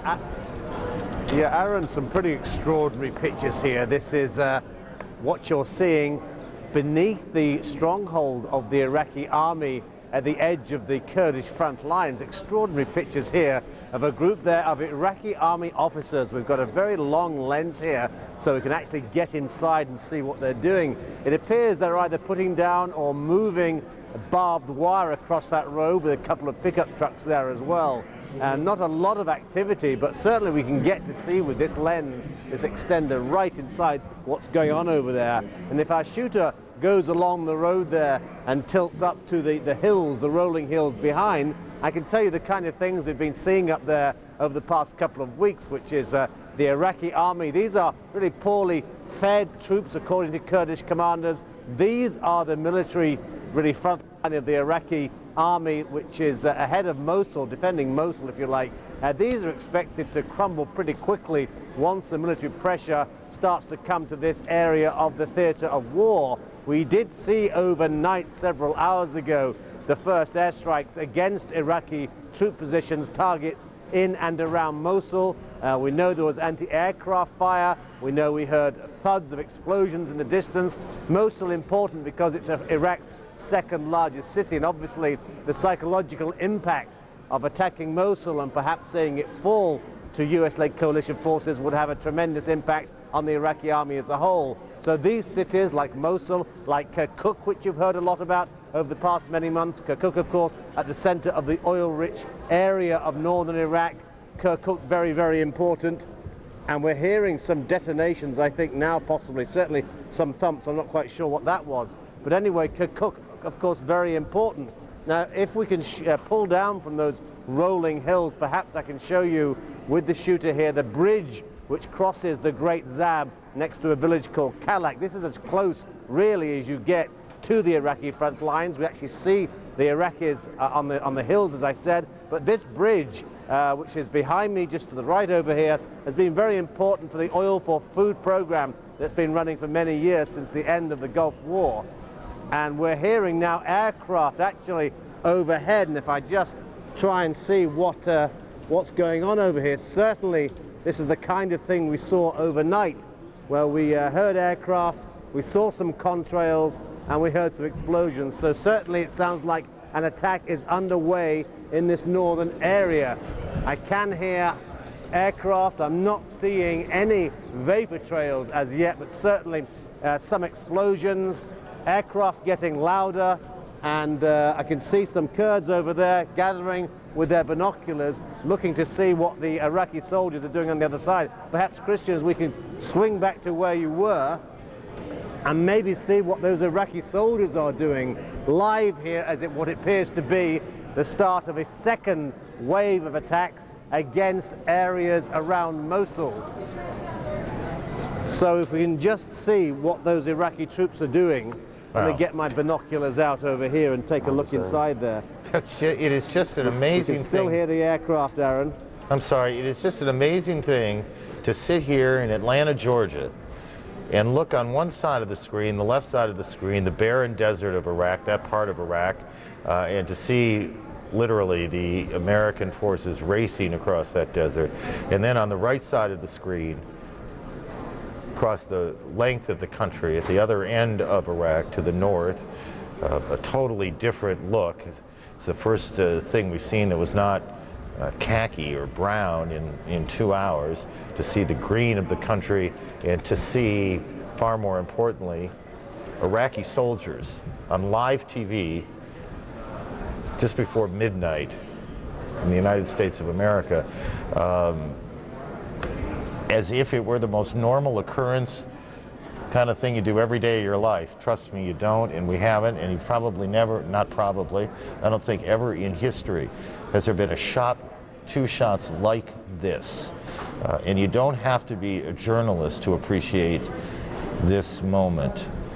Those Iraqi, you wonder what those Iraqi soldiers, we were talking earlier, you know, about American soldiers, somebody watching CNN International tonight looking at that in Iraq going, oh my.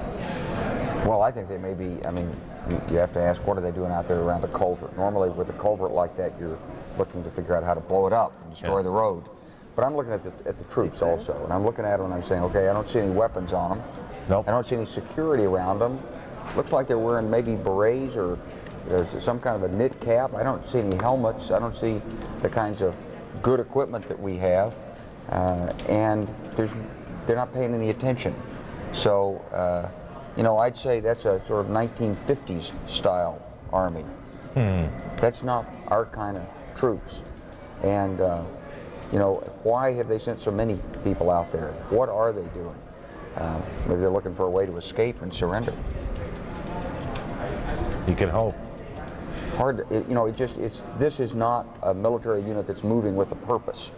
This is a military unit that was sent out on a detail, and it was told go out and do something. They say, hey, if I could just find another way to waste a couple more hours out here, then I won't have to do anything when I get back.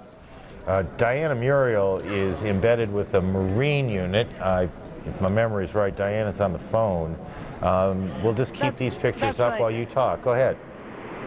That's right, Darren. I'm lying on the embankment, the sand embankment that lies between Kuwait and Iraq. Just going past me now are Marines from the 15th Marine Expeditionary Unit. They are amongst the first in this land invasion, this Allied land invasion. They're crossing a bridge which has been laid by the combat engineers from a British squadron, that is the 26 Armoured Engineer Squadron, Royal Engineers. They have made 2 breaches in the Iraq-Kuwaiti sandbank, which marks the border. 2 huge breaches about 4 kilometers apart from each other. And on the far side of that breach, what I'm looking at now is a huge trench, which is approximately 12 meters in width. I can't see the depth of it, but it looks quite deep. They've laid across that a folding bridge and then laid central section allowing the tanks, you can hear another one coming past me now, allowing the tanks to cross from the Kuwaiti side to the Iraqi side. This operation began at 0300 GMT, and it's the first Marines started to cross this bridge around an hour ago, just under an hour ago. There are about 750 odd Marines crossing at this section and a further 750 odd crossing at the other gate. They are the first Marines, as I understand it, to cross into Kuwait. They are forming up with their tanks in a formation just ahead of the trench, and then they are starting to fan out into the desert scrub. It's actually quite green scrub, starting to fan out across in a phalanx. Straight ahead of us, right in front of this bridge, I'm looking at 5 what look like gas towers, gas installations. And I should tell you that in the skies overhead there is thick black smoke. Soldiers who've been here before in the last Gulf War have told me that they believe that this is some sort of an oil installation which has been set fire to behind the gas installation to the north and to the west of it. That is the prevailing wind direction, and that's certainly where the majority of the smoke has been coming from. It's so thick that it's occluding the sun. It's now 5 o'clock GMT, that's 8 o'clock in the morning local time, and it should be quite sunny now, but it's not. It's still quite dull, although you can see very clearly. What's happening then is the Marines are starting to fan out. Last formation is coming up to join it. This bridge where I am will remain here to allow other crossings to take place during the course of today. The other Allied troops, including the Desert Rats, of which 26 Squadron are a small part, will be coming up to join the Marines on the other side and then fanning out to their targets. The other bridge will be taken back by the men of the 26 Squadron, and then they will move forward at a later date, maybe later today, it's unclear, into Iraq, and they'll be able to deploy that bridge as and when it's required by the Allied forces. Darren. Diana, that's something. I just want to hang on a second. We're not done yet. I just want to orient viewers again as we're coming up on the hour, and we know that particularly now out on the West Coast, some viewers will be joining us. On the left side of your screen in the small box, that is a live picture from the South Iraqi desert of the 7th Cavalry making its way, and we'll talk more about that in a moment, but they are literally making their way toward Baghdad at about 40 miles or so an hour. They stopped a little while ago to refuel their helicopters, grab a bite to eat, and they're on the move again. The shot on the right is a shot in northern Iraq. These are Iraqi soldiers, we think perhaps officers, and to General Wesley Clark's eye, not an especially disciplined unit at that, going about some business, and perhaps as Brent Sadler, who's been reporting this from a distance, and I think he can still hear me, he thought perhaps they were laying or moving some barbed wire for a defensive purpose or another. And then on the phone with us, Diana Muriel, who is with a British Marines unit, as they make their way, they are just starting their move across the border from Kuwait into Iraq. So there's a lot going on your screen. I sometimes worry that we hit you with too much information, and you're probably trying to read the crawl as well. But there's a lot going on your screen, and it is try and keep you oriented as to what you're seeing. Walt Rogers, you're on the move again. Yes, Aaron, the helicopters have refueled, and the 7th Cavalry is again answering the order to charge. We're moving across the southern Iraqi desert in an almost due northerly course. The speed's probably 30 miles an hour, sometimes upwards of 40. Huge clouds of dust being kicked up. Minimal opposition, although that was the anticipated game plan when General Buff Blount mapped out this course. He said that he was going to send his troops up through relatively uninhabited areas, and they did not expect any serious opposition from Iraqi forces for the first 150 or 200 kilometers. That being the case, the general was right, as generals always are, and we have had only minimal opposition on 1 or 2 occasions, first crossing the border and then perhaps 2 hours into southern Iraq.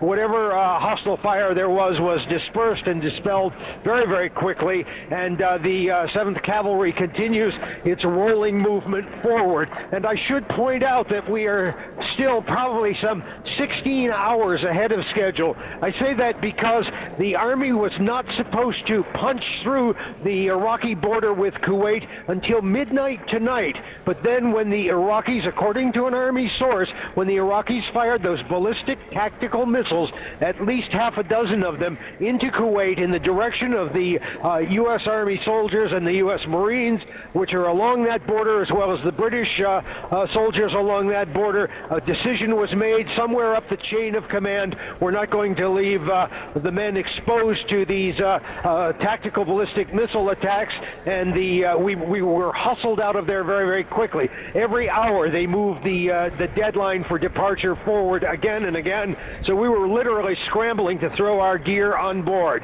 Aaron? Walter, the excitement of the moment and the excitement in your voice and the descriptions that you offer are truly wonderful. We're pleased to have you. General, as he was talking about, earlier he said that they were angry that these missiles were tossed their way, and I wrote down on one of these cards in front of me, anger is no reason to change the plan. It really wasn't about anger, it was about danger and risk, right? That's exactly right. I mean, there's no point in, when you've got the flexibility and the power to move like that, there's no point in keeping the troops there when they're in an impact zone. And it was a question of getting them out from under the fire and starting it out. So I think it sounds like we made the right decision. Looks like it's working out well. Well, they certainly haven't encountered much. As these pictures play out, just a couple of other things for those of you perhaps out west who are just joining us. Some of it is what I guess would describe as interesting news, and some of it is truly the saddest kind of news to report, and we'll start with that. we will just point point your way to the right here. Those are Iraqi troops there, and they seem to be moving sort of quickly there, and we don't know if that meant anything or not, but we'll keep an eye on that, and I expect you will too. Back to the business at hand, and it's not pleasant. U.S. Marine helicopter CH-46 crashed in Kuwait earlier tonight. There were 16 people on board. 4 of them were American Marines. The other 12 were British commandos. These, in the way I would at least calculate this, they are the first casualties of this war. There was an accident last week that claimed 4 lives before the war officially started. There is no indication that any of these men, or that there was hostile fire in this unfortunate accident. The CH-46, I recall, is that big double-rotored helicopter. There are so many helicopters out there, and the conditions are very difficult to operate in, to be perfectly honest. I remember asking the commander of a unit out in the desert how much of a problem the sand and dust was. It's been very dusty, and this is not to suggest that that's the cause, because we don't know, but he said it just requires our maintenance people to be extra diligent, because it does take a lot of wear and tear on these, and 16 people died today. 12 of them British commandos, 4 of them U.S. Marines. No names, no hometowns yet. Next of kin are being notified, and when we do get their names and their hometowns, we will pass that along and honor them in a more appropriate way than we just did. But we report that. The second thing to tell you, there is reporting today, most principally from the Washington Post, and this will show up in your newspapers, I suspect, no matter what newspaper you subscribe to, that U.S. intelligence officials believe that attack that started this all now 8 hours ago, whatever it is, U.S. intelligence officials believe, according to the Washington Post, that President Sadaam Hussein and perhaps both of his powerful sons they may very well still have been inside that compound in the south part of Baghdad when the missiles hit it last night that started this. That has increased speculation on 2 points. One, did he survive it? That has been the subject of an enormous amount of discussion today. And the second thing, something General Clark, you talked about, it may explain why the battle plan is unfolding in the way it did, because if Sadaam Hussein is badly injured, is dead, has lost control and command, then military planners have a very different situation on their hands. They really do. They have an opportunity now if this has happened, it is the decapitating strike. And now you can deal with a different set of people in Baghdad who can say, look, we're glad he's gone, and come in here and help us. And you may be able to get the Iraqi military to lay down their arms, and certainly you'd like to be able to spare the Iraqi people the brunt of this assault that was going to take place. And as long as the situation is uncertain like this, and you can take the measures you're taking to keep your troops out of harm's way in the meantime, then it makes sense to exploit this situation and explore it. Now, none of this is to say that he is in fact dead, and in fact our reporting, principally by David Ensor, that David reports a pretty stiff debate going on in the intelligence community. There are those who believe that the tapes we saw last night, and then yet again today, a different set of tapes of Saddam Hussein meeting with his some of his cabinet, I think would be the right word, whether in fact he is alive or not. There's the sense on the first tape, the talk he made on television last night after the attack is that was in fact Saddam Hussein. Doesn't mean he's alive. Could have been taped before. Certainly there were some indications in the tape itself of the date. He announced the date. Anyway, there was a sense that he was still alive, but the Post is reporting that planners believe he was in that bunker and he may have gotten out with his life and he may not, and that's what they're trying to figure out, and that may explain why the battle plan is playing out the way it is. Chris Burns has the duty at the White House tonight, or at least watching the White House. Chris, it's good to see you tonight. Can you add to this? Yes, I can. Because earlier today, Ari Fleischer, the White House spokesman, was asked about that. And the White House is being very, very cautious about the Saddam videotape that was shown by Iraqi television after that first airstrike. Ari Fleischer is saying that the White House is drawing, in their words, no conclusions from that videotape. Did that airstrike kill Saddam Hussein or injure him? Was that videotape done perhaps in advance? Was that actually Saddam Hussein? All these questions, the White House drawing no official conclusions about that, but also keep in mind that Ari Fleischer also issued another call for Saddam Hussein to leave Iraq now. He could still get out with his life if he is indeed still alive. Aaron? My favorite moment in all of this, and part of this debate over whether he's alive or not, one of the questions has been, well, we've never seen him wear those glasses before. Now, the story is that there are a number of people in Iraq who not only are his double, but who have had plastic surgery to make sure they look even more like him than they did before. You would think they thought, well, we ought to get the same glasses too, don't you? I mean, anyway, everyone's trying to figure out whether he is alive or dead and whether the glasses matter and the mole on the left side or the right side or whatever it is. But it is an intriguing possibility, and there's nothing funny about that, that very possibly planners are trying to figure out the implications of what may have gone down last night and how it may change and how dramatically it could change the course of not just the last day, but the next weeks and months, and how many lives it might alter. We'll just have to wait and see, General. Well, it's a question that everybody's always asked. You know, for the last year, people have said, well, I mean, why don't you just go get rid of Saddam Hussein if you want to get rid of him? Why don't you just kill him? And of course, the standard answer is, well, you don't know where he is. And then people would say, well, you're going to have to go to war because you can't find this one guy. What an incredible thing it will have been if this is in fact what happened. I think it was Kelly McGann last night when we were talking, who's one of the military guys who's been helping us out.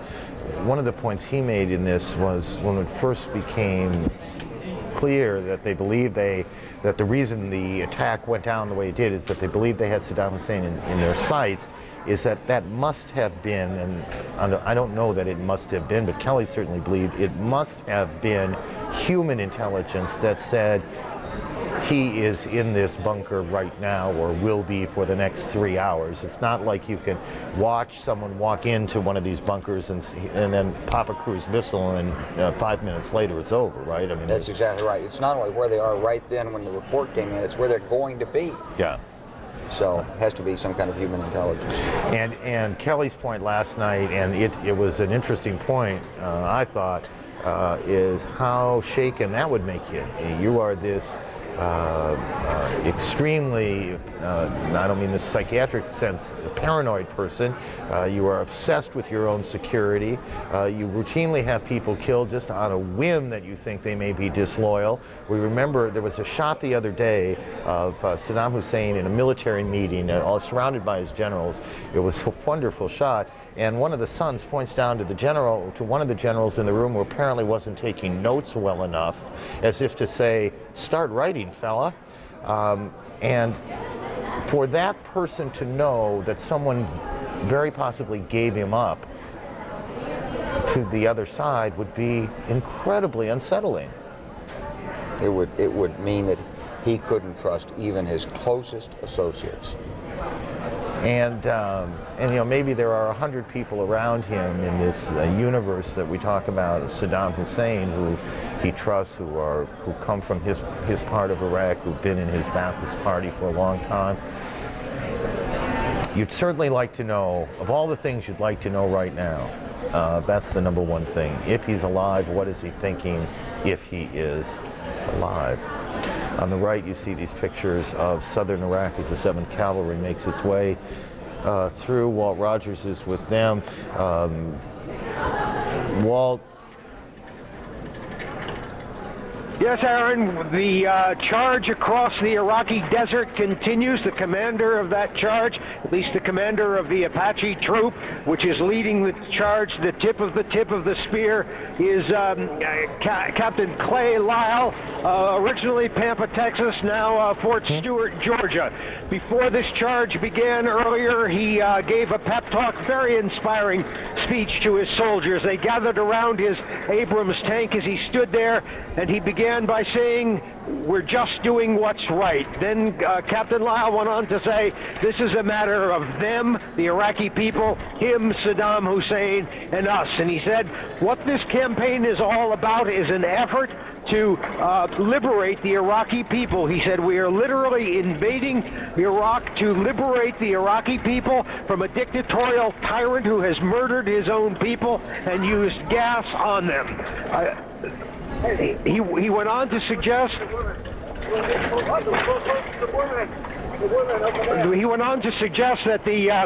that the Iraqi people, when they see these tanks coming, are actually going to welcome them. Many of the U.S. soldiers in the 7th Cavalry do indeed believe that the Iraqi people are more than a little oppressed, and when the Iraqi people do see them, they will welcome them. It's payback time, Captain Lyle said, payback time, and we are here to reopen Iraq and liberate the people, those people who have suffered so much under the brutal dictator Sadaam Hussein. Walt, just hang on a second. I don't know if you can get to the captain or not. I don't know how close to Captain Lyle you are. But on the phone with me now is Stephanie Lyle, his wife. Miss Lyle, can you hear me? It's Aaron Brown. Yes, I can hear you. How are you right now? I'm okay. And as you watch this, are you able to see this? Yes, I've been watching it all evening. And just tell me what's been going through your mind. Well, I'm glad to see that they're safe, and I'm proud of Clay's troop, and I'm proud of our entire squadron. You must be. Tell me a little bit about your husband. How old is he? He's 30 years old. And do you have, I don't know where you are calling from. You want to tell me? If you do, go ahead, and if you don't, I understand that too. I'm at Fort Stewart, Georgia. I'm sorry, would you say that again? Fort Stewart, Georgia. Got it. And do you have kids at home? Yes, we have one child. And a young one? Pretty young? Yes. Okay, so 2 years old. Well, I hope you have honestly, I hope you have a VCR running, or we'll get you a tape. I've been taping it, as have many of the ladies in our troop. Say someday you'll sit down with your child and show them what Dad was doing. Absolutely. In the middle of March in the year 2003. Absolutely. Are generally, hey, when did you last talk to Clay? It's been a little over 2 weeks now. It must seem like a long time. It does, but we write one another, and you know. I'm sorry? We keep the letters going back and forth. Yeah. Anything that you want to say about all of this as you've been watching it? Anything jump into your mind other than you must be incredibly proud of your husband and the people he works with? I'm proud of 37 Cav and 3rd Infantry Division, and I just can't believe that we're able to see this on TV. This is great. I'm with you on that. Mrs. Lyle, I don't want to intrude any more in your life than we already have. I'm glad that you were able to see it, and if we were really good at this, we'd figure out a way to get a phone to your husband. Well, that's okay. He has a mission right now, and I would rather him stay safe and stay focused. Just stay with me for a second. General Wesley Clark is with us too, as you know. Ms. Lyle, Wes Clark here. How are the other families doing there in the unit? Everyone is doing great. The husband's been away for a long time, haven't they? They've been away since the end of January. And do you hold regular meetings with them and keep them informed of what's going on? Absolutely. We have a wonderful FRG in place, and everyone's doing great. Are either of you, do you come from military families? No, sir. So this is not the experience of your growing up to see somebody go off for long periods of time? No. When you met your husband, did you know he was going to be an officer? No, I didn't. And when he told you, what'd you think? I said, if that's that's what you want to do, go for it. Well, I think it's great. This is just, well, thanks for what you're doing for those families there, Ms. Lyle, because I know they're counting on you just like the men are counting on your husband. I think it's one of the great things in the Army today that we really look after the families, and congratulations to you and the team there for doing that, and thank you for doing it. We certainly rely on one another. We're very proud of you. Now. Thank you. Thank you very much. Thank you very much. Stephanie Lyle, whose husband, Clay, is out there in one of those tanks right now. And she and the other wives and family members down at Fort Stewart, Georgia, are watching this unfold, and what combination of emotions they must have. Enormous sense of pride, General, some anxiety certainly, some wonderment that they're able to sit in their homes in Georgia and watch this all of that. Well, you see this ride across the desert, this bumpy ride, and you're Walter talking, and you can hear the sort of adrenaline pumping that these guys are with. But as you know, we've talked already about the CH-46, and I think the thing that you always have to realize is you're dealing with big, heavy pieces of equipment. You're on a battlefield. There are dangers out here, and this is a very special moment in time for the men and the families and for this country. Some newspaper writer maybe tomorrow is going to say that what we did was just corny, and I'm going to beg to differ. I'm going to beg to differ. I think it was a little remarkable moment. Walt Rogers is out with the 7th Cavalry, out with Clay Lyle, and out with all of Clay Lyle's guys. Walt. Hello, Aaron. The charge is accelerating across the desert. A while back there, we were going through some very soft sand. The Iraqi desert has hardened up now. We may be traveling as fast as 35, 40 miles an hour. Our support vehicles, the 7th Cavalry support vehicles, the fuel tankers, are probably racing to stay up with us. You should know that before each of these tanks and Bradley fighting vehicles launched forth, everyone was required to do a full inspection. Captain Lyle conducted. I watched him do a full inspection of his troops. You might find this interesting, that when the tanks are inspected, it's not unlike taking your car to a gas station. They have a dipstick that they put into the engine to check the oil levels. They check the water in the battery. And of course, Captain Lyle went around, make sure everything was shipshape, if you will. It was interesting. He has a slow Texas drawl, but that's very misleading. He's a very meticulous commander in all of this. One thing, as I say, we are literally racing across the desert now. The trucks are having a difficult time keeping up with us. The tanks, however, except for fuel, are completely self-contained. And I should say that we counted out the bottles of water that each tank carries with it. 4-man crew, 7 days rations of water. That's, I think, about 120 1.5-liter plastic bottles of water. Then they have the meals ready to eat, big boxes of those ready to go. Everything they have, they were packed to the gills. The Bradley fighting vehicles, which we saw, were packed, so packed with ammunition that you could scarcely crawl in the rear hatch of them. I was crawling around in the back of a Bradley as it was being inspected for before it moved to the line of departure. There were just stacks and stacks of 7.62 millimeter machine gun boxes, and then there were tow missiles along the racks. If you can see these soldiers in each of these vehicles, by the way, that one off to the right is an interesting vehicle. That's being driven not by the Army but by the U.S. Air Force.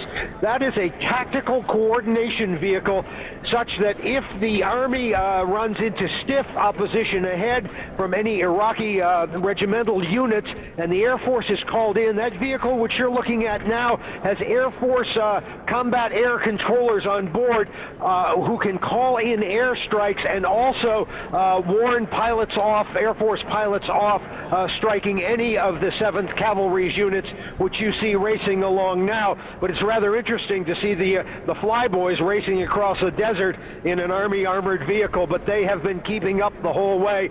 And of course, they're a godsend to these soldiers, because they're the ones who make sure that the Air Force does not bomb the wrong target, in this case, the 7th Cavalry. Back to you, Aaron. Well, it's great to see the Air Force out there, and that's a big part of what we're doing here, Aaron, because this is an air-ground team. So you've not only got the helicopters out there doing the reconnaissance, but you've got the ability to get the Air Force, the fast movers, as we call them, in on targets if there's anything significant out there. And that's all part of the mission of the Cavalry Squadron Commander and the troop commanders. I don't know that this is necessarily an example of this, but one of the things that Secretary of Defense Rumsfeld has tried to instill in, as he has tried to remake in some respects the military, is less rivalry and more cooperation, more sense of, well, less rivalry. It doesn't need much more amplification than that, I can't imagine. I think everyone understood it. I don't know that this is an example of that, but it's a point to make, that these different branches of the service interact with one another, complement each other, and ultimately protect each other. And there's an example of it out there. That's exactly right. Now, this is actually a lesson we learned during World War II, and we've been working it ever since. The problem is the technology, and the technology's gotten better and better because the Air Force and the Army don't use the same radios, and they don't have the same radio systems.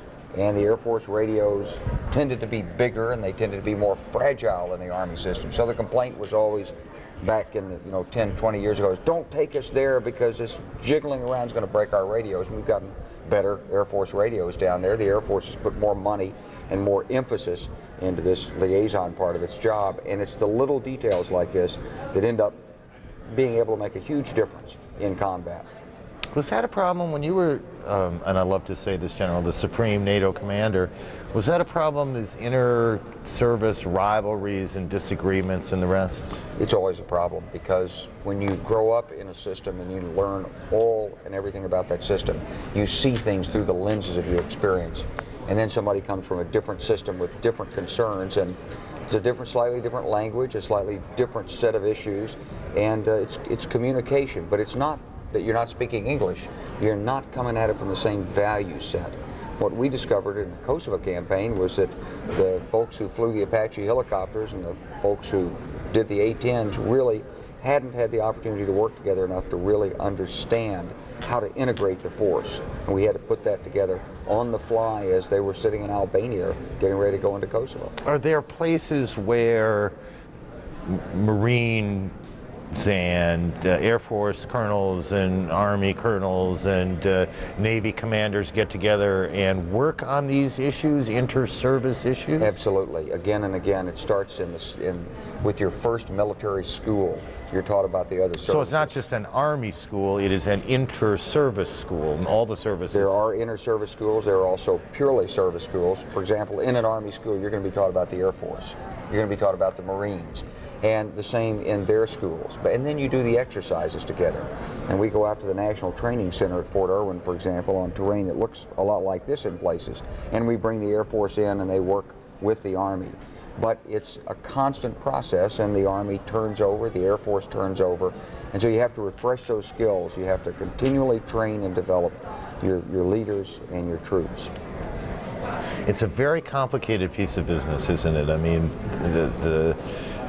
it's a combination of equipment and tradition and ego, and we see it. It's not just something the services deal with. We all know that we talked a lot about the CIA and the FBI don't necessarily, or didn't, we hope they do better now, didn't necessarily talk to each other when they ought to talk to each other, and it's probably true that the Coast Guard doesn't talk to the Immigration Service, and and I don't necessarily talk to the guys who do the Connie Chung show. I mean, it probably exists in every walk of life. But in this walk of life, the one we're looking at, the stakes are a whole lot higher than what guest you booked for the program tonight. This is literally life and death. It's fear out there that's one of the discriminators. It's fatigue because these guys are tired out there day after day without getting proper rest. And it's dirt. And just the wear and tear of this on the equipment and on your body, and you say, I just want to get my hands clean sometime, and they don't. Just for a second here, just to show how we do in fact talk to each other around here, we'll keep our eye on the Iraqi desert and the 7th Cavalry, but we'll ask our good friend and our colleague, and both things are true, Connie Chung, to join us to bring us up to date on the major events of what has been a long and extraordinary day. Thank you, Aaron. Good evening. Pentagon officials confirmed the first coalition casualties of Operation Iraqi Freedom. A U.S. Marine CH-46 helicopter has crashed in northern Kuwait, killing all 16 soldiers on board. They included 4 Americans and 12 British soldiers. The CH-46 is mainly used to ferry troops to the battlefield. Preliminary reports say the crash was likely caused by mechanical problems. U.S. officials say a few more Iraqi soldiers have surrendered without a fight, but they didn't have exact numbers. 17 Iraqis surrendered Wednesday. They said they were following their leaders. What caused me to flee? The officers are fleeing. So when I had a chance, I just fled. We had to flee because it was a chaos. This is a technology war, so we don't have equipment to fight back. Meanwhile, U.S. satellites picked up plumes of smoke that appear to be coming from oil well fires in Iraq. Our Diana Mariel, who is embedded with British troops in southern Iraq, reports that thick smoke from the fires is making it hard to see in the area. We're getting an amazing look at the U.S. 7th Cavalry roaring across the desert toward Baghdad. The unit includes M1, A1 Abrams tanks and helicopters. Meanwhile, outside Fort Campbell, Kentucky, some soldiers' wives marched in support of the U.S. troops in the Gulf. Fort Campbell is home to the 101st Airborne, which is deployed in northern Kuwait. By contrast, thousands of people took part in anti-war demonstrations around the U.S. In Portland, Oregon, protesters blocked bridges and main thoroughfares. In New York City, thousands of demonstrators blocked traffic in Times Square. More than 1,000 people were arrested during demonstrations in San Francisco, and there were several violent confrontations there. Our continuing coverage of Strike on Iraq continues right now with Aaron Brown. Aaron? Connie, thank you very much. We saw those pictures in coming out of San Francisco. I'm sorry, I lost track of time. About 8 o'clock tonight, and we didn't know then precisely what caused that nastiness, but it certainly wasn't pleasant to see. Thank you, Connie Chung. Keeping track of a number of different strains of the story as the ground war is on, and one of the interesting, to us at least, one of the interesting questions, that's the 7th Cav. Look at that shot. I mean, I'm sorry, but that's, go ahead and take that full for a second if you want. That's just the clearest, cleanest shot you can imagine. That's a video phone shot. These are, believe me, I don't understand the technology here, but that's coming from the middle of nowhere in the South Iraq desert, the 7th Cav on its way to Baghdad. One of the strains of the story that we've kept track of tonight is this intriguing report in the Washington Post today that U.S. intelligence, well, today, technically, yes, now, Friday's Washington Post, that U.S. intelligence officials believe Sadaam Hussein was, in fact, in the bunker when in South Baghdad when the missiles hit last night, when the war officially started. It's raised a lot of questions. Of course, the most obvious was, is he alive or dead? Are the pictures that we saw of him, were they made before? Was that a double? All of that. And has this affected the war planning? Simon Henderson is with the Washington Institute. I think this is right, the Washington Institute of Near East Policy. Anyway, he's studied, his line of work is understanding Sadaam Hussein. Everybody has to have a line of work, and that's Mr. Henderson's. And thank goodness for that, because we need someone who can help us on that point. Mr. Henderson, are you able to hear me? There you are. I see you. Can you hear me? Yes, I can hear you. Just based on, thank you. I know you've been patiently waiting, and we apologize for that. Just to weigh in on this question in two respects. You've studied this man, you have some sense of how he might react in a situation. What would it mean to him if he became convinced that somebody close to him gave up his location? Saddam Hussein has spent his whole life surviving threats. He's essentially paranoid. If it was as close as we think it was last night, that he was missed by inches or minutes, then he'll be even more paranoid. And furthermore, there's an additional point here. The people around him, the people who put their trust in him, those most loyal aides, will also know that Saddam Hussein is in the target of the United States, and if it wasn't last time, it might be next time. And there's a kind of logical and therefore. What might that mean then? How does that change the game, if you will?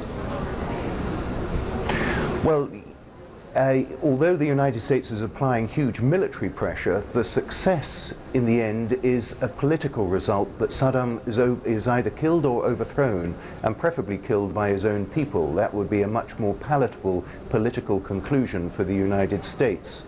And so if the regime can collapse and collapse in on itself, this is the best way from a military point of view that it can work for the Americans and the British. Do these people around him, are they great believers in him, or are they practical people who say, this is a pretty good deal, I'm close to the president of Iraq? You're right. The number of people who are there and who actually believe in him are probably just a mere 10% of the population. They partly believe in him out of ideology, and they partly believe in him because he has provided them with the extra benefits and privileges from being a member of the elite guard or the elite Ba'ath Party around about him. But they will be questioning him, questioning themselves at this time whether they actually want to die for him. Now, of course, there are people who are ready to die for him, but there are others as well who perhaps have a similar surviving instinct to Saddam himself, and must well be considering the option now of running for it and defecting from his regime. You said there are people around him who genuinely believe in what he believes in. One of the things that's never been especially clear to me is what it is that he believes in other than power. Yes, well, power is the most dominant part of Saddam's ideology, but notionally the Ba'ath Party is a mishmash of socialism and Arabism. And Saddam sees himself as a great Arab leader and a great Iraqi leader. A very historical perspective, although he's not a particularly intellectual person at all. But he thinks he's head and shoulders above other Arab leaders at this time, and if only the rest of the Arab world would recognize his leadership. Of course, the rest of the Arab world considers Saddam rather cynically. They admire him for standing up to the United States, but at the same time they would not vote to go and live in Iraq and live under his regime of terror and torture.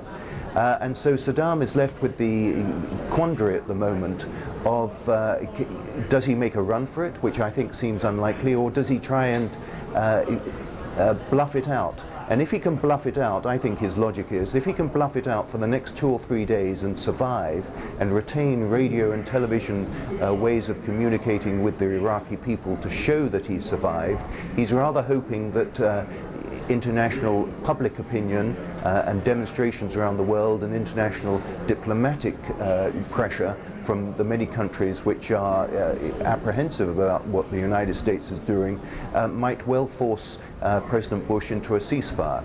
I think this is a bad calculation on behalf of Saddam Hussein. It's a wrong calculation, but I think that's what his mindset is at the moment. And these two now almost 40-year-old sons, they're both a little bit under 40, one of whom is quite a bad actor. Are they great believers in anything, or do they just sort of recognize it's been a pretty good deal to be the son of Saddam Hussein to this point?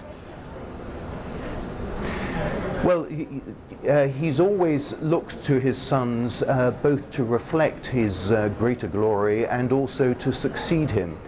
His eldest son, Uday, was badly injured in an assassination attempt several years ago, and since then doesn't appear to have been able to walk properly, if at all.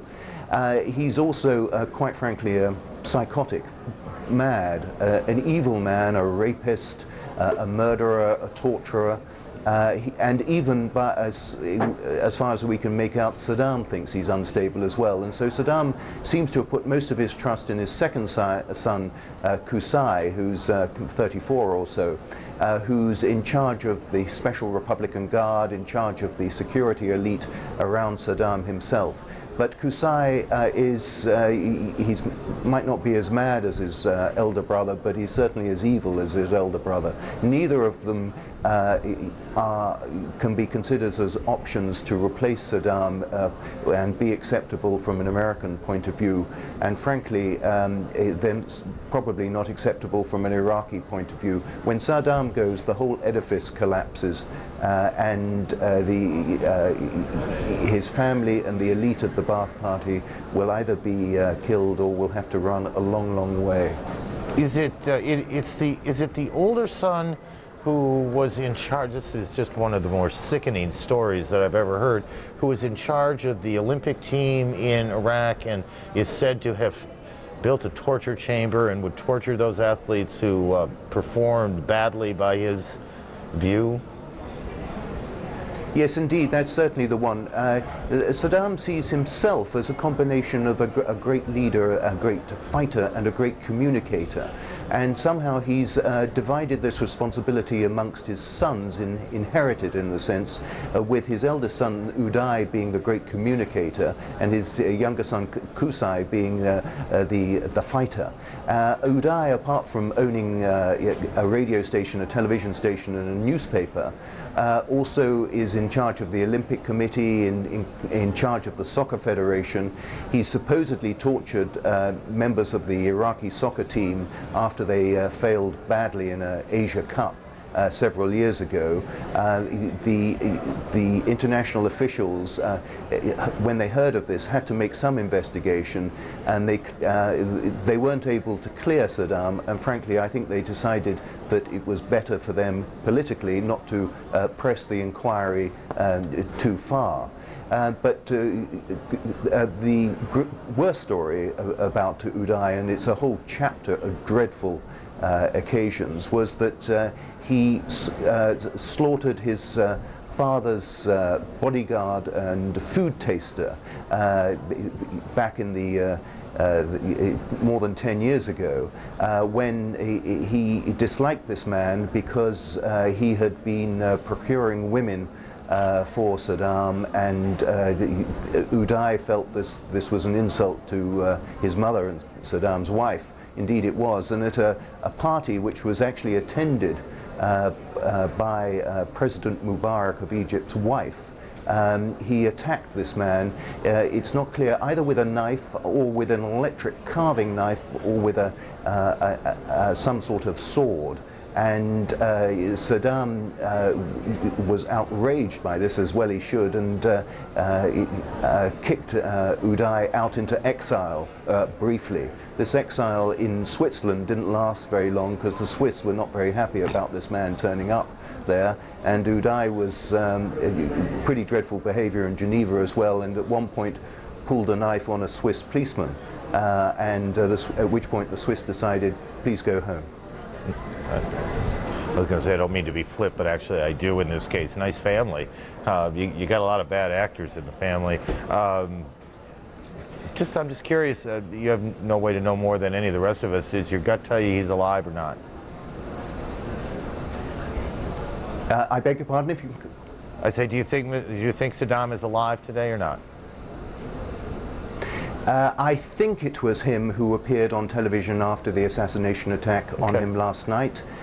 He certainly looked like him and sounded like him, although there's always a consideration that he could be using one of his doubles, or rather the survivors from his elite, if Saddam were dead or injured, could be using one of his doubles to portray it that he's still alive. We're into what is both a rough regime and a sophisticated regime. Saddam himself, when he appears on television, comes over as one of the worst television broadcasters. He never looks at the camera, he shuffles badly, he sits badly, he doesn't engage the audience, he drones on with his long speeches as though he's loved and appreciated. Just the sort of thing which wouldn't get you a job in television in any other part of the world. But at the same time, the people around him seem to have a degree of public relations nous. Yeah. It was a clever political move to get him on television, if it was him, so quickly after the attack. And since then, he's also been shown meeting his senior officials, including prominently Tariq Aziz, the man 2 or 3 days ago who was reported to have perhaps defected. And to show them as still acting as a coherent leadership is part of his game. Mr. Henderson, again, thanks for your patience today. The last few hours didn't play out exactly as we planned it, but that's often the case with us, and we appreciate your time tonight. Simon Henderson, who's written a biography of Saddam Hussein, Instant Empire, Saddam Hussein's Ambition for Iraq. Doesn't sound like beach reading to me, but if you want to pick up a book, there's one for you, and we appreciate his time. Bob Franken is one of our embedded reporters, and he is in Kuwait. Bob, it's always good to see you. We have to officially describe this, Aaron, as a base near the Iraqi border, but nobody is going to contradict what you just said. It is, in fact, a major air base, one that has been responsible for the southern no-fly zone for the last decade, but now, of course, is responsible for part of this war. And what's interesting about the Air Force, in fact, the air component of this war, is that it is starting to become a supplement to the ground war, and that was certainly the case, according to the commander, in the events of the last 24 hours. In that period of time, there were 141 sorties from this base, which was a huge spike, to use his words, from the amount of flights that had occurred in the previous 24 hours. Now, most of them were focused on the Basra area, and that, of course, is consistent with what is going on the ground. And most of them had to do with laying the groundwork, so to speak, for the advancing infantry troops, laying the groundwork, an awful lot of anti-tank planes going in and strafing, a lot of fighters, that type of thing, trying to take out command and control centers. And something else that was very interesting yesterday, there was a long series of MOP 4s, as they call them, which is to say alerts that, red alerts of the possibility of a chemical or gas attack of some sort. They say that that was the result of 4 missiles that were fired in the direction of coalition forces over the day. One of the jobs for the patrols here was to go out and seek out those missile sites, and although the commander would not talk about how successful their efforts had been in finding and destroying those sites, he did say, you'll notice that suddenly the number of alerts has gone down. So there is some indication that perhaps they have been able to get rid of the sites that had been responsible for those 4 missile attacks, which caused the tensions to rise so much here. As for the plans from here on out, Aaron, nobody seems to know. As a matter of fact, the captain says while they did have a battle plan, it changes with each day, which he says is what happens in war. Aaron? Bob, briefly, was there a sense that something that was going to happen all of a sudden stopped down, that a plan literally stopped for a while and they're trying to figure out what to do? Was that a palpable sense that you had? It's something that they talk very openly about, that there was some belief that by now things would be moving along in high gear, but things were stopped a little bit because of the change in emphasis from the Pentagon, which we've heard an awful lot about. But there had also been some belief that things could be accelerated if the missile attacks continued. So it's a very fluid situation, and the point that you bring up illustrates that. Bob, thank you. Bob Franken, who's at an air base, and we won't say anything more about the location of the air base than that. It is often fascinating for me. General Clark and I have spent a good amount of time together today and over the weeks. We have been talking about the implications to the battle plan if Saddam Hussein was injured or killed in this attack, and that perhaps commanders and planners and their civilian bosses made a judgment to hold off, and that might be a good thing. But the coin always has 2 sides. That's exactly right. Now, the other side of that coin, which we haven't speculated on, is this. Let's say Saddam Hussein was in there, and let's say he was shook up bad, but maybe he wasn't killed. Maybe he lost some of his key lieutenants. Now, we've given him a little breathing window. We've struck, but we haven't done the shock and awe. So now he's had time, perhaps, to try to regain command grip on his organization, reestablish alternate channels of communication, figure out who needs to be replaced, put other loyal people in position. And if it wasn't Saddam, if Saddam's gone, maybe somebody else is doing that right now. So there's a trade-off, and we can't see it. That's calculus, essentially. You have to decide okay, maybe it's this, maybe it's that, the risks of this, the risks of that. You'd like to, and I believe that the people who are making these decisions do have sources of information obviously we don't have. And they've got some indicators to tell them whether it's a good trade-off or not and how long to run this out before it's time to resume the original war plan. You have a feel for how long that is? I really don't. I think that let's continue the speculation. Let's say there is somebody in there that they're talking to. Let's say they're working this. They're going to want indicators. They're going to want some proof. They're going to want some bona fides, let's say, that show that he's who he says he is. He's got the authority he claims to have, and so forth. And if that doesn't play out, they're going to have to move ahead with the plan. It might be tonight. It might be another night soon, but it can't be a week. Is that a General Franks decision, a General Myers decision, a Rumsfeld decision, a President Bush decision? I think it's a President Bush decision. So that's a commander-in-chief level decision. Absolutely. This has huge implications because right now, if this works and you can take over this country and change the regime and get the weapons with virtually no civilian casualties, it's very, very positive in relation to what it would be if you had several thousand Iraqi civilians hurt. And even, and we said this earlier, and it's just to point it out again, as smart as these weapons are, and they're pretty smart, someone that may have been you, sir, said the other day or this afternoon, who remembers anymore, when asked how accurate these cruise missiles are, he said, which window? As accurate as they are machines. They can fail. They're simply technology. They're not all perfect, and that happens all the time. And when that happens in war, civilians often die, or innocents often die, and no one wants to see that.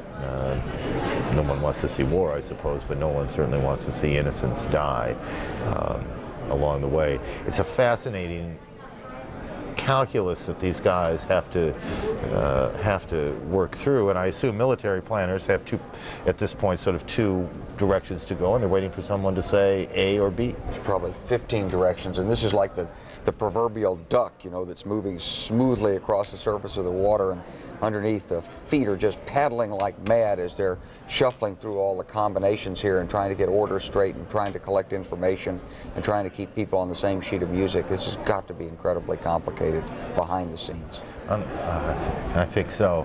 Yes, sir. On the right side of your screen, you see the 7th Cavalry, and they've stopped down again. We have been watching this, and as wonderful and good, and particularly when they stop down, the pictures are pretty clear. The video phone itself has some limitations, obviously. I guess you figured that out too, huh? And we're trying to figure out, are they putting on chemical suits, or are they not? Is this anything other than routine? I don't, General, as you see this, I don't see any indication of that. Do you? I don't see an indication of contact, and we don't know why they stopped, but this is the first time we've seen, this is a recovery vehicle. And it looks like it's got a tow bar hooked up, and it's pulling. So maybe one broke down? It's possible, or this could have happened earlier, but it shows you kind of the difficulties the units have, because this is a self-contained unit. You'd like to be able to take anything that breaks down with you, at least until you've gotten yourself in a different position where you can actually deliver it to a maintenance collection point. Because so otherwise we leave no Humvee behind. We don't want to leave that. We don't want to leave that armored personnel carrier and 3 or 4 guys back there in the middle of nowhere. Yeah. And even if someone's going to come along in 12 hours or 14 hours, you'd rather not leave them. So you've got some capacity to tow here. And because if you left the vehicle there, given the way all these tanks and Bradleys are configured, there'd be no room for the crew members? Well, the crew would be there, and they'd have water, and they'd have food, and you might have to do this. Stay with it? Yeah, I mean, you might have to do this, but you'd rather not do it. If you can hold everything together and keep control of your organization rather than have it strung out over, if they really are going 100 miles or so, as Walter said, to have it strung out back there and have to send your first sergeant back there to check on that crew or coordinate, because there's so many moving pieces on this battlefield. Every unit is at full task saturation level. People with notebooks are getting 100 tasks an hour to do. Do this, check that, coordinate with him. There's the This one is piece wrong. of vegetation in the desert, by the way. We found it. It wasn't easy. In Qatar right now, at Central Command, is there somebody, a lieutenant, somebody who knows that in the desert a vehicle just broke down? No, that's not their problem. The problem is here in this cavalry troop. They know they've got a vehicle broken down, and what they've got it with them. Now, at some point, they will report to their next higher headquarters, which is a squadron, their combat-ready strength. Mm-hmm. But that's not a Bradley, and that's not a tank. So that's either an engineer vehicle, an aid vehicle of some type. You can't tell from here. Maybe it's a fire support vehicle. I can't quite see in the picture, but it's not one of the primary combat vehicles. They may go 2 days before anybody ever realizes that vehicle's broken down at a higher level. Someone's going to call back, and there's a mechanic. He's going to look at it. He's going to say it's the U-joints on the front drive in this thing that are broken. So do we have U-joints? Who's got them? Well, they're back somewhere, back 60 miles back, and now it's a matter of somebody has to get that part and deliver it so this vehicle can be fixed. Somebody's cursing out there, though, aren't they? They're not happy. They're not happy. They're not happy about that. They're not happy either. It's about to say, I'm not sure why. We had a 45-second tight shot of scrub there, but we've come off it. We've been looking at this for coming up on 3 hours or so. Actually, we first saw these pictures in the nighttime through the green scope, the night scope, and I remember saying at about 8 o'clock last night, boy, when the sun comes up, this is going to be something to see. And it has been something to see. For those of you who've been with us a long time, I suppose it'll be hard to explain to your friends at work tomorrow that you sat and watched TV for a while of a bunch of tanks going through the sand. It doesn't quite give it the full dimension of what you in fact have been watching and what we have been watching with you, and that's a lot what we've been doing. Walt Rogers has got the best seat in the house as far as this whole moment is concerned, because he's with the 7th Cav. Can you explain, General Clark have it pretty much right that one of the vehicles broke down? They're trying to figure out what to do? No, that's not exactly correct. That's the reason we're stopped here is we're on a ROM, which is a refuel on the move. We just have to refuel at this point. We were moving so fast and so far ahead that our 5,000-gallon tankers are behind us. Let me add a little more detail to the story that we've been following since we first crossed the border from Kuwait. You'll recall, Aaron, at that time I was saying that, you'll recall when I was standing there on camera and there was this big loud boom off to the left. And I thought it was artillery. It turns out, according to Army sources, it was a tactical ballistic missile which was fired in the direction of the 7th Cavalry. Now, it went over the head of the tank commander with whom I was just speaking. He said he thinks it landed about 10 kilometers or 6 miles off to the left. Again, no one was injured in that, but a tactical ballistic missile was fired earlier in the evening as the 7th Cavalry crossed the Kuwaiti-Iraqi border. Then the other engagement, which I reported, the hostile encounter, about 2 hours into southern Iraq, I saw some what were explosions off to the right. What the Army discovered was that they had what they believed was a small anti-aircraft unit which was being turned on. In this part of the world, in the Arab world, you often see 50 caliber machine guns mounted on the back of pickup trucks. They weren't exactly sure what the target was, but someone was firing in the direction, sort of like a freelance cowboy, in the direction of the 7th Cavalry. The main battle tank, the M1A1 Abrams, was dispatched along with several Bradley fighting vehicles. Silence that when I asked the tank commander, well, did you get it? He just grinned and said it isn't there anymore. So what we're stopping for at this point is a ROM, a refuel on the move. We've been traveling a long while. By the way, these tanks can go about 8 hours without refueling. The main battle tanks, the Bradleys, can go even further and longer without refueling. The helicopters have the shortest or the least stamina, about every 3 hours. The Kiowa helicopters have to refuel, and as I said, this unit has been moving so fast. 7th Cavalry Apache troop moving so fast, as has the Bone Crusher and the Crazy Horse Troop, that they now just have to wait for the tankers to catch up with them. What'd you have for breakfast? I haven't eaten. I can't remember the last time I had anything to eat. Okay. I haven't had breakfast.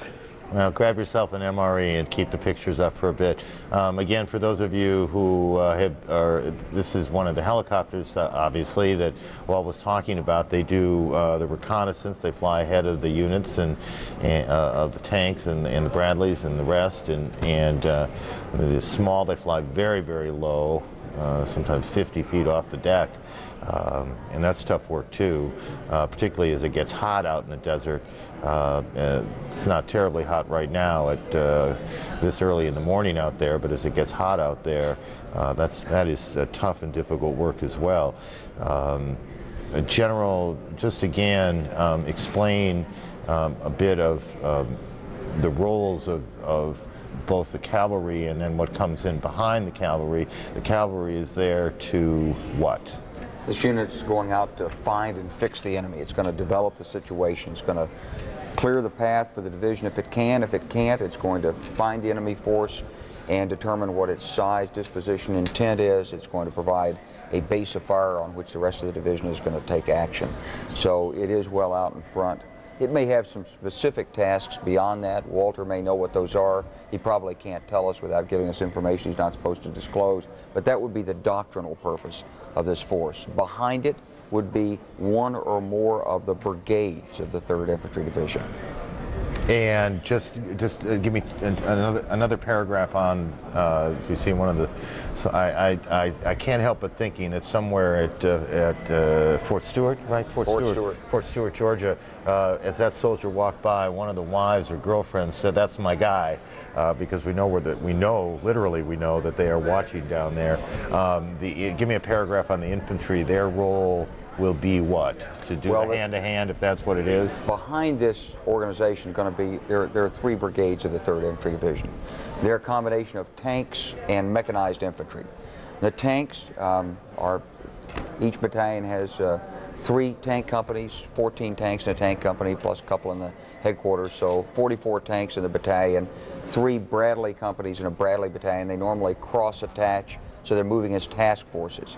So that brigade behind probably has 88 tanks, let's say, and 44 Bradleys, plus it's got artillery with it and other things. That's the real combat punch of the division, along with its Apaches. And they will either conduct a mounted assault, or they could conduct a dismounted assault. But in this kind of a force, generally we're going to do as much mounted as we can.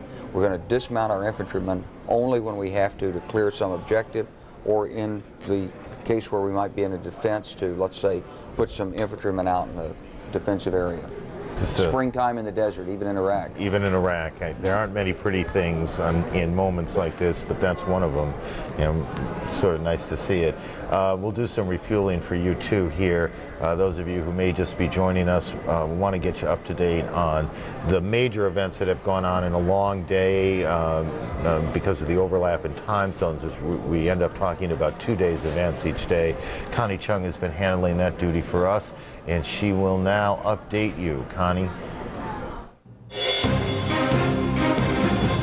Aaron, thank you. Good evening. 4 American Marines and a dozen British commandos flying in a Marine CH-46 helicopter are the first coalition fatalities in the Operation Iraqi Freedom.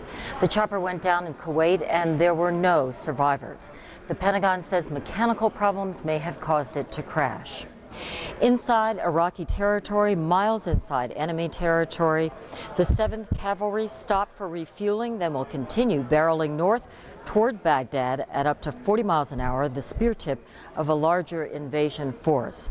This is a live picture you're looking at. There have been clashes, though, with Iraqi forces. The unit paused a little over an hour ago, too, but it will get going again, the journey moving forward unopposed. Reconnaissance helicopters flying low above the desert have been scouting ahead of the ground advance. The 1st Marine Regiment is also advancing through southern Iraq. On its way, it passed blazing Iraqi oil fields. This satellite image you're about to see from 520 miles up shows plumes of smoke that were also seen on the ground by a Reuters News Service reporter with the regiment.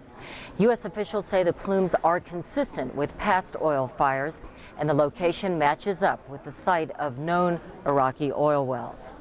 Coalition ground forces also include Australian special forces operating inside Iraq, where they're gathering intelligence on potential targets. The U.S. and U.K. in the last few hours have bombed sites ranging from Mosul, one of Iraq's northernmost cities, to Baghdad, the capital, and Basra, just 40 miles from Kuwait. Not far south of the Kuwaiti border, the 101st Airborne is preparing to join the ranks of soldiers moving north into Iraq. It seems like a long time ago, but there is news about that first strike on Baghdad over 24 hours ago. The Washington Post is quoting U.S. sources who say Iraqi President Sadaam Hussein may have been in the compound when it was hit and may have required medical attention. Continuing coverage of strike on Iraq continues right now with Aaron Brown. Aaron? Connie, thank you very much. I'm just looking through some of the newspaper headlines around the country that will make their way. I'm going to make my director really unhappy here for a second, but the first one I saw is the San Bernardino County newspaper. This is what will, in San Bernardino, California, this is which camera do you want me to work to here? Doesn't matter because it's so bold. America Strikes is the headline there. And let me just, while I'm in the mood here, show you one more, and then I want to go to Darren Kagan, who's in Kuwait and is probably saying, hurry up already. U.S. jolts Baghdad, starts the ground war. That is the Detroit Free Press and the Detroit News. In fairness, we ought to, there you go. And one of those night scope photos that we all saw, proof, I guess, the land war is on. That's the Free Press. Let me give you the other paper from Detroit, the Detroit News. Very stark, clean headline, besieged, the Detroit News, and they've added a 20-page insert or special report or whatever they call it on the war, and we'll do a couple of more of those along the way. Darren Kagan is in Kuwait City, and again, it's been a tough and difficult 24, 36 hours there with sirens going on and off, missiles flying in and out. Darren, join us. Aaron, hello, greetings from Kuwait City. Right now, just past 9 o'clock in the morning, so we are well into Thursday here. It was a very rough night, but it ended up being a safe night. We have 3 new pieces of video in to us here that I wanted to show to our viewers back home to give them a sense of not just what's happening here in Kuwait City, but also north of the border. We're going to start just across the Kuwaiti-Iraqi border on the way to Basra, and this coming into us from Reuters television, a number of fireballs seen near Iraq's southern oil fields. The fireballs we hear appear to be a mixture of artillery fire and bombing from warplanes. One eyewitness there describing that they saw about 30 fireballs on the horizon, and keep in mind that's a pretty flat horizon. This is a very flat part of the world. The noise that you are hearing in the tape and the bombing appears to be an effort to flatten the horizon, also to rid that area of landmines. That whole area, both on the Kuwaiti side of the border and the Iraqi side, had a large number of landmines. Those landmines have been cleared from the Kuwaiti side. What was in store on the Iraqi side, not exactly sure, so the military having to go in there first, clear out the landmines so it's safer for other members of the coalition forces to head there. Then we also want to show you this is coming to us from APTN. This is a video of American and British combat units as they're actually rumbling their way across the border, going into the desert, into Iraq. Early Thursday, and explosions from that artillery fire could be seen inside the country from this side of the border in Kuwait. And then finally, our last piece of video is more about the sound, and I think this tells the story better than even the pictures. This is what we heard at least 3 times last night. Let's listen to this.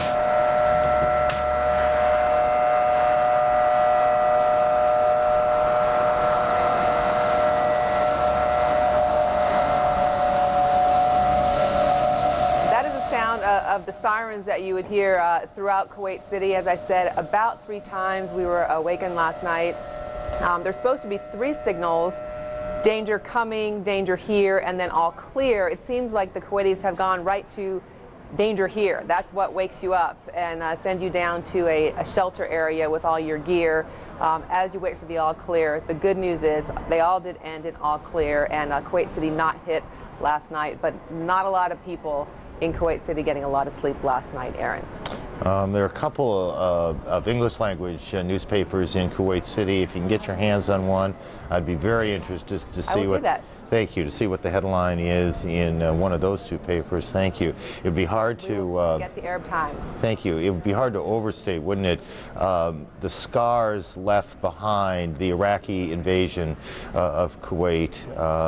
It was in the hotels in Kuwait, in many of the buildings in Kuwait, you will see pictures of what the Iraqis did when they came in, of the destruction they wrought.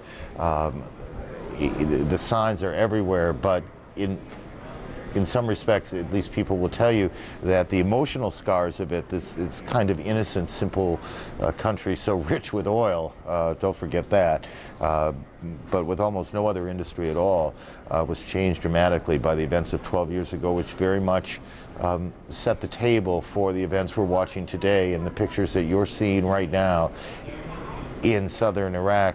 Darren, you're good. You found a newspaper, didn't you? Yeah, I did. You asked, we deliver. This is the Arab Times. This is one of the English papers here in Kuwait. I think you can see it well there. America invades Iraq. And then also the kind of sub-headlines, soldiers, civilians bunker as sirens wail. We just talked about that. And then several Iraqi troops surrender. I thought it's been interesting, even with everything that's going on here in this country. This has been the case every day. Now, this is, you have to think, one of the hugest days in the history of this country. And of course, you have a huge headline, and you have this. But as has been the case every day, sports still making the top half of the paper. Your soccer scores on page 31, if you need them. I was going to say, is it soccer or cricket? But it's soccer. No, it is soccer. Yeah. It is soccer. Well, life goes on. You're a big sports fan, as you know. Much of the country, I think, is with one eye watching the events a world away in Iraq, and here, much of the country with another eye is trying to keep track of the NCAA basketball tournament, which rolled out today. Yes, to Thursday. Let's do it that way. Not a lot of time to fill out brackets from here in Kuwait City, Aaron. Pardon? There hasn't been a lot of time to fill out my brackets from here in Kuwait City, so I guess I'll just have to stick with the soccer scores in the Arab Times. Thank you. Nice job on the papers, too. Thank you very much. Darren Kagan in Kuwait. I hope the day is safer and more quiet. No, I don't think any reporter wants a totally quiet day, but given the circumstances they're in. Is Becky Diamond available? Okay. Becky Diamond is one of the embedded correspondents. She's out on the USS Milius, as I remember it from last night. Becky, it's good to see you again. What can you report? Well, Aaron, right now the sailors on board the Milius are keeping a very vigilant watch on the skies above them. This ship, in addition to being a Tomahawk launching first strike ship, which it launched missiles yesterday, is also tasked with maintaining air security for the Persian Gulf, for all of the naval assets in the Gulf. And there are about 80 U.S. Navy ships right now and about 60 coalition ships. That's a big job. And the level of anxiety in the Combat Information Center rose pretty dramatically yesterday and also this morning when Iraq launched some missiles into Kuwait. Now, there are Patriot missile batteries, of course, in Kuwait, but there are none floating in the Persian Gulf. So it's up to ships like the Milius to track incoming missiles and destroy them if need be. Aaron? Has it been a busy and active day, a quiet, was it a quiet Thursday after the heavy activity of the night before? Well, it's fascinating. I sit in the Combat Information Center, which is basically the pulse, the heartbeat of this ship, and it's where the missiles would be launched from if they're going to be launched. And almost the busier it gets in the air, the calmer people are here on the ship. It's vigilant. People are determined. They're calm, but they are watching, and they're nervous. There's some level of anxiety, especially with chem bio. Aaron? Are they aware Well, let me ask you more directly. How much do they know about what's going on? How much do you know? How much do they know about what's going on in the world away from them over in Iraq? Well, it's fascinating. It's often a race between CNN and the Navy, and we go often one for one. Who knows what first? So often CNN reports that a Scud has launched or missiles launched from Iraq, and then the sailors find out, or it goes vice versa. Of course, there's a confirmation process that goes into play, but quite often the sailors get their news from CNN or other news gathering organizations. Now, Aaron? People now, Becky, are going to think that that was a setup question that we're going to use in some promotional announcement. General Clark, I remember you saying to me once, and it may have been 3 hours ago, that it was not unusual for you guys to look up and get and see on CNN and see on the television networks what was going on out there, and then trying to figure out what it meant in a sense. Well, I have to tell you that I got my first battle damage assessments always off CNN. When we struck the oil refineries and the other targets there in Belgrade in 1999, the first indication we'd been successful was not from the pilots, was not through the chain of command, it was on CNN. Is that in any sense I mean, I have a lot of confidence in the work we do, but seriously, was it in any sense disconcerting that that's how you had to find out, by turning on the television? Well, actually, it was very helpful. Okay. Well, good. I'm proud. Becky, thanks a lot. Becky Diamond on the USS Milius, one of the embedded reporters, and found herself with a little piece of the history of this the other night. On the right-hand side of the screen, if you just joined us, I apologize to the rest of you. This is the southern Iraqi desert. This is the 7th Cavalry. As they make their way to Baghdad, they've stopped down. They're doing some refueling. They seem still to be stopped. Walt Rogers is with him. We'll get to him in just a second. General, one of the interesting things, frankly, about working with a general is he thinks like a general. Do you want to talk about what's on the other side of the page? Well, I'm interested in what's going on that we're not seeing here. Here, let me set you up in a more decent way, because I get paid to do that. What we're able to present to you is essentially a narrow view. We have reporters, and they can report. They are free to report. Walt Rogers, who you've heard a lot from tonight, is free to report the activity of the 7th Cavalry within the rules of the embedding process, which is not, most specifically in today's case, don't give away the exact location of where they are in this vast desert. But we know that other things are going on. That is to say, we know that the Marines crossed the border earlier on Thursday. We know that there are key and important missions that are in play. And what we don't know, because those reporters have not yet been able to file for reasons that there's no point speculating on, but they haven't been able to file, and a couple of them are critical. How's that for a setup? Well, it's a good setup on two cases. Number one is we know that there are other forces that have crossed. We can speculate on what the objectives might be. There's the second largest city in Iraq there, and we know that there are forces there. We've seen pictures of this artillery bombardment that occurred overnight, and so we assume that there's combat action taking place there. Now, we're not picking up any of that. As far as I know, there's really nothing in the press to help us do this, and I would say in that case it must be because it's appropriate, because the people who are working it and watching it don't want that information released at that point. On the other hand, here's something that we can see and can report. But in terms of keeping up total situational awareness, the thing we're asking ourselves is how do you keep the pressure on the Iraqis, make sure they get the message, advance the war plan, and at the same time go through this calculation of who's in charge in Baghdad and what's the best way to send them a message. And so it looks like that on the one hand we've withheld the shock and awe strike, but on the other hand we haven't withheld the move to bust out of Kuwait and to go after, perhaps we're going after the second largest city. We're saying we're there, we mean it. If Sadaam Hussein thought that Americans and British wouldn't risk their soldiers in taking casualties and doing a ground fight, well, he was wrong, because that's what it looks like is shaping up here. So we're sending a message both ways. All right, the last thing on your note, just read what that says. What's happening now? What's happening now? Well, you know, it's hard it's hard to give up the experience of 34 years and being at the inside a military organization where you do get reports. And so what's happening now?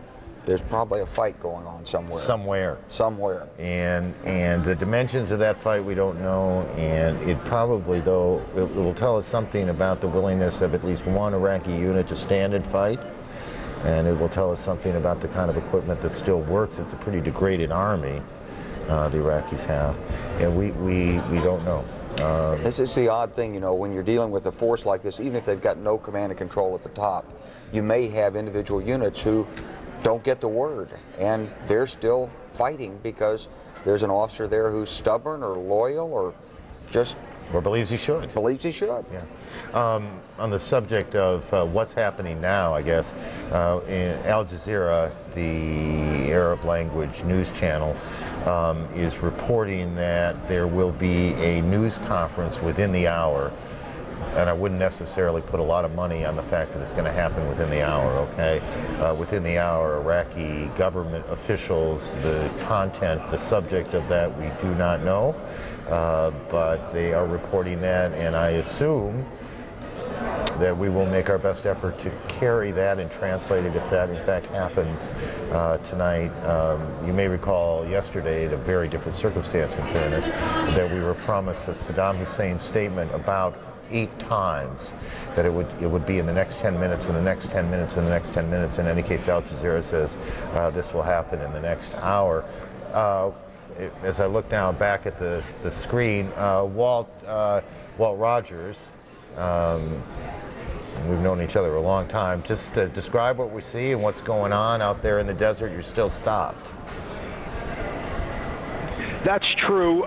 This is what is called in the Army a RAM, a refuel on the move. The engines of the armored vehicles are running, but they have to be refueled. And one of the things they have to do is wait for the big tanker trucks to catch up with the 3rd Squadron, 7th Cavalry. The reason they have to catch up is because the tanks can move so much faster and farther than the tanker trucks which fuel them.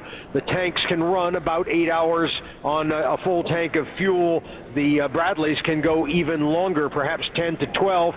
The helicopters have a very much shorter flight time, about 3 hours before they have to be refueled. This is the time, of course, when a tank unit, a cavalry column like this is most vulnerable to an enemy attack. But, of course, the Kiowa helicopters are out there flying the perimeter constantly, making sure no hostile forces approach this cavalry unit at this time. So there's nothing wrong in the game plan. Indeed, the game plan is on track, and as soon as refueling is completed, the 7th will start moving again. By the way, no one should have any illusions, despite the fact that the 7th has had relatively easy going in the first stages of the ground campaign on the push toward Baghdad. Every soldier in this unit has been briefed and knows that as they get closer to Baghdad, the Special Republican Guard units up there are expected to put on a very stiff fight, and they know that the most difficult part of this operation lies far ahead and way up the road to the north. Aaron? So they were told before they set out, it was a while ago, you talked about the pep talk they got from Captain Clay, Aaron, I hate when you forget a last, thank you. Lyle. Thank you. Clay Lyle. It's amazing. I got his first name, forgot his last name. Anyway, he gave a pep talk. They knew that the first part of this road to Baghdad is about 350 miles from the border of Kuwait, the Kuwait-Iraqi border to Baghdad. They knew that the first part of that road would be relatively easygoing, and if it was going to get nasty, it was going to get nasty down the road. They're not surprised by what's happened. Well, indeed, they do know it's going to get nasty because they know that Sadaam Hussein has kept his best troops to protect Baghdad. That does not deter these soldiers because as a land force, they're extraordinarily powerful. And again, remember, the 7th Cavalry is going to be out front, the tip of the spear, probing Saddam's defenses around Baghdad. But what really is important after that is the follow-on force, the big 3rd Infantry Division. That's a mechanized mechanized infantry division, several hundred tanks, and it has its own Bradleys. So the Iraqi Defense Ministry is looking down the barrel of one of the greatest tank armadas in history. Well, let me just stop you for a second. You can see on your screen, the lower part of the screen, we're hearing warning sirens in Kuwait. If we can pot the sound up. I don't know if there's anybody out there. And I'm not sure if Darren can talk to us or not, if they have to get into a bunker at this moment.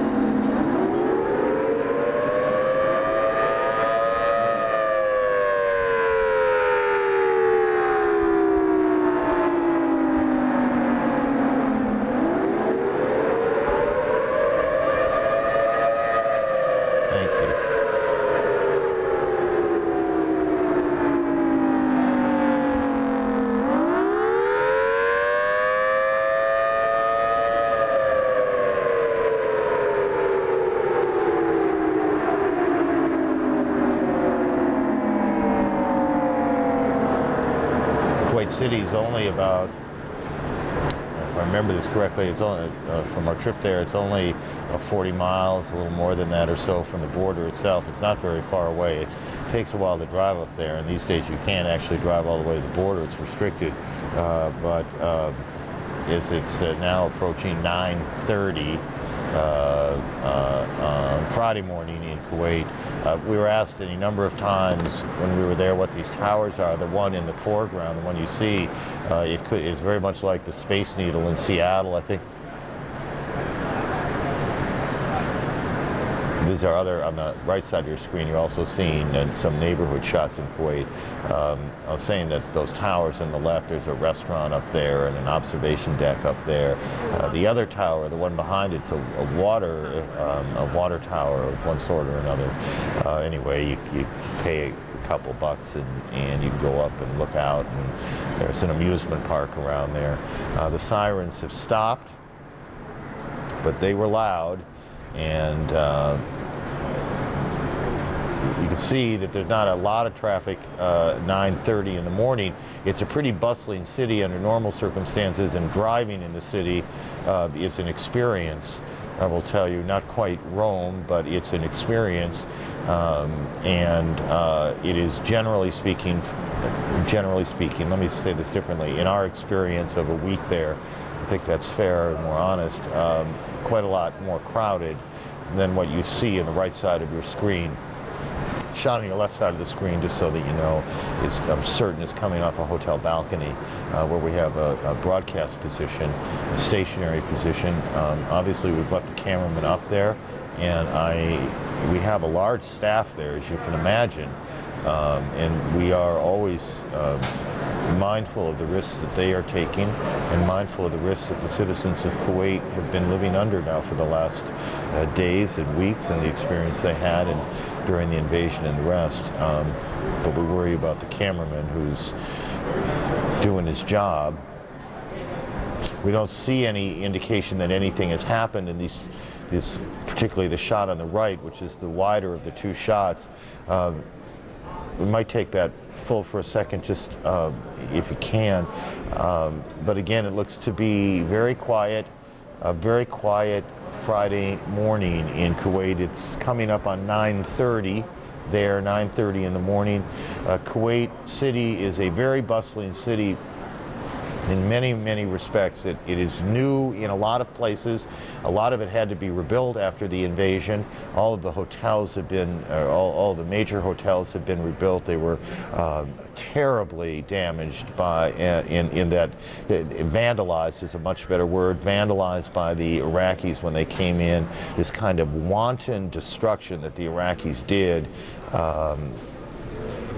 When they came in, they stole everything from the faucets and the toilet seats to take back with them when they left, and torched the oil fields 40 miles to the north along the way.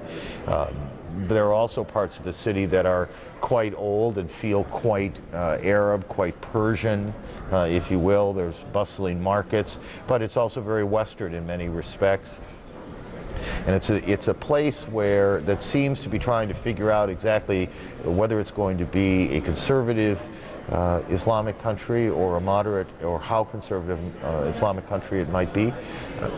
Darren Kagan is living through it, and she's on the phone and not on the balcony, and we're glad to hear that. Darren?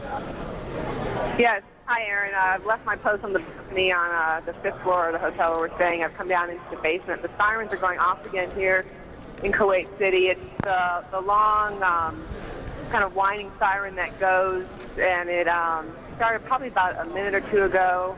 We were just starting to think that things might be calming down here in Kuwait City. The last alarm that we had was just about 7 hours ago, which was a nice long gap.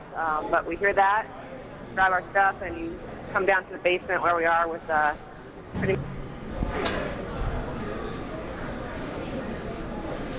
Well, it sounds like we lost the phone for a second, and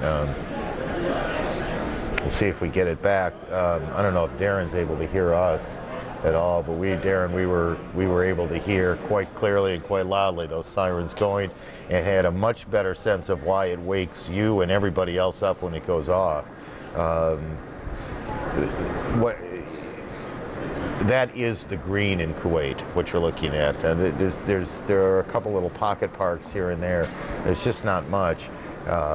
It is, as we were saying, a kind of a complicated political place. It's a place trying to figure out how democratic it's going to be.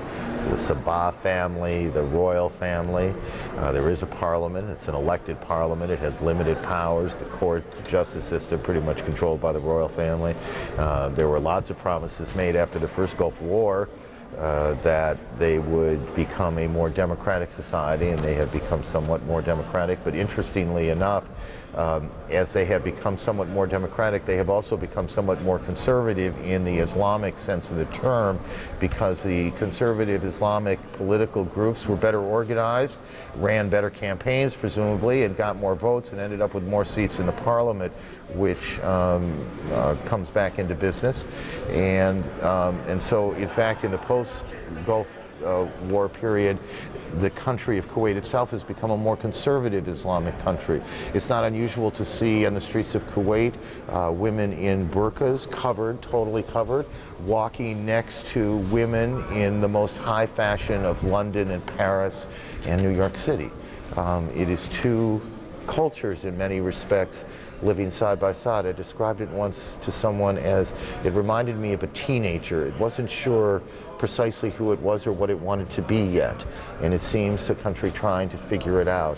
What it wants to be most now at 9:30 on a Friday morning on the 21st day of March is safe, I think, is what it wants most. Safe to go about its business, safe to not stop worrying about the Iraqis next door who have posed a constant threat, safe to sell its considerable amount of oil in the world market and support a lifestyle which for many Kuwaitis, there are about 800,000 Kuwaitis. Darren is back with us. There are about 800,000 Kuwaitis and about 2 million people in the country. The rest are foreign workers who do a lot of the service work, some of the unpleasant work, and they're paid by Kuwaiti citizens. Darren? Yes, Aaron? Yes. Yes. You have not heard an all clear. We don't. I think we're just getting the sign for all clear. I don't know how much you heard of my report before I got cut off. Cell phone service gets a little spotty once the sirens go off because everyone heads for their phones. But that was the latest siren. I think we had about a 7.5-hour gap from the last one. And we all did the drill that we've been doing into a shelter. And we're getting all clear. You know what? I'm going to go head back up to our post. Well, I would hope so. I think we must have a rule that once the all clear sounds, correspondents in Kuwait have to be back on the 5th floor in 30 seconds or less. Darren, thank you. Darren Kagan, who's been doing terrific work there. These are, as I'm sure you can imagine, it's a lot easier to sit here in Atlanta in an air-conditioned studio than to sit out there and be awakened all night long by sirens and to worry about all the bad things that can happen to you. And a lot of bad things can happen to you there. We're at about 1:30, 1:32 in the morning. Those of you just joining us will give you, or even not, all of you who are watching, in any case. Connie Chung is here to give you an overview of what's going on a very busy day. Connie? Good evening. Thank you, Aaron. Operation Iraqi Freedom has claimed its first coalition casualties. A U.S. Marine CH-46 helicopter crashed in northern Kuwait, killing all 16 troops on board, 4 Americans and 12 British soldiers. The CH-46 is mainly used to ferry troops to the battlefield. There is no indication that hostile fire was responsible for the crash, and preliminary reports say the problem was most likely mechanical. Abu Dhabi television showed pictures of Basra under attack in southern Iraq. Iraqi television reported the bombing of the city earlier Thursday. The attack on Basra came shortly after coalition forces bombed Mosul in the northern area of Iraq. The world got to see the U.S. 7th Cavalry in action today as it roared from Kuwait toward Baghdad. Our Walter Rogers is embedded with the 7th Cav, and he reports the unit has met marginal resistance as it moved northward in the desert. Last word from Walter, it had stopped for refueling. The Cav includes M1A1 Abrams tanks, and it's supported by Kiowa helicopters. The cavalry is reaching speeds of as much as 40 miles an hour as it advances towards Iraq's capital. Back in the United States, thousands of people took part in anti-war demonstrations. In Portland, Oregon, protesters blocked bridges and main thoroughfares. In San Francisco, more than 1,000 protesters were arrested. Police in Chicago were forced to close part of Lakeshore Drive when demonstrators blocked the street. Police on foot and horseback controlled the crowd. As many as 2,500 soldiers from the 10th Mountain Division are being readied for deployment. The 10th is based in Fort Drum, New York. Among the units awaiting orders are several infantry regiments and bomb squads. Continuing coverage of Strike on Iraq continues now with Aaron Brown. Aaron? Connie, thanks. I was taking the opportunity. Thank you very much. You two have been very patient in what has been not exactly the night we imagined. It became you know, we try and plan what we can plan, and it all changed when we took a look at these extraordinary pictures from southern Iraq that Walt Rogers and his group have been providing us of the 7th Cavalry moving through, and it became irresistible in many respects to just stay with him, to talk to him, to talk to General Clark, who has probably has to join the television union now. You've been on TV so much today. But it just has been an extraordinary chance to see this thing literally play out. We know, and we saw the Abu Dhabi pictures, that something is going on in Basra. You talked about that, General Clark, a moment ago. This is a key and important place. In any case, Connie's been very patient also to wait for us to get to her. If you guys have a minute, there's a couple of other headlines. I assume if you're watching, you have a minute. I'm really talking in the control room. Dallas Morning News headlines. You guys tell me a camera there. You want it over there? Okay. Dallas Morning News, the second wave is the headline there. This is the one I wanted to get to, actually. The Cincinnati Enquirer, the big headline, ground troops roar into Iraq. But down below, you want me over here? Sure, I can do that too, sort of. Rumsfeld hints talks delaying massive assault.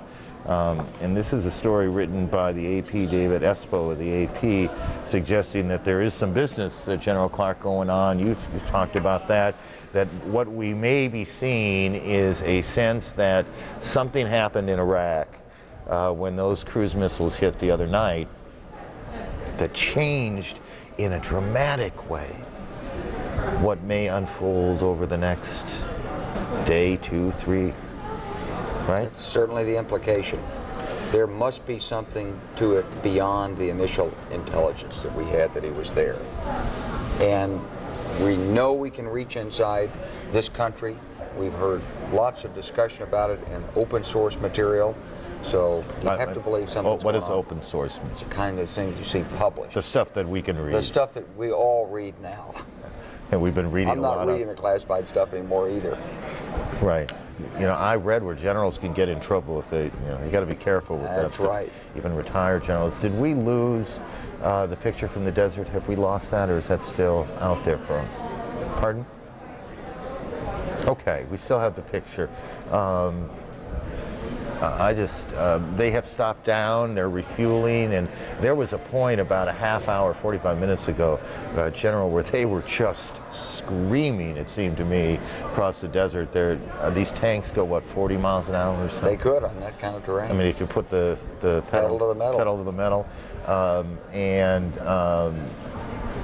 Just again, there are these tanks, and these are the, give me the numbers. M1A1 Abrams tanks. And, you know, we've been talking about them all night. David, I don't know if you have the graphics that you can easily call up, but we can show people a pretty good descriptor of what these tanks are and what they do and what their capabilities are along of the tanks in the field. And there's Bradleys out there also, and then there are supporting vehicles as well. Anyway, they're refueling out there. We've lost Walt Rogers, who is our correspondent with them and has done yeoman's work today. Walt has covered lots of bad things in his time. And here's a look at the M1A Abrams. For those people not conversant in matters military, a 120 millimeter cannon, 3 machine guns, have pretty good power. Oh, that's a very powerful tank. We started, someone asked me the other day, said, what's the number about? And why do you name it like that? We started over. When we designed this tank, it was going to be so different after the Vietnam War that we started over by calling it Model 1. And then, and it had a 105 millimeter gun, and we moved that up to a larger caliber gun. A 120 millimeter gun would have better penetrating power through the Soviet tank frontal armor. And that's where it picked up the A1 designation. And that was I mean, when they were designing these weapons, they looked at what the Soviets could do in the Cold War. That's they right. Looked at the Soviets could do, and they said this will take out a Soviet fill in the blank. Yeah. Who's Abrams? Abrams, Creighton Abrams was a great World War II tank commander. He was part of Patton's army. He led the charge in to relieve the soldiers at the Battle of the Bulge. Later became the Army's chief of staff. He also commanded U.S. Army forces in Vietnam. He was incredibly well thought of. A great Army family. I knew you'd know it. I figure if I knew the answer to that, you'd know it. You know, well, I know the family. Great people. Is that right? Yeah. So there's your look at the tank that's out there. I'm sorry? Okay. Darren Kagan has made her way back up to the balcony on the 5th floor. In Kuwait, there was at 9:24, 9:23. Memory goes after a while. 9:23 in the morning in Kuwait City, the alarms went off, and Darren and her team scampered downstairs, but she's back now. It's all calm and quiet. Yeah. I noticed, and just tell me if there's some reason other than war, that sounds silly, that it just seems a whole lot more quiet on the streets at 9:30 in the morning than I saw it a month ago. Well, it could be. Keep in mind this is the weekend. Yeah. Thursday, Friday being the weekend here in Kuwait. So it is quiet, but I would imagine that a lot of people stayed in and had kind of a rough night. As I mentioned, 3 times overnight there were these kind of alarms that we just experienced. That the last one you mentioned just a few minutes ago, just as we signed off with you, Aaron. 8 times we've done that in less than the last 24 hours. So it's kind of becoming a familiar drill. That's what we hear. That means danger's coming. You can hear that in different amounts around Kuwait City. Unfortunately, where we are here, we're not on the outskirts of town, but we're not in the center of town, so we don't hear that strongly. So one thing that we've done, we keep Kuwaiti television up. And they actually have something, and I think we have video of this that we can show you, what it looks like on Kuwaiti television when there is an alarm going off. So if you think you hear something, you check on the television screen, and sure enough, if that icon is there, you grab your stuff and you head to the shelter. And our drill here, since we're such a large group of CNNers, take roll call to make sure everyone is accounted for, either here in the basement, out in the field, or of course our large number of embedded correspondents and crew as well. Did they, a couple quick questions, did they invoke martial law? Have they invoked martial law here in Kuwait City? Uh-huh.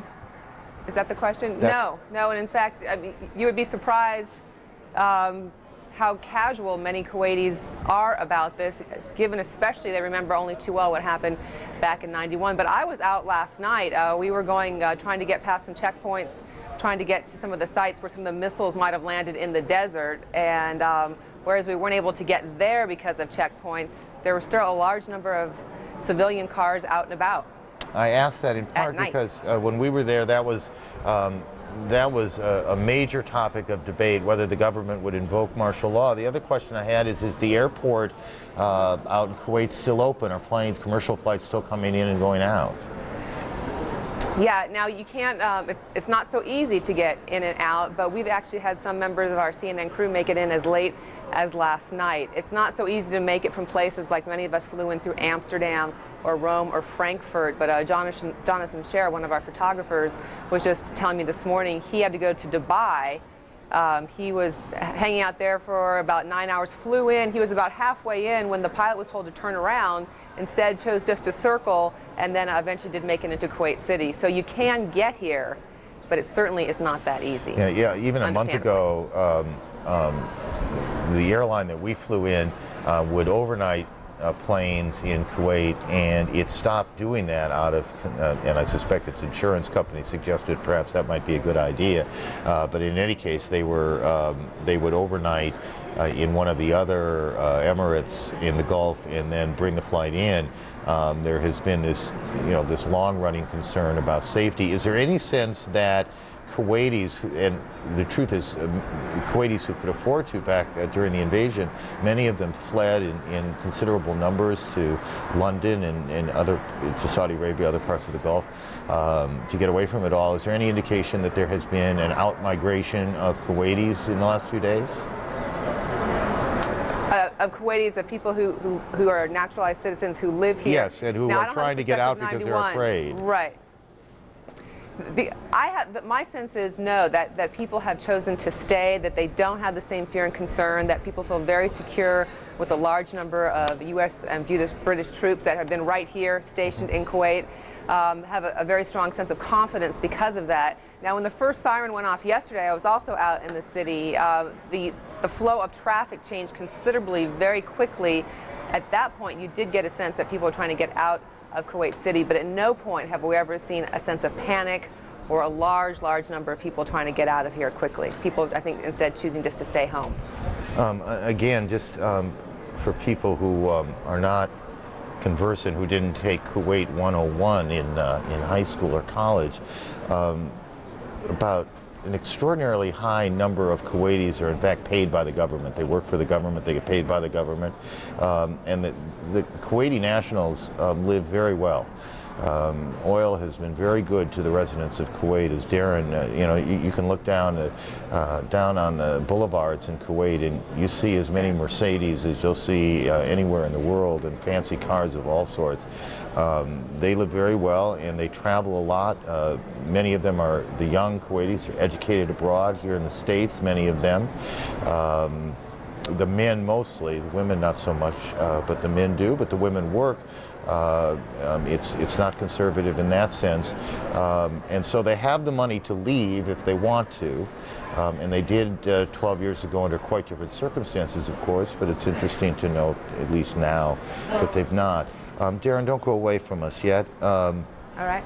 We are hearing reports. This is the trickiest stuff for us. We're getting some reports that are floating around out there, and we're working really hard to confirm them. So just consider that this is unconfirmed material at this point, and sort of park it in that part of your brain where unconfirmed material lives, that one or two Iraqi units, divisions, okay, we'll get some definitions here, have surrendered. And we're trying to confirm that, but those reports are out there. General Clark just defined division for us. Probably about 10,000 troops commanded by probably a brigadier general. So that's a big deal. If one or two go down, what would be the mechanics of that? How would that happen? Would have communicated to probably the Iraqi resistance or special forces officers, or maybe even some guy would have waved a white flag as we were approaching. These, if I were speculating on it, I'd say it probably happened on the outskirts of Basra, that these are probably second-class divisions, third-class divisions. These are mostly conscripts. These are maybe the same kind of divisions that surrendered, or the soldiers ran away when we fought. So don't 10 read. years ago. Actually, we should talk about that. For two reasons, I guess. Don't read a whole lot into it. It's not insignificant. You take 10,000, 20,000 people off the battlefield. That's hardly insignificant. These units around these units that are not either the Special Republican Guard or the Republican Guard are often made up of conscripts. And conscripts for a government, for a president they, in many cases, hate. Right. Doesn't generally make a great soldier, does it? Doesn't make a great soldier, and these were the units that most people discounted. We didn't expect them to fight. And so if that's what this was and they've surrendered, good. That's right on course. That's what we expected. Hopefully they didn't put up any resistance. Now the question is going to be, what do you do with them? And that's actually a very, I mean, there's law that has to, well, there's a difference between, isn't there, between a soldier who surrenders and a soldier who is captured? Do you have to deal with them differently? Well, in both cases, we're going to have to take them and separate them, take their weapons away somehow, and guard them and figure out how to either interrogate them, take information out, separate the bad guys from the good guys, got to feed them. So you're still, whether they surrender or they are taken prisoner, you're still responsible for them. Exactly. And that's part of the logistical problem. Actually, I'm telling you something you don't know. I don't mean to say it that way. One of the theories was that was part of the Iraqi strategy, was to try and burden the American forces. This is kind of a wacky strategy, if you ask me, but I'm not a military guy. You try and burden the American forces with 10, 20, 30,000 POWs that they have to be responsible for, because it slows down their ability to move. Yeah, it's hard for me to believe that could ever be a deliberate strategy, but the impact is clear that if we have prisoners, it does impact what we can do. And you want to be able to handle them with the minimum impact on your own force, but you do have responsibilities. And this area around Basra has seen a lot of fighting. So if these are people who were serving for Saddam and they were from another part of Iraq, they could well have been the target for local armed groups. So you don't want that to get started either. So this is a situation that has to be handled correctly. It has to be handled promptly. It takes command attention to do this. And so it's good if we've avoided a big fight there and they've surrendered. And now let's get to work and wrestle with the rest of the problem. It's fascinating, because we've talked a lot in the last few weeks about the mosaic that is this country we call Iraq, this complicated ethnic, mostly ethnic, but to some degree religious divisions that exist there, the Kurds of the north and these different Islamic sects that exist and sometimes and for a long time have not liked each other. It all is part of why people would say that the war itself is not really the hard part. The hard part is what comes after the war, the recreating of Iraq and getting these disparate groups to work together, to live together peacefully. In some cases, they've been waiting to kill each other, honestly, for hundreds of years. And one of the advantages of dictatorship, we saw this, it's a crazy thing to say too, but it's the truth. We saw this in Yugoslavia, is a strong dictator like Tito was in Yugoslavia and like Saddam has been in Iraq, can keep these warring factions from, can keep a country from breaking out in civil war. And you know better than anyone in this room, and better than most people in America today, what happens when these countries do break apart, because that's what you had to deal with in Kosovo. Well, that's exactly right. And it's funny, before in 1990, when we looked at Yugoslavia, we really had a hard time believing it was going to break apart. It just seemed inconceivable. Now we look at Iraq and we realize we've got on our hands, by the same cultural, political dynamics, you've got a Middle Eastern Yugoslavia there. Now, if we work it right, maybe we'll be all right on this thing. But this is going to be a significant challenge. It's got all kinds of fractionating tendencies, and it's got long borders with anxious neighbors, and the Turks are worried about their concerns, and the Iranians are pulling at it, and of course the Saudis are going to be pulling at it too. You know, and even just to talk to the north, you've got this this whole large Kurdish population, and they would like their own country. They'd like it to be autonomous. That scares the dickens out of the Turks across the border. Part of this negotiation with Turkey is involved whether Turkish soldiers could come in. That was still as current as alive. That issue was alive as recently as 2 or 3 days ago. It is of the many, many challenges, but those are challenges down the road, because the road itself still has a fair number of potholes in it, if you will. Coming up close to the top of the hour, we do expect some sort of news conference out of Iraq. Whether that is in fact a news conference of government officials or a statement from government officials, honestly, I don't know the answer to that, but well, it's 7 minutes. We'll wait and see what happens at 2 o'clock. That's coming up, and so you want to stay around for that. I'm curious, as you've sat here for a long time with me, thank you very much, by the way. Your list of questions that you'd like answered, what you want to know, I mean, you looked at this whole thing, not surprisingly, as a military guy, you want to know how well it has gone in all those places we haven't seen.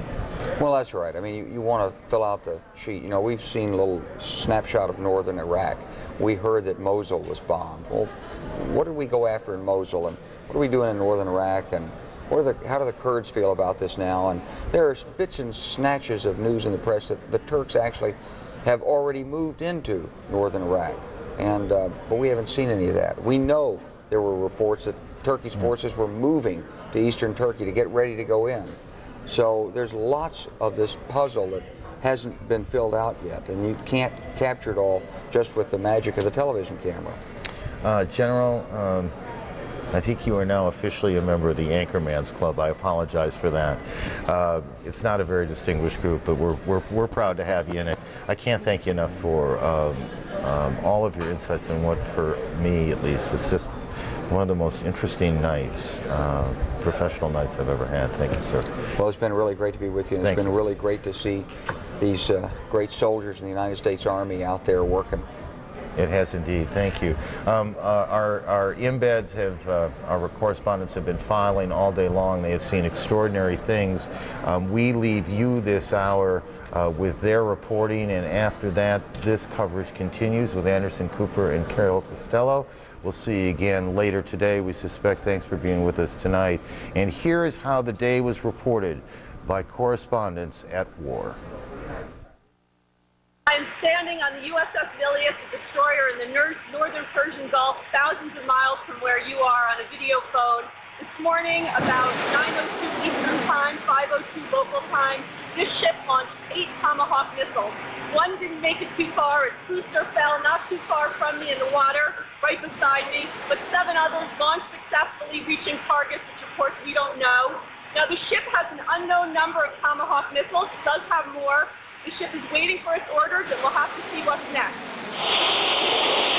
7 aircraft did drop bombs over Iraq. Where exactly they dropped bombs, I can't tell you, but I can confirm that so far all the strike fighters on their way back after performing missions have all dropped their ordnance. I can tell you what they're doing exactly right now is conducting DCA, which is defensive counter-air. They're looking for air-to-air targets, in other words, Iraqi aircraft in the air that may be coming at coalition aircraft. About 10:30 local time was the first time we saw anything, and what we saw at that time was a very quickly moving object in the sky. It looked like a missile.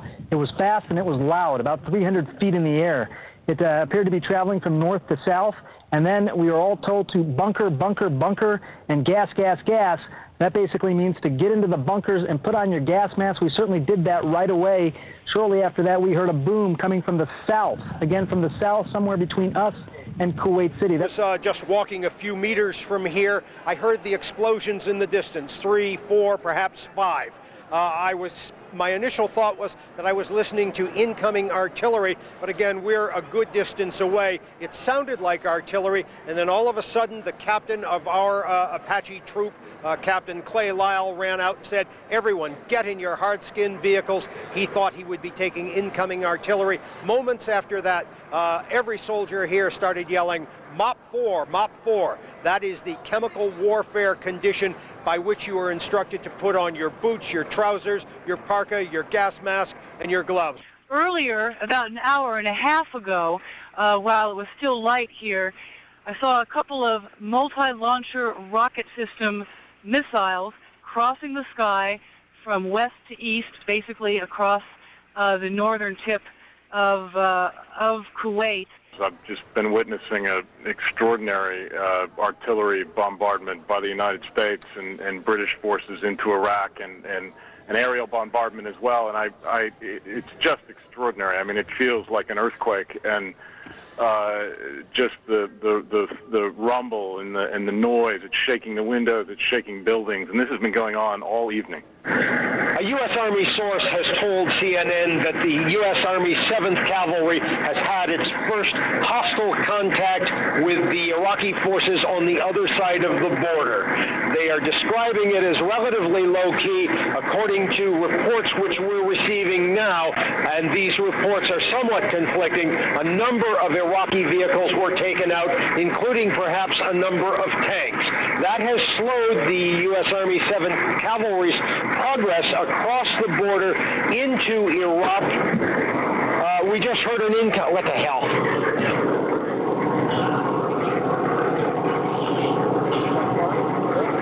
No, I don't know what it is. Can you hear me? Atlanta, we just heard something shooting.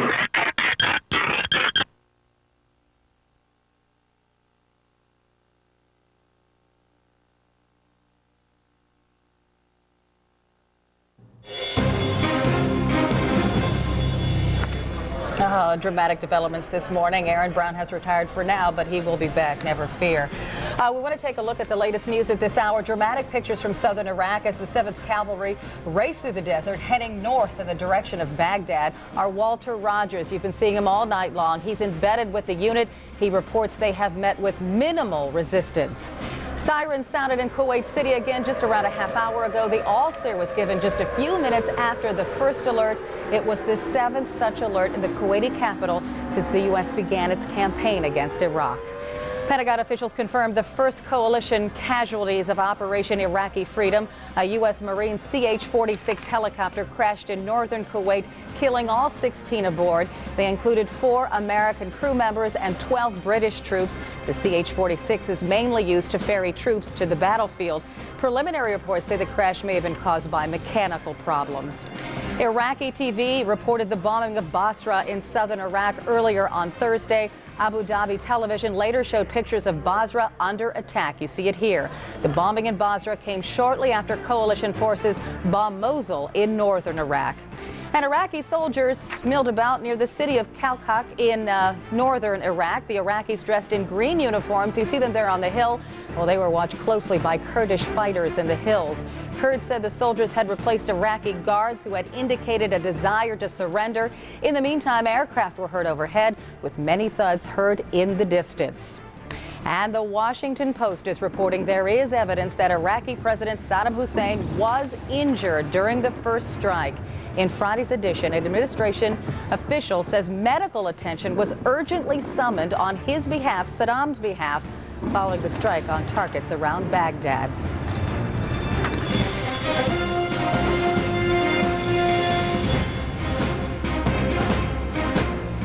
Amazing pictures as U.S. troops push into Iraq. Tanks with the 7th Cavalry roll virtually unopposed deep into the Iraqi desert. Good morning, everyone. It is Friday, March 21st. From CNN's global headquarters in Atlanta, I'm Anderson Cooper. And I'm Carol Costello. It's 2 a.m. on the East Coast, 10 a.m. in Iraq. We're at this early hour, at this momentous moment. The strike on Iraq continues. The 7th Cavalry, as Anderson just said, is racing through the desert. The target, the regime of Saddam Hussein, at least we think so. And of course, Saddam Hussein's status at this hour still much the topic of debate, with U.S. forces in the field We will be here all morning long, taking you live to the battlefield. That's right, and we are going to go live at this moment to Christian Amanpour, who is somewhere near the Kuwait-Iraqi border. Christian, what's the latest? Where are you? Anderson, we're here at British Divisional Field Headquarters in northern Iraq, and let's bring you up to date with what they are trying to do, both U.S. and British forces, in terms of consolidating presence in southern Iraq. Now, what we're being told by military spokesmen is that last night the U.S. Marine Corps launched across the border for the Ramallah oil fields. They are trying to go there and take them and make sure that they can keep them intact, because of course that is the wealth of Iraq in terms of those oil fields. Some 60% of Iraqi oil comes from those oil fields, and they are determined to keep those and try to get them intact. Now, there have been reports of some wells, perhaps minimal numbers, on fire, and certainly we've seen smoke over here, and there are reports from our people who are embedded and further forward that they have seen significant smoke in that sort of area.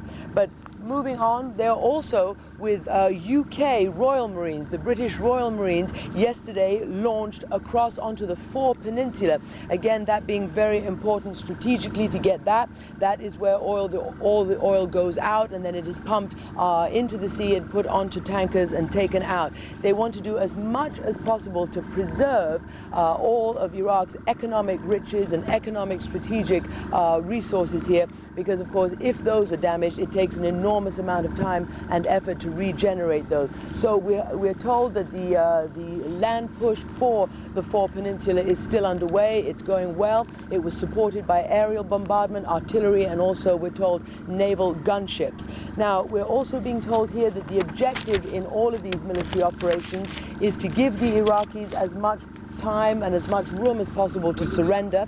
So far yesterday, of course, we noticed here, those who were here at this position, that they did not take that opportunity as much as officers would have liked to have seen. Of course, we heard many reports about how here they had missiles lobbed into these regions. Although they didn't cause any damage or casualties, it did send the soldiers and the journalists up here running to the bunkers, and that happened also about an hour ago here. There was a scud alert. Everybody had to don their protective gear, or rather their respirators, and get into the trenches. So as I say, they're encountering minimal resistance so far. We're being told that major urban centers such as Basra, for instance, are not necessarily targets. What they're hoping to do is to be able to neutralize any resistance around those urban centers and to wait for any capitulation of forces, or indeed to see whether the people are going to welcome them before moving in. We're told that the next likely target will be Qasr, which is Iraq's biggest commercial port, and that is basically just across the border from northern Kuwait into Iraq. And that, they say, is important because that is where they will bring all the humanitarian aid that they need in through that port. So that, we understand, is the next objective here in this region. Anderson? And just a couple of questions for you. Are you seeing, or are the troops there seeing any smoke from any oil fires in the distance?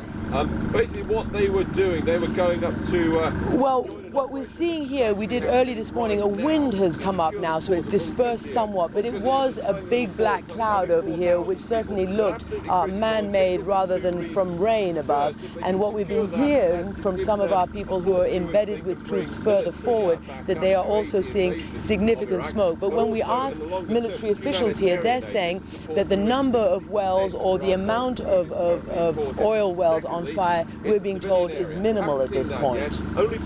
This is obviously a British operation. You're with the British forces. How are they integrated into the overall U.S. command? Are there U.S. troops with them? You also mentioned the artillery, air support. Is that British artillery, British air support, or is that American? I'm interested in the integration. Overnight, very much a British one.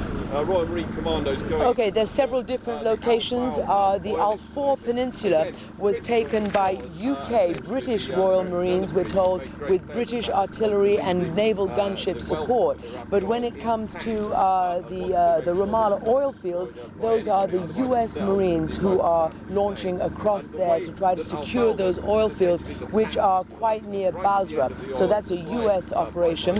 And then the next likely target, we're told, is Qasr, which again is that port, Iraq's biggest commercial port, and that, we understand, is going to be an operation by the U.S. Marines, the 15th Marine Expeditionary Unit. So they're very much integrated to an extent, certainly in some locations mixed, but they have their own strategic objectives that they're going for. Question, Christian, I know you're busy. Obviously, we've had the report of the first casualties in this conflict, 4 Americans, 12 British commandos downed in a helicopter. It seems it was an accident, not the result of any enemy fire. Any reaction from the British troops you are with to the death of their comrades? Well, obviously sadness, but you know, the rules are somewhat different. We are actually not being told officially by the military spokespeople over here that that has happened, because they don't release those details until each and every family member has been identified. So they are still holding back on that information, but of course, as you know, that has been confirmed by the Pentagon and sources in Washington. All right. Christian Allenport, thanks very much. Carl?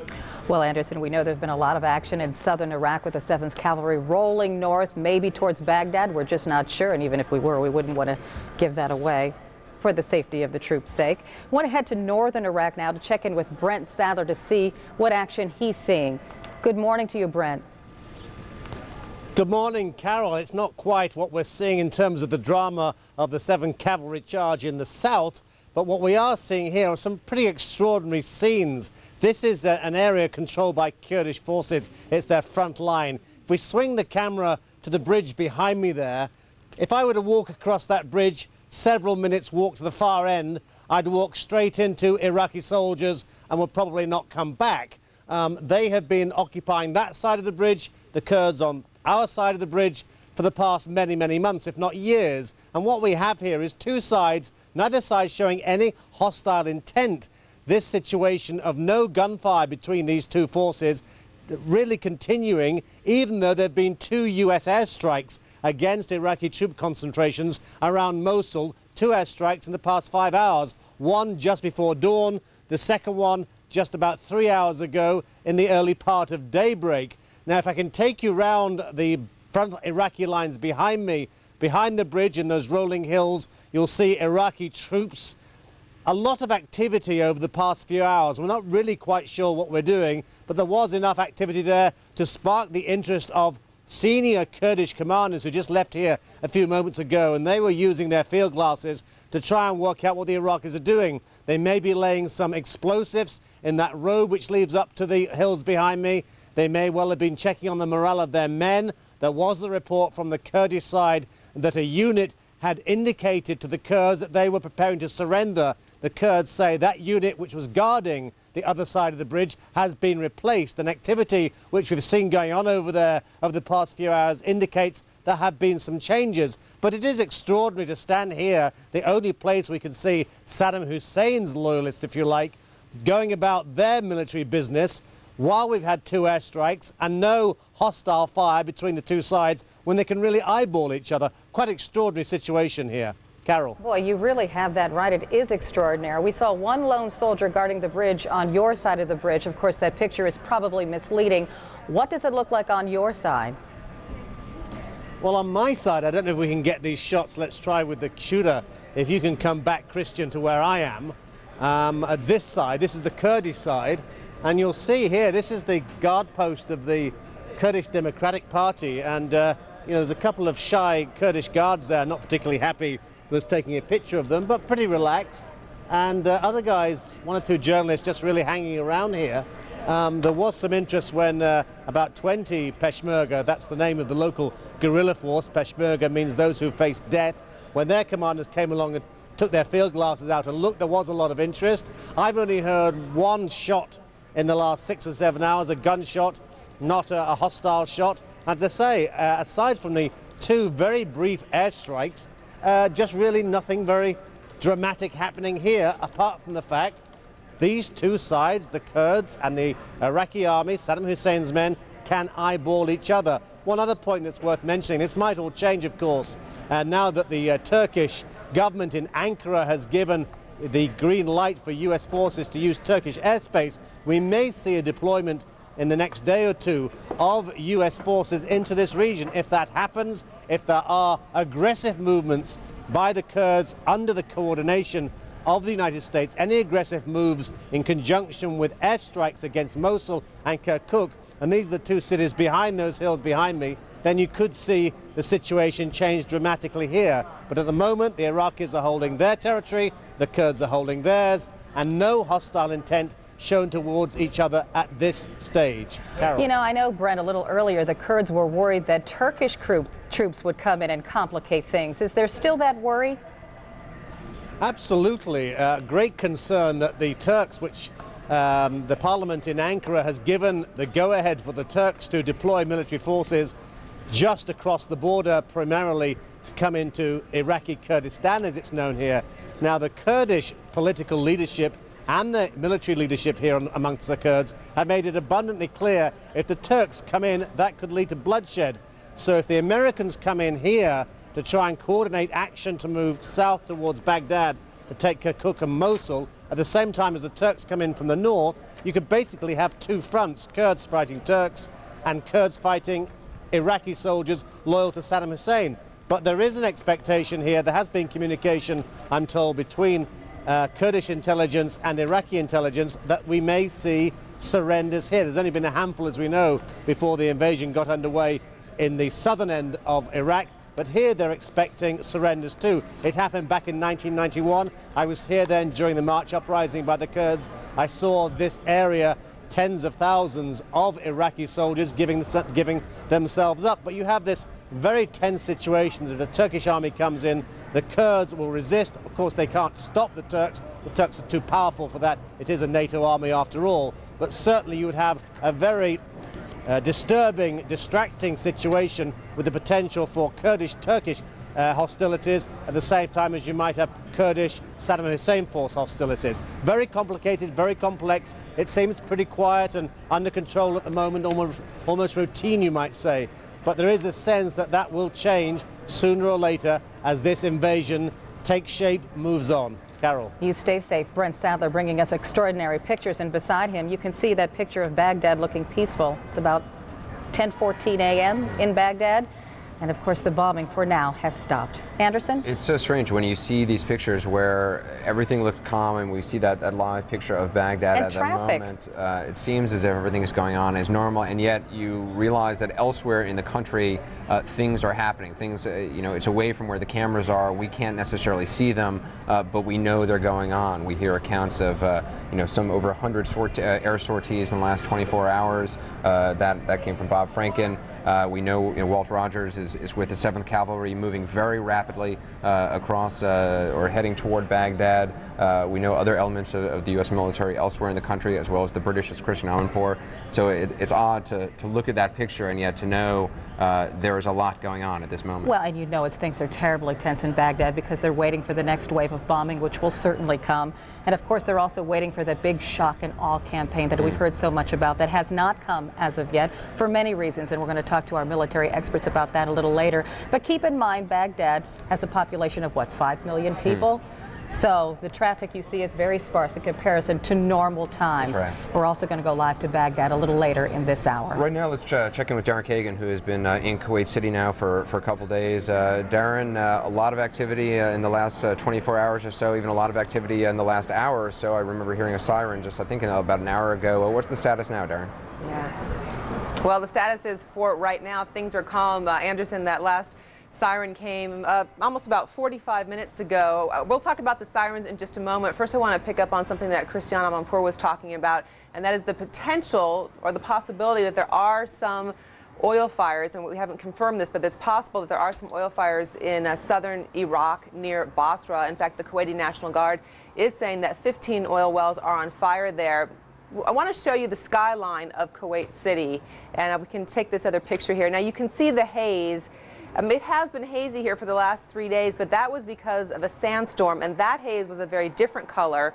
I'm not sure if you can tell from your television screen there. This has a more blackish, dark tinge to it. Now, we're not able to confirm that that would be from oil fires in southern Iraq, but as we said, the Kuwaiti National Guard saying that there are some oil wells on fire. near Basra, and we are not that far away. We're about 50 miles away from the Iraqi border. Also wanted to share with you the morning papers. It is 10:15 in the morning here in Kuwait City. This one is the Arab Times. These are the two English papers that we get here in Kuwait City. This one, the headline reads, "America invades Iraq." And I'll show you the full picture here. The caption on this is, "The first Tomahawk missile to be fired into Iraq launched from USS Bunker Hill."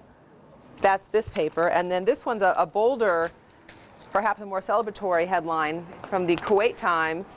It says, "It's war at last. Tomahawks hit Baghdad, Iraq retaliates, Basra oil well blazes." So this paper also reporting that there might be some oil wells on fire near Basra. And just one other note I wanted to make about both these papers. Here it is, a significant day in the history of this country, both making space at the top of their paper, still to mention sports. The Kuwait Times mentioning cricket, and the Arab Times mentioning soccer. So interesting times here in Kuwait City, Anderson. It certainly is. In the last 24 hours or so, in the last 12 hours, let's say, how many air raid warnings have there been? I mean, were you woken up throughout the night? Yeah, let's see, I think in the less than the last 24 hours, there have been 7 or 8 warnings. First one happened probably around just about 24 hours ago, daylight like this. And then as we got into nighttime, they almost started coming hourly at midnight, at 1 o'clock, and at 2 o'clock. And each time you're either woken up by the siren, or we have a pretty good system here where we're staying with the big CNN group of how we alert each other. And sometimes it's just a big pounding on your door or a call of your cell phone. But no matter what it is, you pick up your things and we head to the basement and you wait for the next siren, and that is the all clear siren, and then you're free to go. The first one's disconcerting. By the 8th time, you have to take all of them seriously, but you kind of get more into the drill, Anderson. All right. The abnormal, I suppose, becomes normal in a sense. Darren Kagan, thanks very much. Does. Live from Kuwait City. Carol?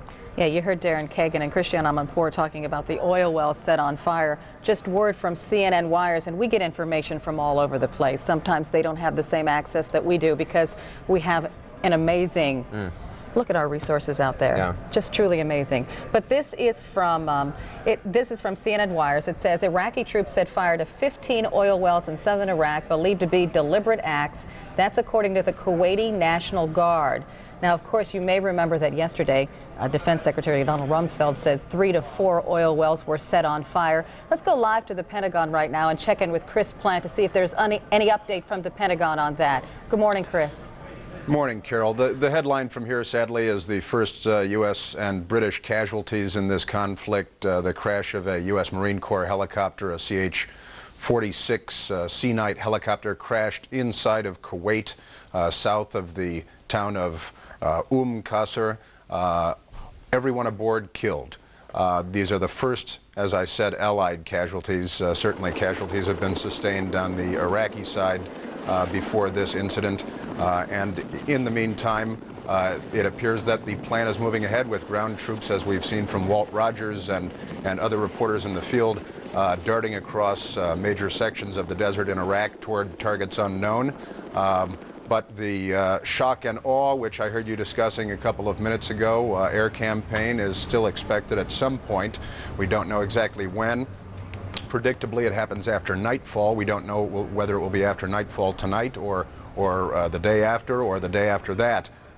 Secretary of Defense Donald Rumsfeld has said that he's still hopeful that there may be some way to topple the regime without having to go to all-out war with Iraqi forces and without having to seize the city of Baghdad to topple the regime. He suggested that communications are taking place with Iraqi forces and leaders on all levels through all modes, somewhat cryptically. But as of now, the ground campaign is off and running, and we're standing by for whatever happens next. One thing is for sure, and that's that we can expect a lot of surprises before all is said and done. Yeah, we've Carol? had a lot of surprises so far. Chris, let me ask you this. Has the method of war changed? Because there is word that Sadaam Hussein may be injured, you know, in that first initial attack of Baghdad, and that because he is injured, kind of the battle plans are in disarray in Iraq, and it might not be necessary to go to that shock and awe campaign. Well, I wouldn't say disarray. I'd say that the plan certainly has changed a number of times from the initial plan that General Tommy Franks, who commands the forces in the region, brought to the Pentagon some time ago. Initially, they had planned, of course, to put the 4th Infantry Division in Turkey and move into northern Iraq, creating a pincer move on the city of Baghdad. That fell apart when the Turkish parliament didn't okay it. The CIA, as we now know, came up with a situation yesterday, day before yesterday, depending on where you are, where they thought they knew the location of Saddam Hussein and a number of his senior leaders. They took a chance, launched cruise missiles and a couple of stealth fighters at the targets, and that once again changed the situation. Iraqi forces in the south started firing ballistic missiles and artillery at Allied positions inside of Kuwait, and that surely prompted some alteration again in the plan. So it is a fluid situation. It is evolving still. We are assured that shock and awe is on the agenda if the regime does not collapse before that becomes necessary. But surely surprises ahead. Carol?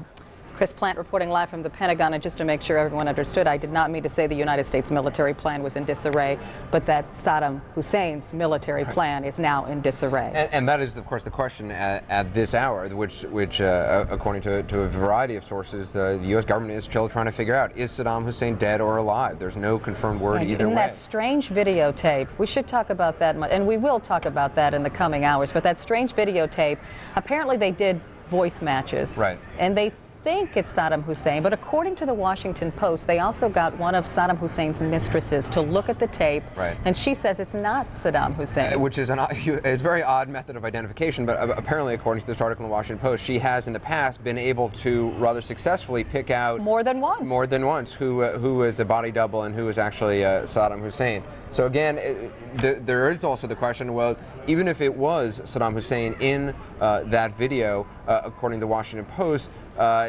that he had pre-recorded several messages, and so there's the very distinct possibility that that was a pre-recorded message. You know, it did mention dawn, it had mentioned an attack before dawn or around dawn, but then again, that is a very general statement. And well, the other thing is the way he looked. He looked to be in poor health. He didn't look like the guy smoking the cigar in previous press conferences. There was nothing calm about him at all. He was referring to his notes, which was also unusual. So we are reporting that there was a call for medical help for Saddam Hussein. In fact, we intercepted that information somehow. So they think that he may have been injured, and that's why his appearance looks as it does. Right, and of course the significance of all this, beyond just it's interesting to talk about, beyond just it's something people will be discussing for days perhaps to come, is that clearly there seems to be some alteration in the U.S. military plan in the last 24 hours. This shock and awe, which we had heard so much about, which we had been told to sort of anticipate, to look for, has clearly not begun, may not begin, depending on what planners decide is the current status of the Iraqi leadership. Is it in complete disarray?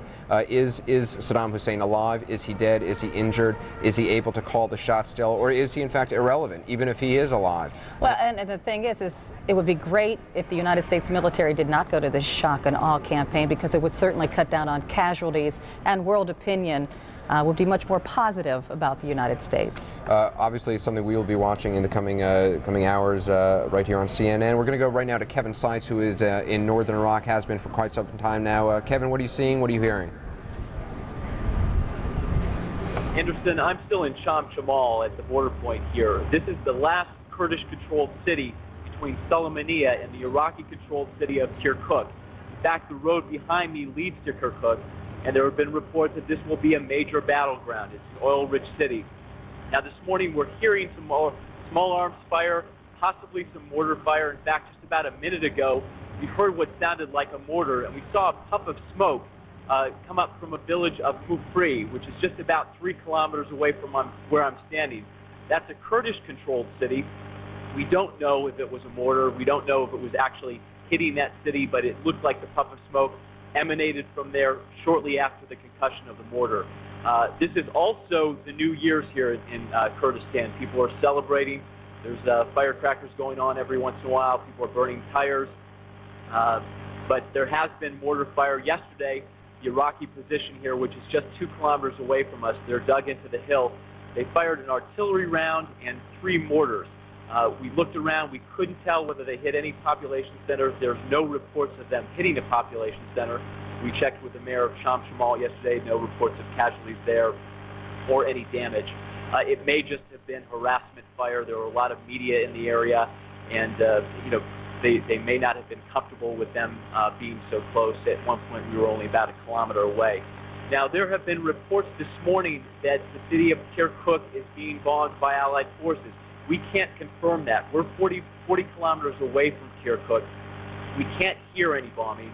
And also, we had some of our Kurdish sources call their family members in Kirkuk this morning, and they said they couldn't confirm that there was bombing going on there. They may have been far away from it, or again, they may have been afraid to talk. Our Kurdish sources say that those phone lines are tapped, that Iraqis can listen in on them, and perhaps they were just afraid to talk. But so far, we can't tell if there is bombing in Kirkuk or not, and we don't have a confirmation. Now, the road to Kirkuk here, reports are that PUK people are telling us that the road has been mined. So although there have been talks about Iraqi capitulating once the bombing begins, we really can't tell at this point because right now it looks like they're digging in on this hill. Anderson? Kevin, we have reports, just to clarify with our audience, we do have reports of bombing in Mosul, which is obviously in the north, and Basra in the south. We're looking into the information on Kirkuk, have not heard anything on that at this point from our end. What is the mood among the Kurdish fighters who you are with? Do they want more to happen sooner, or are they pleased with the pace of things? Well, Anderson, it's very similar to Afghanistan. In some ways, I was with the Northern Alliance in Afghanistan, and they were very anxious for U.S. bombing to begin. The same situation here with the Peshmerga. That is what the Kurds call their fighters, Peshmerga, those who face death. These are hardened fighters. They've been in a struggle with Sadaam Hussein for a long, long time. They're anxious to see his regime go by the wayside. The more bombing, the better. Now, added to that, many people have family in Kirkuk. Many people still have homes in Kirkuk. They want to get back to those homes, so they want to see U.S. bombing beginning in earnest so they can actually make that trip back and reclaim their homes. Anderson? All right, Kevin Seitz live in northern Iraq. Thanks very much. It is 2:30 here on the east coast of the United States. Over the last several hours, we have been showing you a video taken by Walt Rogers and his crew traveling with the 7th Cavalry, traveling at a great rate of speed heading toward Baghdad, we can say. Pentagon officials have been watching these tapes along really with the rest of the world. It is an extraordinary vision of the battlefield. It is probably the first time we have seen these kind of pictures in any conflict the U.S. has been involved with. Let's take a look at some of what Walt Rogers has been reporting for the last several hours.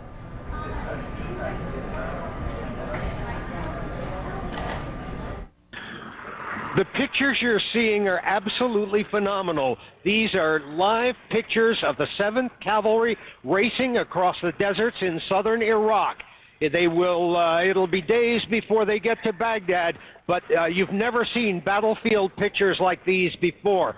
Immediately in front of our cameras, an M1A1 Abrams tank. We're sitting about 30 meters, now about 40 meters off the back of that tank. A short while ago, perhaps 30 minutes ago, this unit took some incoming fire, never came within more than half a kilometer of the 7th Cavalry, but there you can see these tanks rolling along. The Army says these are the most lethal killing machines on the earth, and when you see those 120 millimeter guns go off, there's no doubt about it. As you look at the soldiers atop the tank, the one nearest us on the left side of the tank is the loader. He is responsible for loading the 120 millimeter gun shells into the tank when it engages in hostile combat. That has not occurred. That is, the tanks have not fired to the best of our knowledge so far today. The other soldier on the right side of the turret, his head sticking up too, is the commander of the tank. You have to realize they've been riding along, bouncing along in these tanks for probably 6 or more hours now. We should tell you that some of the squadron is now completely fanned out. This is the Apache troop. Earlier in the evening, when we crossed the border with Kuwait, we were in a single column. The reason being we stayed in a single column because there was concern about minefields. But now we are well past the danger of minefields. The entire Apache troop of the U.S. Army 7th Infantry, 7th Cavalry, is spread out in this giant fan across this desert plain.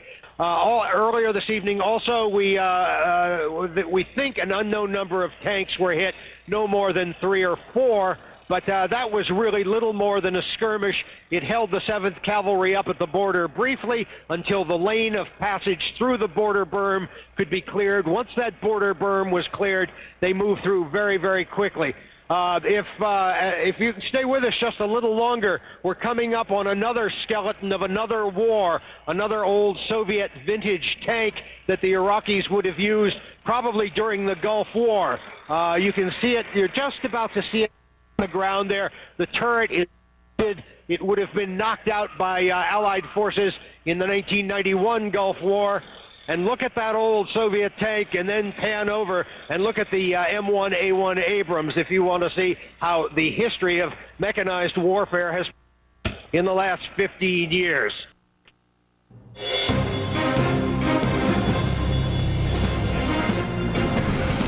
Oh, well, Pentagon, actually, Carol, go ahead. We're sorry for that confusion. Well, we're going to get Walter Rogers up live in just a moment from southern Iraq following the 7th Cavalry.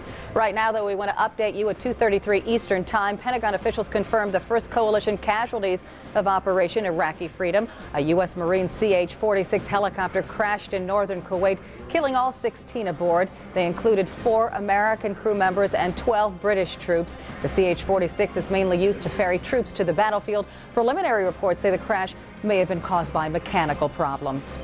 Coalition aircraft bombed cities in both northern and southern Iraq. In the north, the city of Mosul, and then south, Basra was bombed. In Mosul, anti-aircraft fire was followed by explosions on the ground.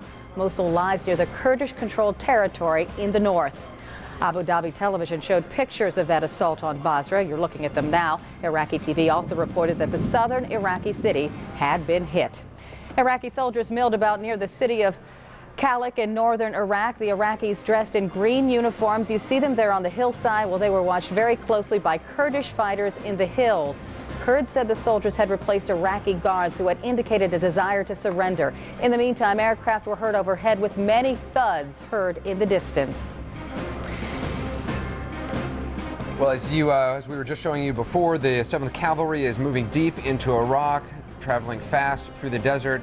We go to the 7th Cavalry Live and our own Walt Rogers. Walt, what's the latest? Hello, Anderson. The 7th Cavalry, 3rd Squadron, 7th Cavalry of the U.S. Army has just about finished its refueling stop. This maneuver is called a ROM, Refuel on the Move.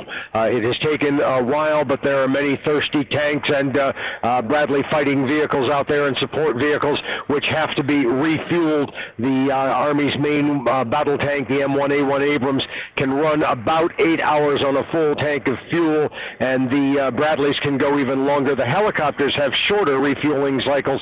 The Kiowas need to refuel about every 3 hours, and remember, all 3 of these vehicles move forward. The helicopters out in front first, followed by the Bradleys, followed by the main battle tanks. But the refueling has just about concluded. This is, of course, a rather dangerous maneuver because the tanks are somewhat exposed and stationary, whereas mobility is the key to a cavalry's success.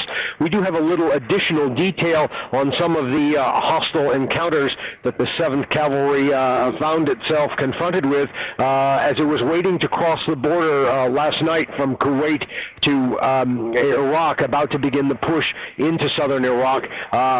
We were sitting in a long column, and there was suddenly a big explosion off to the left. It's since been determined that that explosion was not incoming artillery. Rather, it was, according to one tank captain here, a tactical ballistic missile that the Iraqis fired at the tanks. We were given to believe that some of the tank commanders saw the missile coming in low and flat in a very tight trajectory, artillery and didn't miss the tanks by too very much. Some estimates are that it fell as much as 10 kilometers or 6 miles away, although I was just speaking with a Bradley fighting vehicle commander. He said it fell only 2 kilometers away, which is about 1.5 miles. So the first encounter with a tactical missile by the 7th Cavalry was a little closer than anyone would have liked. Then further, as the unit pushed into Iraq, about 2 hours into Iraq, the thermal imaging on some of the helicopters noted that over the horizon there was a suspicious vehicle. Again, another hostile encounter. They believe that it was an anti-aircraft vehicle of some sort, perhaps a heavy machine gun mounted on a pickup truck. The tanks were scrambled, as were the Bradleys. They made contact with the vehicle, stood off, and literally destroyed it in a matter of minutes, and then rejoined the column, and the push continued until this point out in the Kuwaiti desert, where, as I say, most of the vehicles, the Bradleys and the support vehicles, as well as the tanks in the 7th Cavalry, have just been refueled, and then the push will continue across the southern desert here. Anderson? Walt, how does the push work? I understand from reading about this stuff that you are ahead of you or scout helicopters. Tell us just a little bit, and as much as you can, without giving anything away, about how does the 7th Cavalry operate? What is standard operating procedure? Well, the 7th Cavalry is what is considered the eyes and the ears of the 3rd Infantry Division, of which it's a part, but the 3rd Infantry Division is a much larger unit, a heavy mechanized division following us considerably far back. The mission of the cavalry is to go out in front of the infantry division and go out and probe, conduct reconnaissance, conduct surveillance, try to locate possible Iraqi positions, and take out those positions so that the larger force can come through unimpeded. It's a very feisty, combative unit. Its mission is to find the hostile forces before the hostile forces can find the U.S. Army, which is pushing toward Baghdad. They are, I wouldn't say spoiling for a fight, but what they do battle for is they battle for information. They battle for the intelligence which is necessary for a battle plan to unfold. Anderson? And the other necessary component, I imagine, is speed. I'm interested to know, in the few exchanges that you've had thus far, does your speed slow down, or do you keep barreling ahead right through, even when you encounter resistance? Unless there's a hostile force suspected to be in the area, they're moving very quickly. The main battle tank, the M1A1 Abrams, I've clocked at 84 miles an hour, not on this day, but in previous embed with the 3rd Infantry Division, 84 kilometers an hour. That's about 54 miles an hour. They are very, very fast. And by the way, one of the interesting things about that tank is the faster it goes, the steadier its gun becomes, and it tends to become more accurate at higher speeds, according to the gunners with whom I've spoken aboard those tanks. Now, the average speed that we've seen coming across the desert is between 30 or 40 miles an hour, and that varies on the contour of the desert as well, because some of this desert is pretty hard packed, almost like gravel, in which case the armored vehicles can move very quickly. At other times, the sand is deep and like pumice, and the tanks don't bog down, but they don't kick up nearly as much speed as they would if it were a harder surface. Again, we're traveling through an area which is literally desert. There are almost no encampments. The only other human beings we've seen are 3 or 4 Bedouin encampments. Bedouins are Arab nomads who live out here and herd goats for a living, and they were just awed and dumbstruck as this huge armored force came rolling past them, kicking up big clouds of dust, but otherwise paying them no heed. Anderson? So what sort of vehicles do you have with you? You've got the Abrams tank, you've got the Bradley fighting vehicle. Are you in one of those vehicles? Are you in another kind of vehicle? And what is it like for the troops in those vehicles? What sort of, I mean, how tight are the conditions? How tough have the last couple of hours been for them? Well, CNN has its own vehicle, which we are using this entire time. It's a second-hand Humvee, reconditioned by the brilliant engineers at CNN, and they've got a satellite dish on the top and can make pictures fly through the air, a mystery I've never particularly understood. On the tanks and the Bradley fighting vehicles, you can always see that the The 4 soldiers aboard the tank are crammed in. Let me give you the configuration of the tank. The tank commander stands in the turret on the right, and he does not sit. He's riding the whole time, unless he gets into a chemical biological climate, in which case he has to close the hatch. The other person standing in the turret is called the loader, and the loader is actually like the watch. He keeps an eye off to the left and to the rear of the tank, unless, of course, the tank is engaged in a pitched battle, in which case he's down below loading the 120 millimeter shells into the turret. Forward in the main battle tank is the driver, and that's a pretty good job because you get to lie down in a 2/3 reclining position most of the time. Probably the most cramped quarters aboard the main battle tank would be for the gunner, and the gunner really has to be almost rigid because there's no flex room, no room to stretch your legs, anything like that. Very similar conditions aboard the Bradley fighting vehicles. The reason being there, they have a 4 or even a 5-man crew when they travel in a cavalry unit like this, and it's even more crowded in there because each of these armored vehicles is carrying a 7-day supply of water and food and ammunition. So they're literally packed to the gills, and they have stacks and stacks of machine gun boxes around them, not to mention TOW anti-tank missiles packed into those things. So they are in extremely tight circumstances as well. Anderson? We're watching, as you said, a refueling at this point. Is there ever a point where you get too far, or where the 7th Cavalry gets too far ahead of the units in behind and have to slow down in order for the rear units to come up? Yes and no. If you consider the rear unit, the 3rd Infantry Division, we are moving at times as much as 12 or 24 hours ahead of them. But this is such a powerful, self-contained unit, the 7th Cavalry, that really isn't an issue, at least not on an Iraqi battlefield. If, on the other hand, you're asking, do the tanks and do the Bradley fighting vehicles outrun their own supplies, the answer is yes, which is why we've been sitting in the desert for a while and have had to wait for the tank trucks, and these are huge tank trucks driving across the desert, 5,000-gallon and 2,500-gallon tanks, bringing up the fuel. One thing you might find interesting about the fuel is that the helicopters, the tanks, the Bradleys, the Humvees all take the same fuel, that is JP8, Jet Petroleum 8, and so there you don't have to carry different kinds of fuel for different combat vehicles. Even the helicopters fly on the same fuel, the same octane fuel, the very same fuel that the tanks use. Anderson? Yeah, Walt, I'm sure there are a couple people right now in the 3rd Infantry who would like to have some words with me for calling them being troops in the rear. Obviously, they are not rear echelon forces at this point. It looks like you're on the move again. Any sense? Well, I'm not going to ask you where you're headed, but is the people you're with, the troops you're with, are they clear of the mission immediately ahead of them?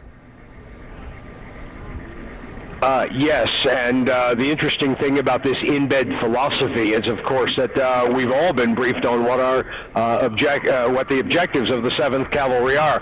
I didn't mean to suggest that the 3rd Infantry Division was a rear echelon division. It's just that the cavalry is so far out front of everyone else because their mission is to scout far ahead of that larger unit, the division which follows, because actually it's the 3rd Infantry Division which will be the 1-2 punch that really does the worst or the best or the most of the fighting when the serious contact begins with the Iraqi divisions around Baghdad. Anderson? 7th Cavalry, so they're completely self-contained. I mean, they have enough fuel to go for as long as necessary, and the helicopters as well?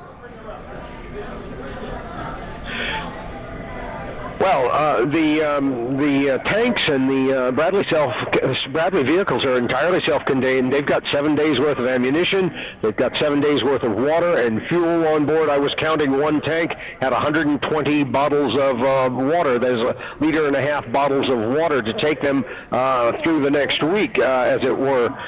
In terms of self-contained, they're always limited, of course, by the amount of fuel they burn. That's just a simple fact of commuting. Anderson? Walt, you are certainly one of the most experienced reporters CNN has. You've been in a lot of conflicts. Have you ever seen anything like this? Have you ever had access like this? We've never had, well, you know, the Israelis weren't too bad. When they were tied down in South Lebanon, the Israelis gave the CNN bureau there, my crew there, Mike Schwartz and Izzy, and Yuda Hemmel, my friends in the Jerusalem bureau, they would take us up into South Lebanon. The Israelis gave us pretty good access. The problem, the difference here, of course, is the technology. The technology has moved so far in advance, and the Army, in this case, the Pentagon generally, has given the embeds access to our own vehicles, which give us the capacity to literally broadcast live on the road. If we were, for example, to stand in any position for any period of time, we would be able to throw up a satellite dish, and it would be just like local TV in the sense that here you are standing in front of a tank, and here you are on the road to Baghdad, and you would have very high resolution pictures. That isn't possible with when we're on the move with the 7th Cavalry. But when we get to any sort of standing position, if the cavalry ever stands, then indeed you would have an opportunity for broadcasting like you've never seen before. And indeed, that's what we had even with the video phone last night. I was just amazed at what we were seeing, an army in real time rolling across the desert at 40 or 50 miles an hour en route to its objective, or the first of several of objectives. By the way, this is all mapped out. That is, every one of these stops is on a grid. The refueling stop is on a grid. This is all predetermined well in advance. And you look at a map, and the map has a template of a grid, and the refueling stations or the refueling stops are on the grid, and everything so far is proceeding exactly as a textbook exercise in classic cavalry maneuver. Anderson? Walt, you've also been spending a lot of time with these troops, gotten to know them personally. How much of a sense of the larger picture do they have in their own minds? I mean, you know, often on a battlefield, information is extraordinarily limited for the troops involved. Often they don't know much more than what is straight ahead of them.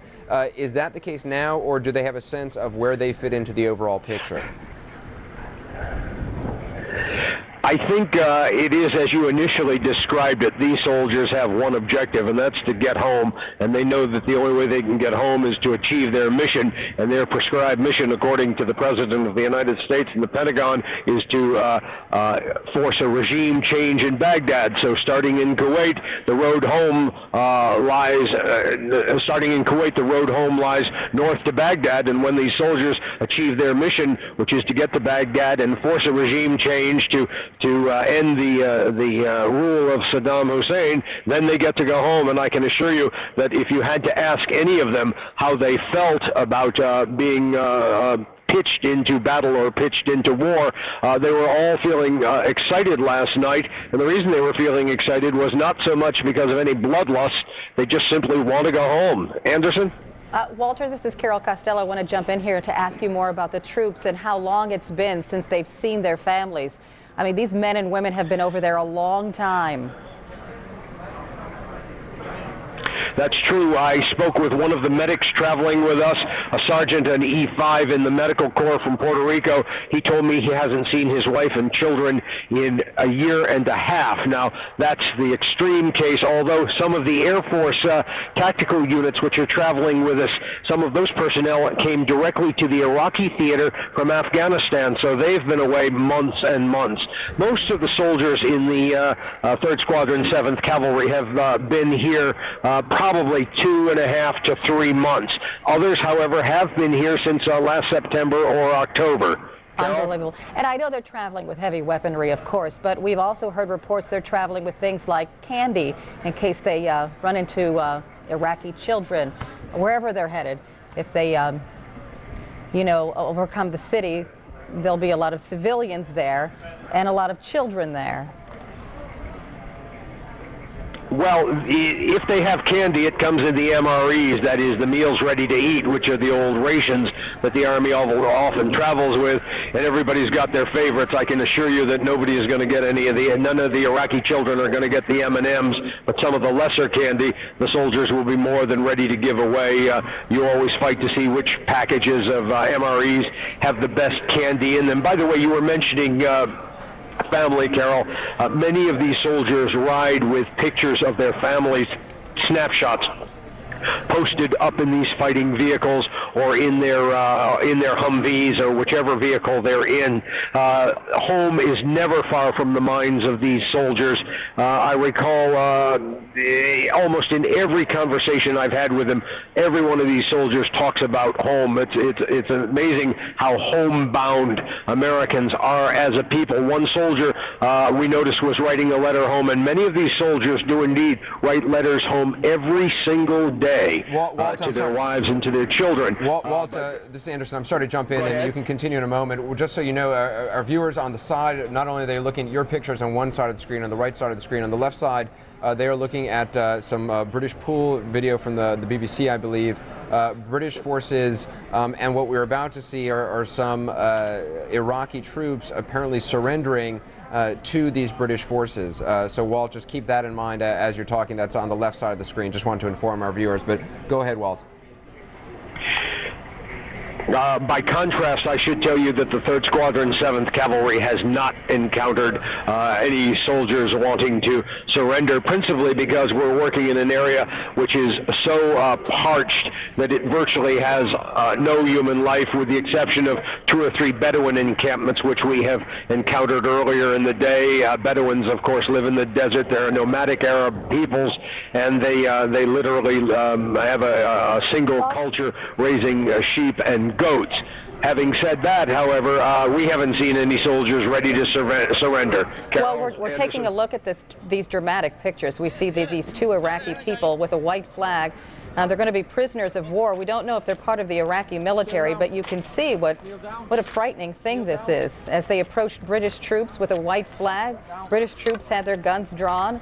Now they're making them lie on the floor. And of course, all of the troops, including American troops, trained to deal with people surrendering to the military. And these are some of the first pictures, Walt, that we're getting of Iraqi forces. Clearly, we're looking at a picture now of 1 or 2 or 3 men who look clearly to be Iraqi military of some sort. We don't know if they're regular army or some other units. It's in southern Iraq, so these pictures were taken in southern Iraq, so it's probably safe to assume that they are regular Iraqi army forces. Walt, it looks like you've stopped again. Any sense of what that is for? Yes, we're getting in line to get some petrol. I should say that the U.S. Army's procedure for prisoners of war is somewhat different. This unit, the 7th Cavalry, travels with military police, and if it were to encounter a large group of Iraqi soldiers wanting to surrender, this would not impede the forward movement of the 7th Cavalry. The prisoners would merely be turned over to the MPs, the military police, who are traveling with this unit. And as this army proceeds through southern Iraq, it's apt to encounter the greatest quantity of Iraqis willing to surrender. Remember, the southern Iraqis tend to be Shia Muslims. Saddam Hussein is a Sunni, and Saddam Hussein and his regime have treated the Shia Muslims in southern Iraq extraordinarily poorly, shabbily, giving them nothing but the short end of the stick year after year. So that is why the British probably are encountering those Muslims wanting to surrender the Iraqi army. We should also point out that the U.S. Army has briefed its people, yes? Walter, I was just curious as to where they'll take the POWs, because if they get a lot of them, won't that complicate things for them? No, because the Army takes that into account. And by the way, the U.S. Army has briefed all of its troops, to the lowliest soldiers, that the Iraqi people are not their enemies. The Iraqi people are a people who have been oppressed and murdered by a tyrannical leader. I'm quoting one of the officers who briefed his soldiers last night. The American Army here knows that these Iraqis have had a very, very difficult time. And the briefing, the attitude conveyed on most of the American soldiers is simply that the Iraqi people are going to probably welcome them, with some exceptions, of course, but most of the American soldiers believe the Iraqis are going to welcome them into Iraq. They're going to be They're going to be held in captivity, though. I just wonder how they'll be treated through all of this. Well, we won't know that, of course, until it happens. But again, the philosophy in the American Army, and we've had this impressed on us from the 7th Cavalry Commander, Lieutenant Colonel Terry Farrell, on down through his junior officers, is always the same. The Iraqi people are not our enemies. We are the only fight we have is with the regime of Sadaam Hussein. The American people are saying, or the American Army is saying, we're coming to liberate the Iraqi people. This is an invasion aimed at liberating a people who have been badly abused and oppressed by a rather venal leadership.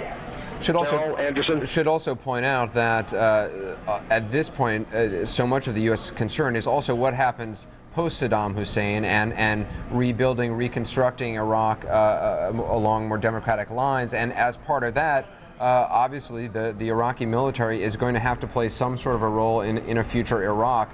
So as much as it can be maintained, without great loss of life, without destroying the infrastructure, I suppose that is all toward part of the battle plan. We've also been getting some reports, Walt, that that U.S. forces will be instructing any Iraqi forces who are surrendering to stay in their positions, to stay, and again, it's going to depend on the tactical situation, but in some cases we are hearing reports that the instructions will go out, stay in your barracks. There's no place we're going to take you at this point. It's going to be too much of a hassle. It's going to slow us down. We want you to stay in the barracks. Those barracks will be perhaps protected by U.S. forces to stop against any sort of population hostility against those forces. So it's unclear at this point exactly how it's all going to be handled. We're going to be really just waiting and seeing in the coming days and weeks how that's handled. You know, we all remember those pictures so very well from the first Gulf War, those large numbers of troops, and those are some of the pictures we're seeing now, just a handful of troops surrendering to British forces. Walt Rogers, I know you got to go. You got a lot of road ahead of you. We'll check back in with you shortly. Stay safe. Yeah, we have to give him to our friends over at CNN International because he's providing such amazing pictures for us. Yeah, it's extraordinary. I mean, for anyone who's worked with the U.S. military in a combat situation, I mean, the level of access one normally is afforded is so much more limited. I worked with special forces a little bit in Afghanistan, also in Haiti, and it's extraordinary to see those pictures. Yeah, and the weird thing about the pictures is not much is really happening in them. I mean, you see tanks in the desert, and sometimes they're moving, and sometimes they're not. But it's just so strange to see, and it is reality. You can't take your eyes off of those images. Yeah, it's mesmerizing in a way. I mean, it's you know, they are just pictures of vehicles driving through a desert, but then you realize what is behind them, who is in those vehicles, what is their mission, where are they going, and the impact of it, I think, at least to me as a viewer, comes through. Oh, absolutely, and Walt Rogers has been doing such a wonderful job. He has been. I mean, he has been out there for hours, and his photographer has been holding that camera literally for hours, and it's heavy. He's been holding it on his shoulders, bringing those images to you in the United States. Let's talk a little bit about the 7th Cavalry, which Walt is traveling with that unit. Their equipment, the M1A1 Abrams, and I think we have some baseball cards. Some graphics. Yeah, that's what we call them here, baseball cards. All right, yeah. I didn't know that. I wasn't unaware of that terminology, but I don't know if we have the one of the M1A1 Abrams available. But that is the main battle tank. We're going to be putting that up on the screen. And it's a very modern battle tank. In fact, it can shield crews from nuclear, biological, and chemical attacks. You may have heard Walt Rogers says that it's very cramped quarters in there, and they travel about 35-40 miles per hour. Right. Also traveling with them are the Bradleys. That's right. We're looking right now at the graphic of the Abrams. It's got a 120mm cannon, 3 machine guns. Suffice to say, can do an awful lot of damage, as well as protecting the crew, as Carol said, from a nuclear, biological, or chem attack. Let's take a look at the Bradley fighting vehicle. And it looks a lot different because you can see the guns mounted on the turret, I guess, up there are quite different than the Abrams. That's right. This has got a 25mm cannon, machine guns, as well as a tow missile launcher. Same kind of cruising speed, about 35 miles an hour. The range about 300 miles, and we've been seeing with Walt, you know, that refueling, constant refueling necessary. Also, there are helicopters traveling with the 7th Cavalry. I believe it's flying reconnaissance. Yeah, flying reconnaissance ahead of, sort of literally scouting ahead. There's a scout helicopter. I think it's called the Kiowa, K-I-O-W-A. It's a scout helicopter, travels ahead of U.S. forces, as well as, of course, those Apaches, which are just absolute killing machines from the sky. And they do that for obvious reasons. We've got to wrap up this hour right now. And you're going to bring us up to date with headlines. Yeah, let's take a look at what's happening at this hour right now. Well, American ground forces are moving deeper into Iraq, traveling over 130 kilometers toward Baghdad. The 7th Cavalry roared out of Kuwait into southern Iraq hours ago, and it is still rolling northward, as we've been telling you. The regiment is led by M1A1 Abrams tanks, which we just showed you, supported by Kiowa helicopters.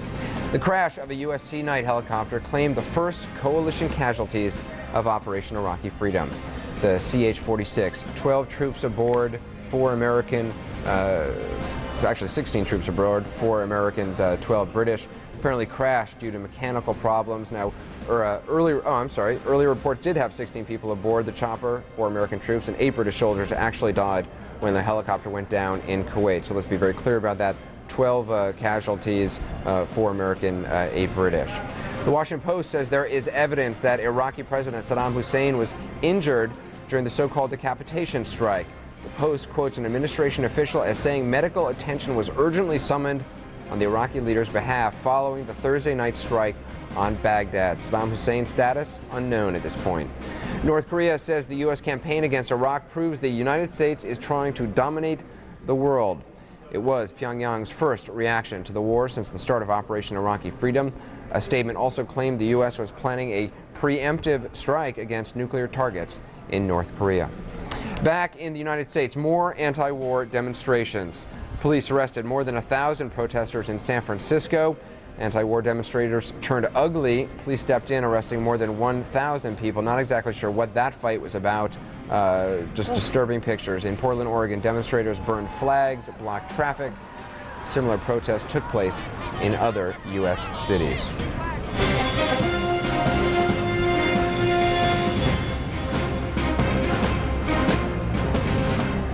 And it is 3 a.m. on the East Coast, 11 a.m. in Baghdad, where Operation Iraqi Freedom is now in its 30th hour and shifting into high gear on some fronts. But as the war clock ticked on, the consequences of a military conflict became a grim reality on both sides of the battle line. Yeah, that's right. There were those casualties, as we talked about just a little moment ago. 12 forces killed, 4 Americans, 8 British in a helicopter accident. Good morning, everyone, from our global headquarters in Atlanta. CNN's coverage of the strike on Iraq continues. I'm Anderson Cooper. And we want to head right to Kuwait and Christiana Manpour, because she is standing by with British troops who are trying to take over the Fall Peninsula. This is very important because this is one of Iraq's major ports. Christiane, bring us up to date. Carol, the strategic objectives in the south are to secure Iraq's economic resources, the big oil fields and the Fall Peninsula, and then to get other population centers on side, to make a combined picture that puts pressure on the leadership in Baghdad to understand that things are not going Baghdad's way when it comes down to the south. So to that end, we're being told here that ongoing operations continue in the Fall Peninsula with British Royal Marines who took and started their offensive there overnight. They have been supported by aerial and artillery bombardment and also by naval gunships. We also know from pictures that are coming from that area that British Marines have been taking the surrender of dozens and dozens of Iraqi soldiers, that we're being told, and also U.S. Marines in that area as well are also taking the surrender of many Iraqi soldiers. They have been meeting very minimal resistance, we're being told by military spokesmen over here. Just to say again, these economic targets, for instance, the Fall Peninsula and the Ramallah oil fields, are the objects of these British and American security and military operations.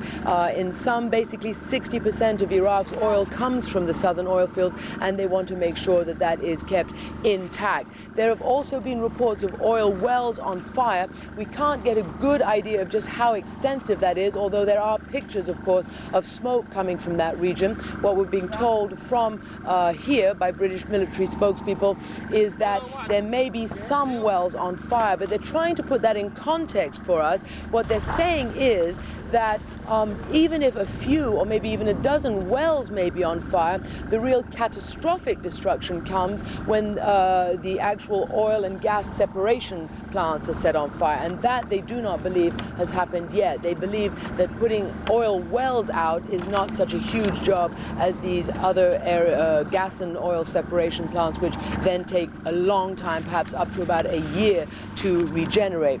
So that is going on there. We're told that the next likely target, and perhaps already underway, is the battle for Qasr, if indeed there is a battle. They're trying to get the big port there, Iraq's biggest commercial port, and that, of course, is the entry point for any kind of civilian and humanitarian supplies that they're going to need.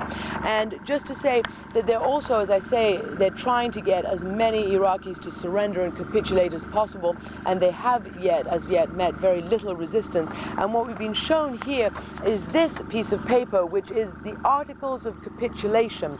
And basically it is for any time that coalition, either UK or US forces, come into contact with Iraqi officers or Iraqi soldiers.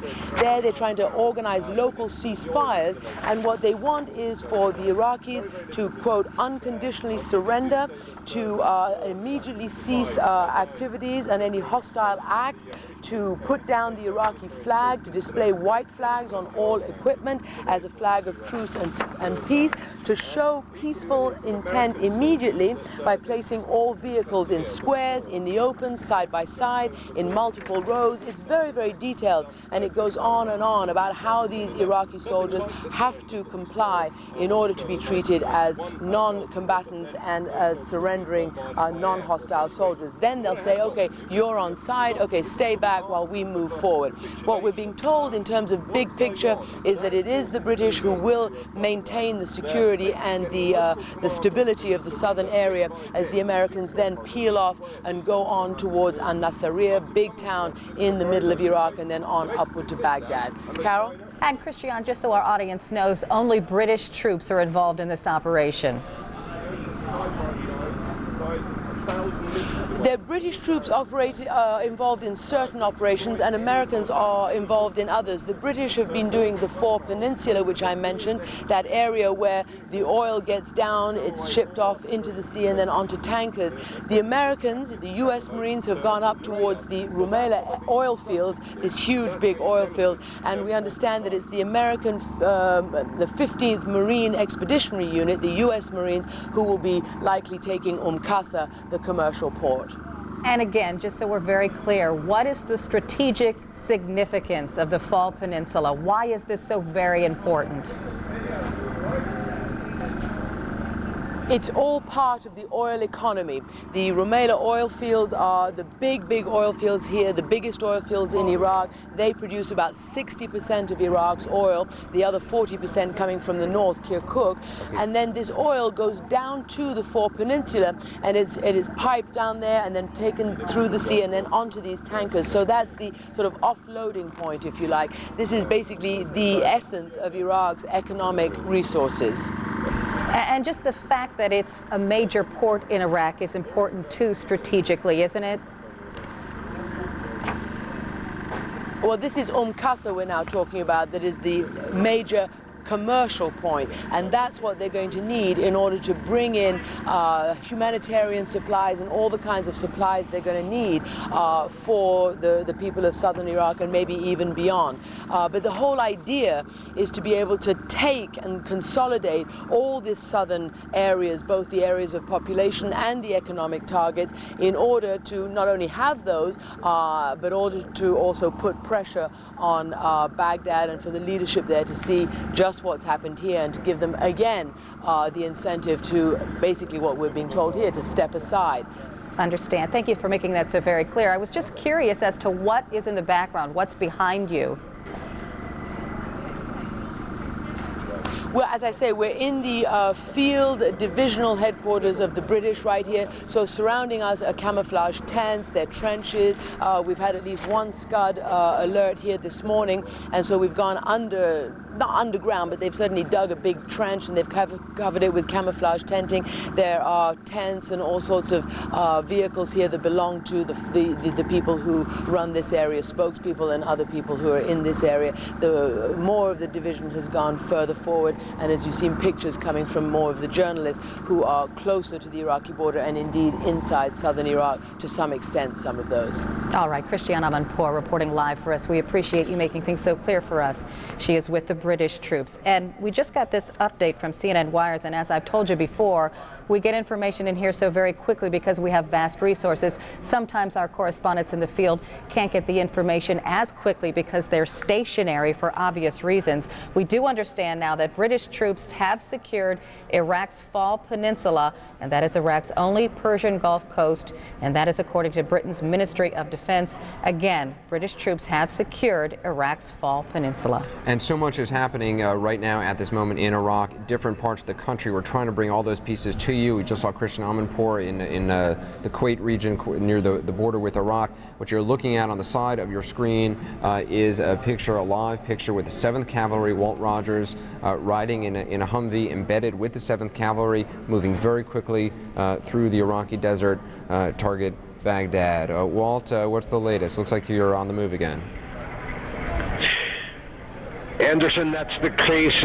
Most of the tanks, nearly all of the tanks and armored vehicles in the 3rd Squadron, U.S. Army 7th Cavalry, have been refueled. You can see them starting to move across the desert. The pattern of movement here is a great fan-shaped movement. There are several advantages to that. Of course, they cover more ground, take more territory, clear more way for the 3rd Infantry Division, which will follow on in their path. Another reason, of course, is that the more widely spread out these vehicles are, the smaller the target they would be for a potential hostile force. As you look out over the horizon now, you can see the Bradley armored vehicles out there, probably 150 to 200 yards apart. There's another Bradley rolling closer to us there. That particular Bradley is a battlefield coordinator. That's not so much a scouting vehicle. Look at all the aerials on it. They do a lot of the coordination of the battle between the tanks and the fighting vehicles. There you can see other units racing forward.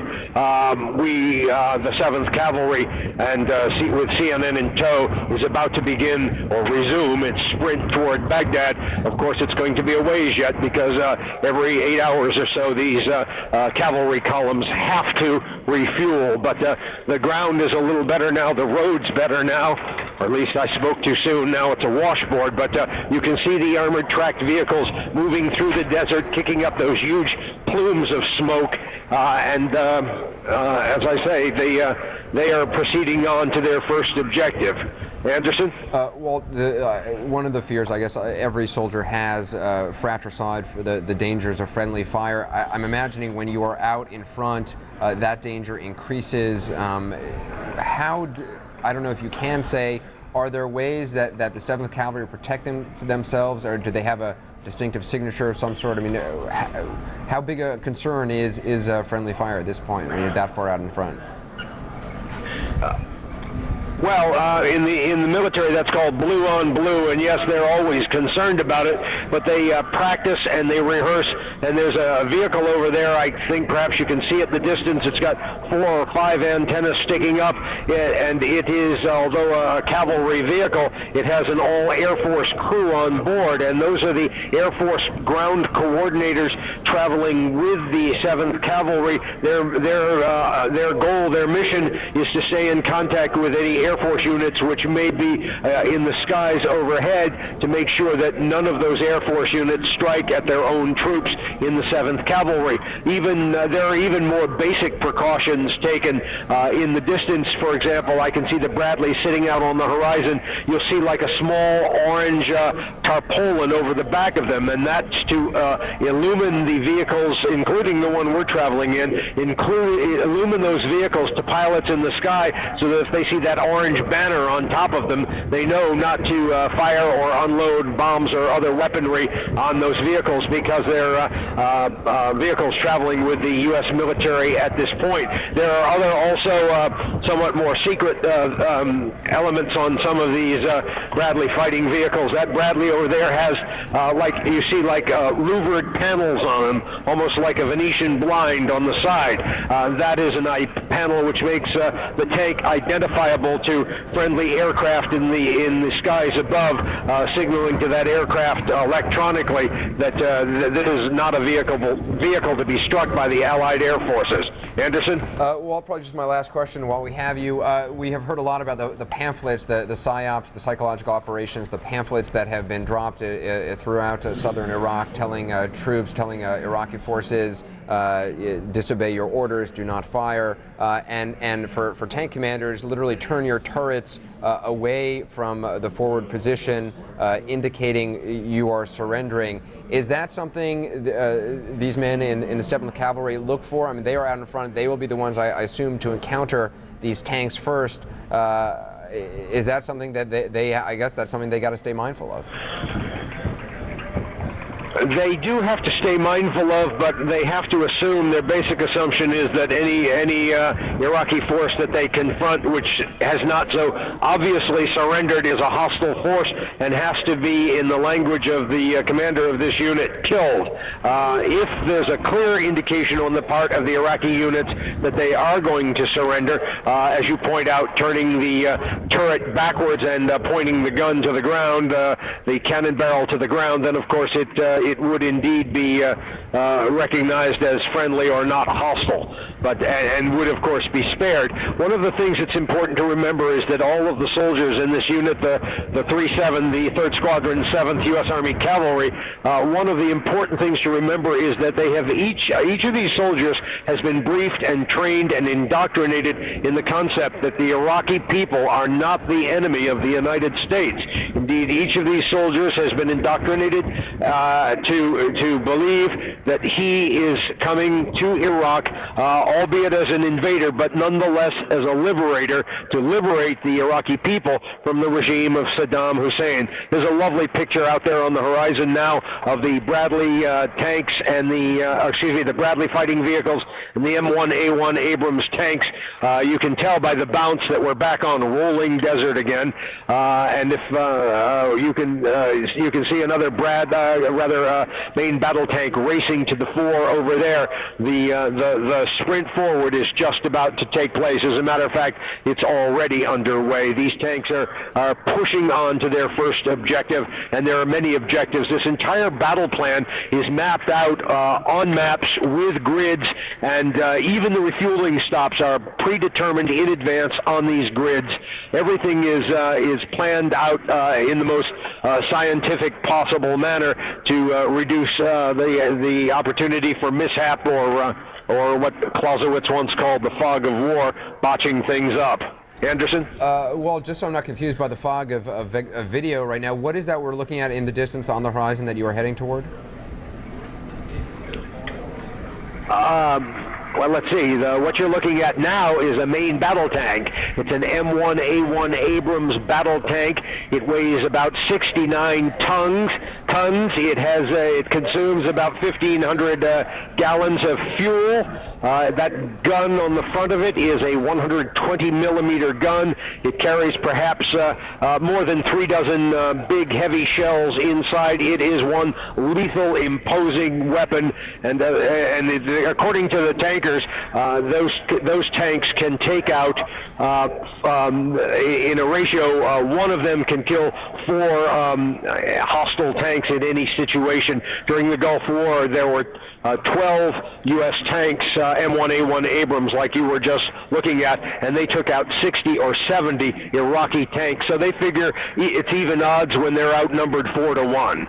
Anderson. And as you will no doubt attest, the tanks are only as good as the men who operate them, and I imagine the 7th Cavalry is among the best in the world. Walt Rogers, we're going to stick with your pictures. We'll come back to you later on. We're going to continue showing the pictures that your cameraman is getting as you continue marching through the desert with the 7th Cavalry. We're going to go also, I think, Carol, where are we? Yeah, we're going to go to Kuwait City now and Bill Hemmer, because as you know, yesterday there were at least 7 air raid sirens sounding.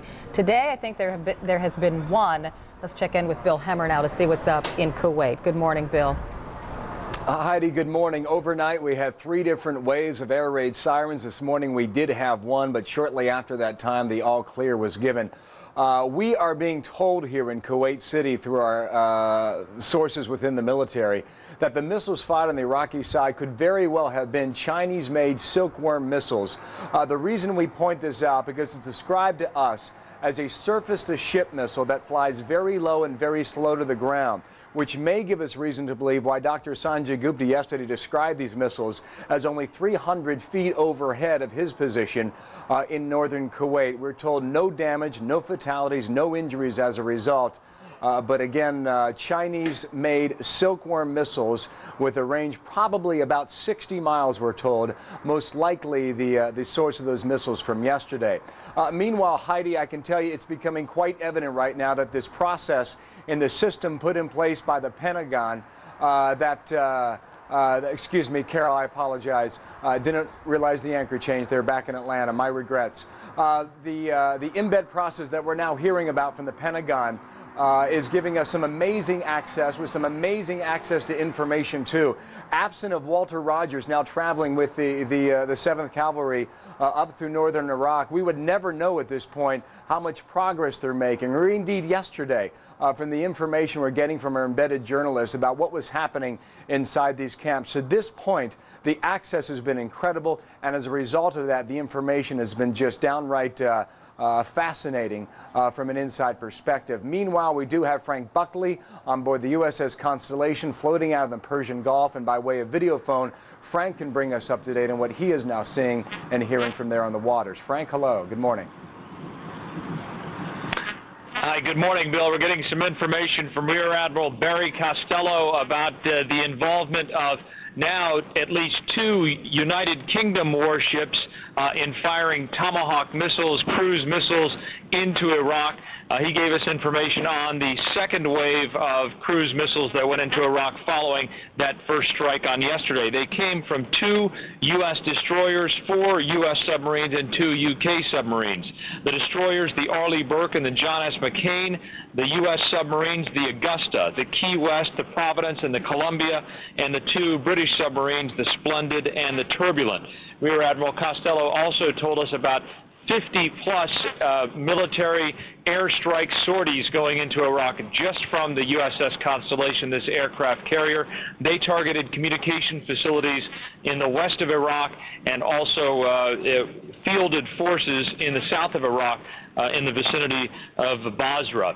Also getting some fascinating insight today into that first strike into Iraq. You'll recall that yesterday that EA-6Bs, the radar jamming aircraft from the Constellation, 2 of them flew in support of the F-117 stealth aircraft that used the bunker-busting bombs. We talked to one of the naval flight officers who was on one of those aircraft. He asked us to use his call sign, Dutch, and he told us that when he woke up yesterday that he wasn't, in fact, expecting to fly into Iraq on the first missions of the war. He was standing watch in another part of the ship when the call came for an EA-6B Prowler. Here's Dutch. I was standing watch, got some word that needed a Prowler launched short notice, and a few minutes of confusion there and scrambling around trying to find an aircraft and some air crew, and our maintenance crews did a great job getting a jet ready to go. Grabbed some air crew who were available, briefed it quickly, and launched a short time thereafter.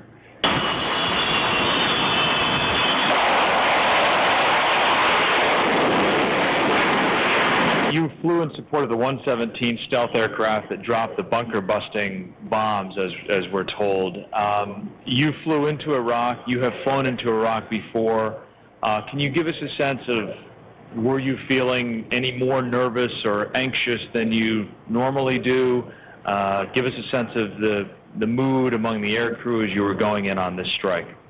Honestly, a lot more nervous doing the interview right now, but not too much. Any anxiety was just due to the fact that it wasn't the planned out mission, and did most of the coordination airborne, and so just task at hand, doing what we needed to get ready for the mission, and really not a lot different than what we do day to day within Iraq. Where we were in Iraq, it was fairly quiet. Not a lot going on. I don't think, we certainly didn't know it was coming, so I don't think anyone else did either. So that is Dutch, his call sign. He is one of the ECMOs, that is the electronic countermeasures officers who flew on the EA-6B Prowler, the radar jamming aircraft that flew among the first missions into Iraq with the F-117 stealth aircraft. Also heard you talking earlier about some of the flyers that continue to be dropped. We got another copy today of some of the most recent flyers that have been dropped. These are near Iraqi naval forces, and there are in fact Iraqi naval forces. This is an English translation of the flyer. It says, in the event of a conflict, Iraqi naval units that do not immediately surrender will be destroyed by coalition ships and aircraft. And there's a picture of U.S. strike fighters dropping munitions there into naval vessels, and it gives some instructions on the back to the Iraqis on exactly how they can surrender if they choose to do so. So a great deal of naval activity going on here in addition to what you've been seeing on the ground. Anderson. Frank, thanks. It's Bill Hemmer here in Kuwait City. Frank Buckley on board the USS Constellation, again floating yet again today in the Persian Gulf. One other note on this POWs, it's been pointed out to me that in some of that videotape you can actually see the Iraqi soldiers surrendering, holding those flyers that have been dropped by the U.S. and British planes for the past several months, holding them in their hands with specific instructions on how to surrender, where and how to hold your weapon, and letting the Iraqis know that if indeed they choose to surrender, a basket of food literally will be waiting for them on the other side. This was a similar scene from 12 years ago, similar instructions given at that time. I want to talk about the first casualties now of Operation Iraqi Freedom, as is being called by the Pentagon. A C-9, a CH-46 Marine-operated helicopter made a crash in northern Kuwait, killing 4 U.S. Marine crew members and 12 British soldiers on board. That reported early in the morning hours here, about 3:15 a.m. Local time. I was talking earlier today with a U.S. Army pilot who has extensive experience throughout the Persian Gulf region, used to be a special ops pilot for the U.S. Army, talking and discussing about the difficulties pilots have going into the desert sands. They have worked on this and trained on this going back to 1980 in the Egyptian desert sands. He says they have tried to train pilots to a great degree on how to judge and gauge their altitude. Especially when it comes to landing. These pilots come into areas, and immediately when that rotor starts spinning, the dust starts to fly. It clouds the area, makes it very difficult to judge how high or how low a pilot may be at any one time. The other thing he says that's very critical is that these helicopters fly at very low levels of altitude, sometimes 300 feet off the ground, and that's the point that it gets very difficult to make judgments about how high they are. There's no way of knowing what happened with this C-Knight. We're told it was not hostile enemy fire, but indeed it was a mechanical issue. But as we get more from the U.S. military, we'll keep you updated on what we're learning about what happened there in the early morning hours here in Kuwait.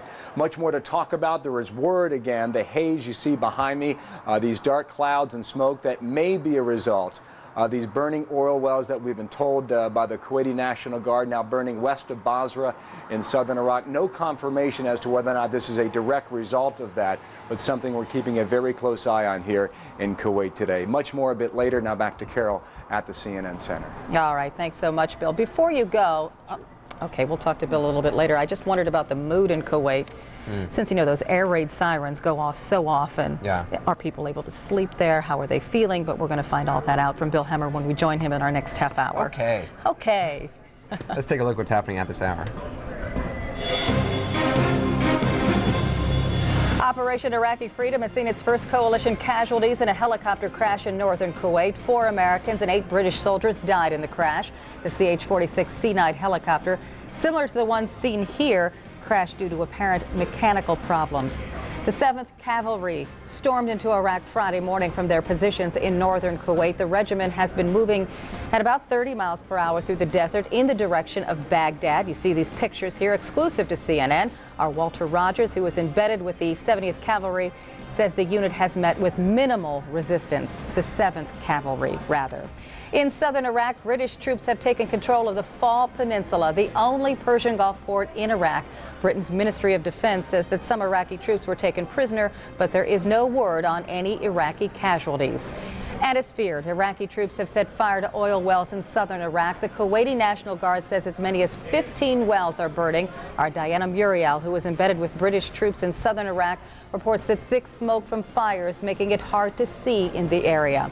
And police dispersed anti-war demonstrators in Portland, Oregon after thousands of protesters blocked major roadways and bridges. Police donned riot gear before moving the crowd away. Tens of thousands across the United States took part in protests against the war with Iraq.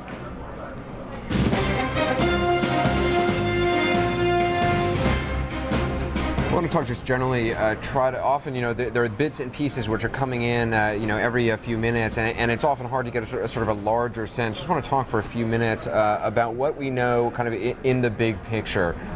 We know in Baghdad the status of Sadaam Hussein simply unknown at this hour. Was he injured in that cruise missile attack some more than 24 hours ago? Was he killed? Was one of his sons killed? Is he still in control? Is he frankly irrelevant at this point? We don't know. You know, the interesting thing is there was to be a press conference from Iraqi officials through Al Jazeera television, but so far that has not happened, and we don't know why right now. And frankly, that is something we've been told to get ready for really all evening long, going back into late yesterday, last night. Have yet to hear anything about that. Can we read anything into that? Unknown at this point. It's really, there's so much which is unknown. Also the 7th Cavalry. What we do know about the 7th Cavalry, we've been talking with Walt Rogers for a long time now. They are moving very quickly through the deserts of Iraq. And as Walt says, all the members of the 7th Cavalry know ultimately their ticket home goes through Baghdad. And they're moving very quickly now. It's been stop and go to refuel. And of course, that helicopter is flying reconnaissance missions to see what's up ahead. At certain times they stop, depending on what those helicopter pilots tell them. But right now, it seems to be stopped again. So we'll check in with Brent Sadler a little later. And we know that behind the 7th Cavalry, the 3rd Infantry Division also moving very fast up behind them. 7th Cavalry leading the way with helicopters, scout helicopters in advance of them. We have had the first casualties so far in this conflict. That report came out several hours ago. A helicopter went down. It was initially thought there were 16 troops injured. Now it's down to 12, 4 Americans, 8 British, and that helicopter, which all indications is at this point was an accident, no indication of... Yeah, they think mechanical problems right now. That occurred in Kuwait near the Iraqi border. Also in that region, we know the 1st Marine Division has crossed into into Iraq, crossed over from Kuwait.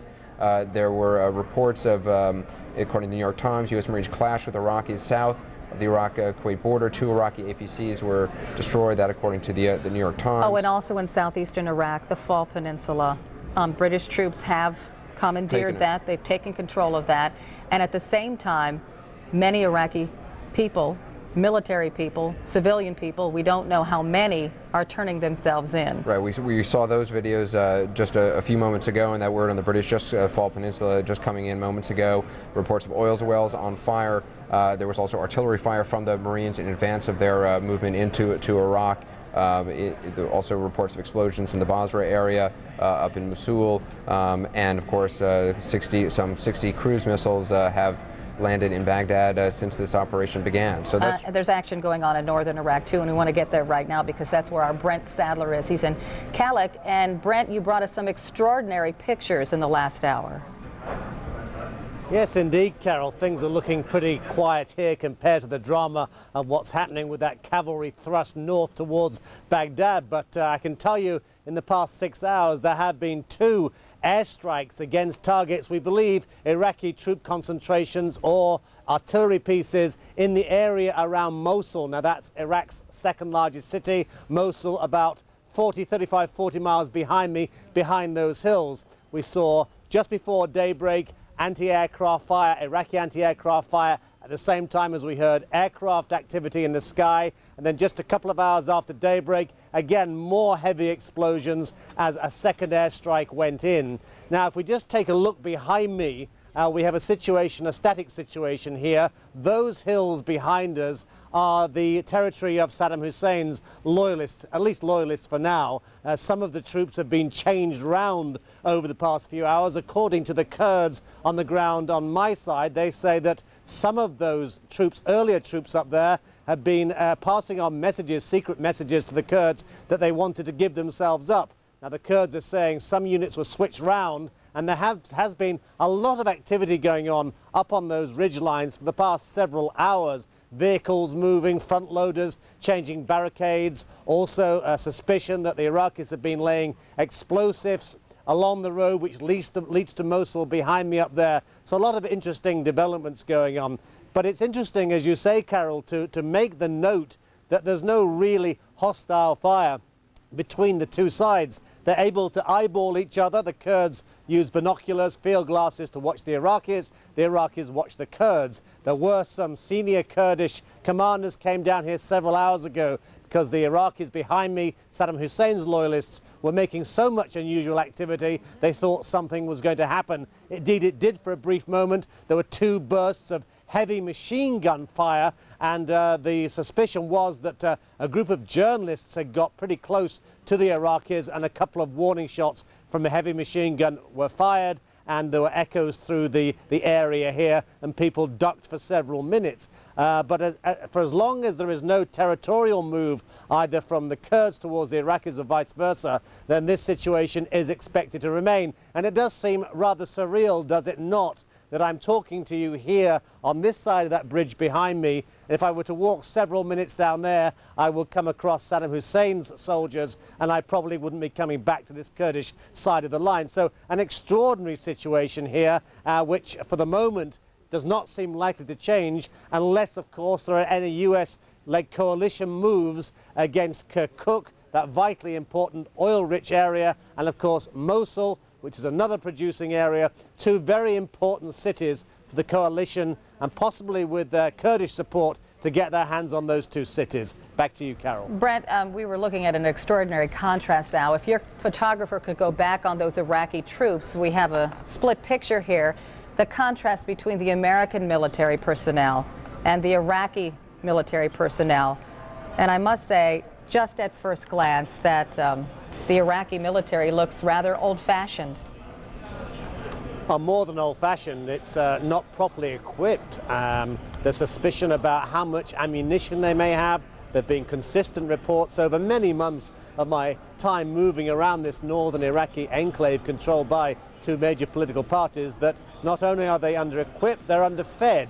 There have been reports that the Iraqi soldiers you're seeing there have been buying local uniforms to throw their Iraqi army kit away so that they can melt and disappear if they have to, or to surrender. Many messages passed towards the Kurds. It's interesting to tell you, Carol, actually, that Kurdish intelligence has actually, according to my sources, tried to deter some of the senior Iraqi officers within Saddam Hussein's units up there not to defect too prematurely, because they want to have eyes and ears inside the Iraqi military. The Kurds relying a lot on intelligence reports, not only on what's happening with those Iraqi soldiers you're seeing live pictures of now here in northern Iraq, but more importantly, what's happening in the oil fields around Kirkuk, what's happening to Iraqi morale, the army morale inside the Kirkuk city itself, and of course Mosul. So some of those officers, it's said by the Kurds, have been told not to defect prematurely because they want to get intelligence reports still flowing from Saddam Hussein's military, from those who are prepared to use their knowledge against their leader, who we assume is still in power in Baghdad. So you have a very fascinating situation on the ground here. This is the closest that anyone is getting to Iraqi soldiers. There they are, looking pretty pretty low in terms of the kit they've got, and in terms of weaponry, I've only seen on the ridgeline behind me, you know, a 106 anti-tank piece, a couple of heavy machine guns, and really Iraq is just appearing to be waiting for the moment when they can just come down there and give themselves up. No real substantial change in their armaments or their displacements, and 2 days, 36, 40 hours into this invasion. Carol. Yeah, you have to wonder if they really know what to expect. Brent Sadler reporting live for us. Many thanks to you from northern Iraq. We've got a piece of new information in that is perhaps significant. Now, according to the British Defense Minister, Jeff Hoon, British forces, as we know, they've secured the Fall Peninsula, as we told you about, but they are apparently facing what is described as strong opposition, this at Qasr. Now, this is on the road to Basra. British forces had been hoping to move northward toward Basra, apparently facing strong opposition. Why is this significant? Well, because so much of the area around Basra, it's a Shiite territory, was believed there would not be much opposition there, was believed there would be scenes of troops just sort of rolling through the streets into Basra, being greeted by adoring crowds. A lot of people early on had said it was important to move into Basra quickly, in not only strategically, but also in a PR sense, to get a positive image for this operation, have those images be the first. This information coming in right now that British forces apparently facing strong opposition at Qasr as they press north toward Basra. The statement was made by the British Defense Minister just about 30 minutes ago on British television. He said also that the securing of the Fall Peninsula, he was saying that it had prevented a possible ecological disaster. That's his words, because of those oil fields that were alight. So very interesting information. Our Christian Amanpour is with British troops. We will go to her shortly to find out what she is hearing on the ground. For now, however, we go to Nick Robertson, who is live in Baghdad. Nick? Anderson, we are getting some independent information from Kirkuk, the town about 150 miles north of Baghdad. Brent Sadler talking about that town just now, an oil-rich town that is under Iraqi control, but very, very close to that independent Kurdish area of northern Iraq. This is the first independent, non-Iraqi government information we have had from Kirkuk. What we understand from there, that overnight there were 4 heavy explosions that seemed to come from the north of the city. The sources report no anti-aircraft gunfire and no planes seen in the area. The sirens over the city have sounded on several occasions. The streets in the city, we are told, are reasonably busy at this time, not as busy as they would be normally. People, we are told, are concerned about the possibility of fighting between Kurds and Turks. That's what they're afraid of. We're also told by our sources there that the 2 independent Kurdish television stations from that independent area in the north of Iraq, the Kurdish area, the KTV station and the KUP station, broadcasting into the Iraqi-controlled area, into Kirkuk, a message telling Iraqi soldiers to lay down their weapons and surrender. That is what the people of Kirkuk and the Iraqi soldiers in Kirkuk are hearing today, we are told. We are told they're hearing that they should lay down their weapons and surrender. That is not what the people in Baghdad are hearing. In Baghdad, the news on the television today, and it is a much clearer day here, it is a much sunnier day in the city. There are more people out on the streets, however, many of the shops are still shut. There's more traffic on the roads this morning. One of the government buildings that was hit hit overnight is still smoldering. But what Iraqi people are hearing on their television this morning, and Iraqi television picking up one of the Arab satellite channels and replaying it. Iraqis in Baghdad are being told that thousands of people were arrested in the United States for protesting against the war. They're being told that 3 American helicopters have been destroyed. They're being told that 12 British soldiers and 4 American soldiers were killed. They're also being told about the international opposition to the war at this time. So that's the message that people are getting here. But the picture and what we see in Baghdad today is a city that is it would be too much to say that it were returning to normal, but a few more people venturing out on the streets. And when we look across the road here at one of the gas stations here, there are no lines there, but there are a few people filling up their cars. Anderson? Nick, CNN had been saying, there's a wire story on CNN saying that Iraqi TV was claiming that the U.S. strike, the cruise missile strike against what Iraqi leadership believed to be Saddam Hussein, was a target against Saddam's wife and daughters. Have you heard that on Iraqi TV? Is that the way they are portraying it? We have so far not picked up that particular broadcast on Iraqi television. We are monitoring it pretty much every minute. It is obviously possible that we may miss some of their broadcasts, but I believe that we're picking up most of their news broadcasts. The Iraqi officials yesterday obviously responded with surprising speed to try and put down rumors that President Saddam Hussein had been killed in that first round of strikes.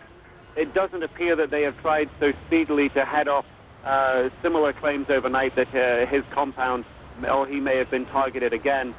This is very much, it feels, one has the impression when watching Iraqi officials make their statements that we are in the midst of a very strong and heavy propaganda war, perhaps very different to what we've seen in the past. Immediate denials of such things. However, we see no denials so far today that the president may have been targeted again. Anderson? Nick, as you no doubt know, it is a great topic of debate in the United States, probably throughout much of the world, about the status of Saddam Hussein. We saw that video that appeared on Iraqi television yesterday, the talk by Hussein. There was a report in the Washington Post saying that Saddam Hussein had actually pre-recorded several messages. Have Iraqi officials that you may be in contact with made any mention of that Washington Post report? Have they had any response to it? So far, we haven't seen that. Typically, what Iraqi officials have said in the past about such accusations, they say it's part of a propaganda war, that they don't believe it, that there's a psychological war going on against Iraq, and they believe in the past that such articles have been part of that propaganda campaign against them. One of the interesting things about one of yesterday's meetings, President Saddam Hussein meeting with his Vice President Taha Yassin Ramadan, the Foreign Minister, the Deputy Prime Minister Tariq Aziz. One of the interesting things about that meeting, normally it would have been attended as well by Izzat Ibrahim, often described as perhaps the second or third most powerful man in Iraq. He is the Vice Chairman of the Revolutionary Command Council. He also has been put in charge in military control of the northern region of Iraq, that area very close to the Kurdish-controlled areas in the north. So it was interesting that he was not seated around the table for that top-level meeting. He would, of course, normally have been there, along with Ali Hassan al-Majid, another of President Saddam Hussein's close confidants, who is in control of the south of Iraq. So possibly an indication there, Anderson, possibly that these pictures were taken recently, and possibly an indication that these particular commanders are now in those regions that they've been given control of. So should communications go down, that they can remain perhaps more in charge and in control of those regions that they've been put in control of by actually being there, Anderson. Nick, you have covered this place more than anyone, I think. What in that video that we saw of Saddam Hussein addressing Iraqi people on Iraqi television and perhaps a world audience, how did you see it? I'm just sort of curious to know. I mean, what did you take away from it? What did you see? You know, there was so much debate going on here in the United States about the various, you know, the glasses he was wearing, is it Saddam, was it not Saddam, things like that. Just interesting, as you saw it, is there anything you can comment on about what you saw? Well, my first indication, to be perfectly honest, when I first looked at it, I thought that isn't the man. His face did not seem to be as relaxed as he normally is. The glasses definitely made it hard to tell. The beret, of course, we just don't normally see him in the beret. We had only just begun to see him in his military fatigues. But on closer inspection and listening to him, the impression I was left with, this is very, very likely President Saddam Hussein. Obviously, one cannot be certain, and one cannot be certain when it was recorded. But I think my lasting impression is, looking closely and watching it played out a number of times here, again on Iraqi TV, that this very, very likely was the Iraqi leader. Unusual to see such large glasses. it did appear to be hastily prepared. He was reading from notes. The image that President Saddam Hussein likes to portray of being relaxed, of being in command, of being in control in his movements and in his gestures, something that CBS's Dan Rather commented on when he recently met him, and others comment on as well, that he likes to deport himself as being upright, as being strong, as being masterful, as being in control. What we saw yesterday was somebody who looked perhaps no less in control, but much, much more concerned about the situation and much less relaxed than he has done recently. One would have thought if he'd pre-recorded a message at a more relaxed moment, he might have chosen to look a little more relaxed. He might have chosen to do it perhaps without the heavy glasses. He might have chosen to do it a number of other ways. But again, these cannot be ways to definitely and precisely know whether or not it was the Iraqi leader. Yeah, there is still so much unknown at this point. Nick Robertson live in Baghdad, appreciate it. And as we look at that live picture of Baghdad and we hear the call to prayer, that call which echoes out 5 times throughout much of the Muslim world, 5 times a day, it is in stark contrast to those other pictures we have been seeing of the 7th Cavalry, the Bradley fighting vehicles, the M1 Abrams tanks pushing fast through the deserts of Iraq, kicking up a storm of dust and clouds, moving toward a very clear target indeed. Carol? Extraordinary pictures this morning, more extraordinary pictures out of southern Iraq too, with members of the Iraqi military surrendering to British troops, and also civilians, it seems, with white flags. I want to show those pictures right now and bring in our military analyst Kelly McCann to talk more about the POWs, those people who will become prisoners of war, and how they might affect the military and what problems they may cause. Kelly, are you there? There you are. I am. All right. You saw those extraordinary pictures, did you not? I of did. Iraqis with white flags surrendering to armed British troops?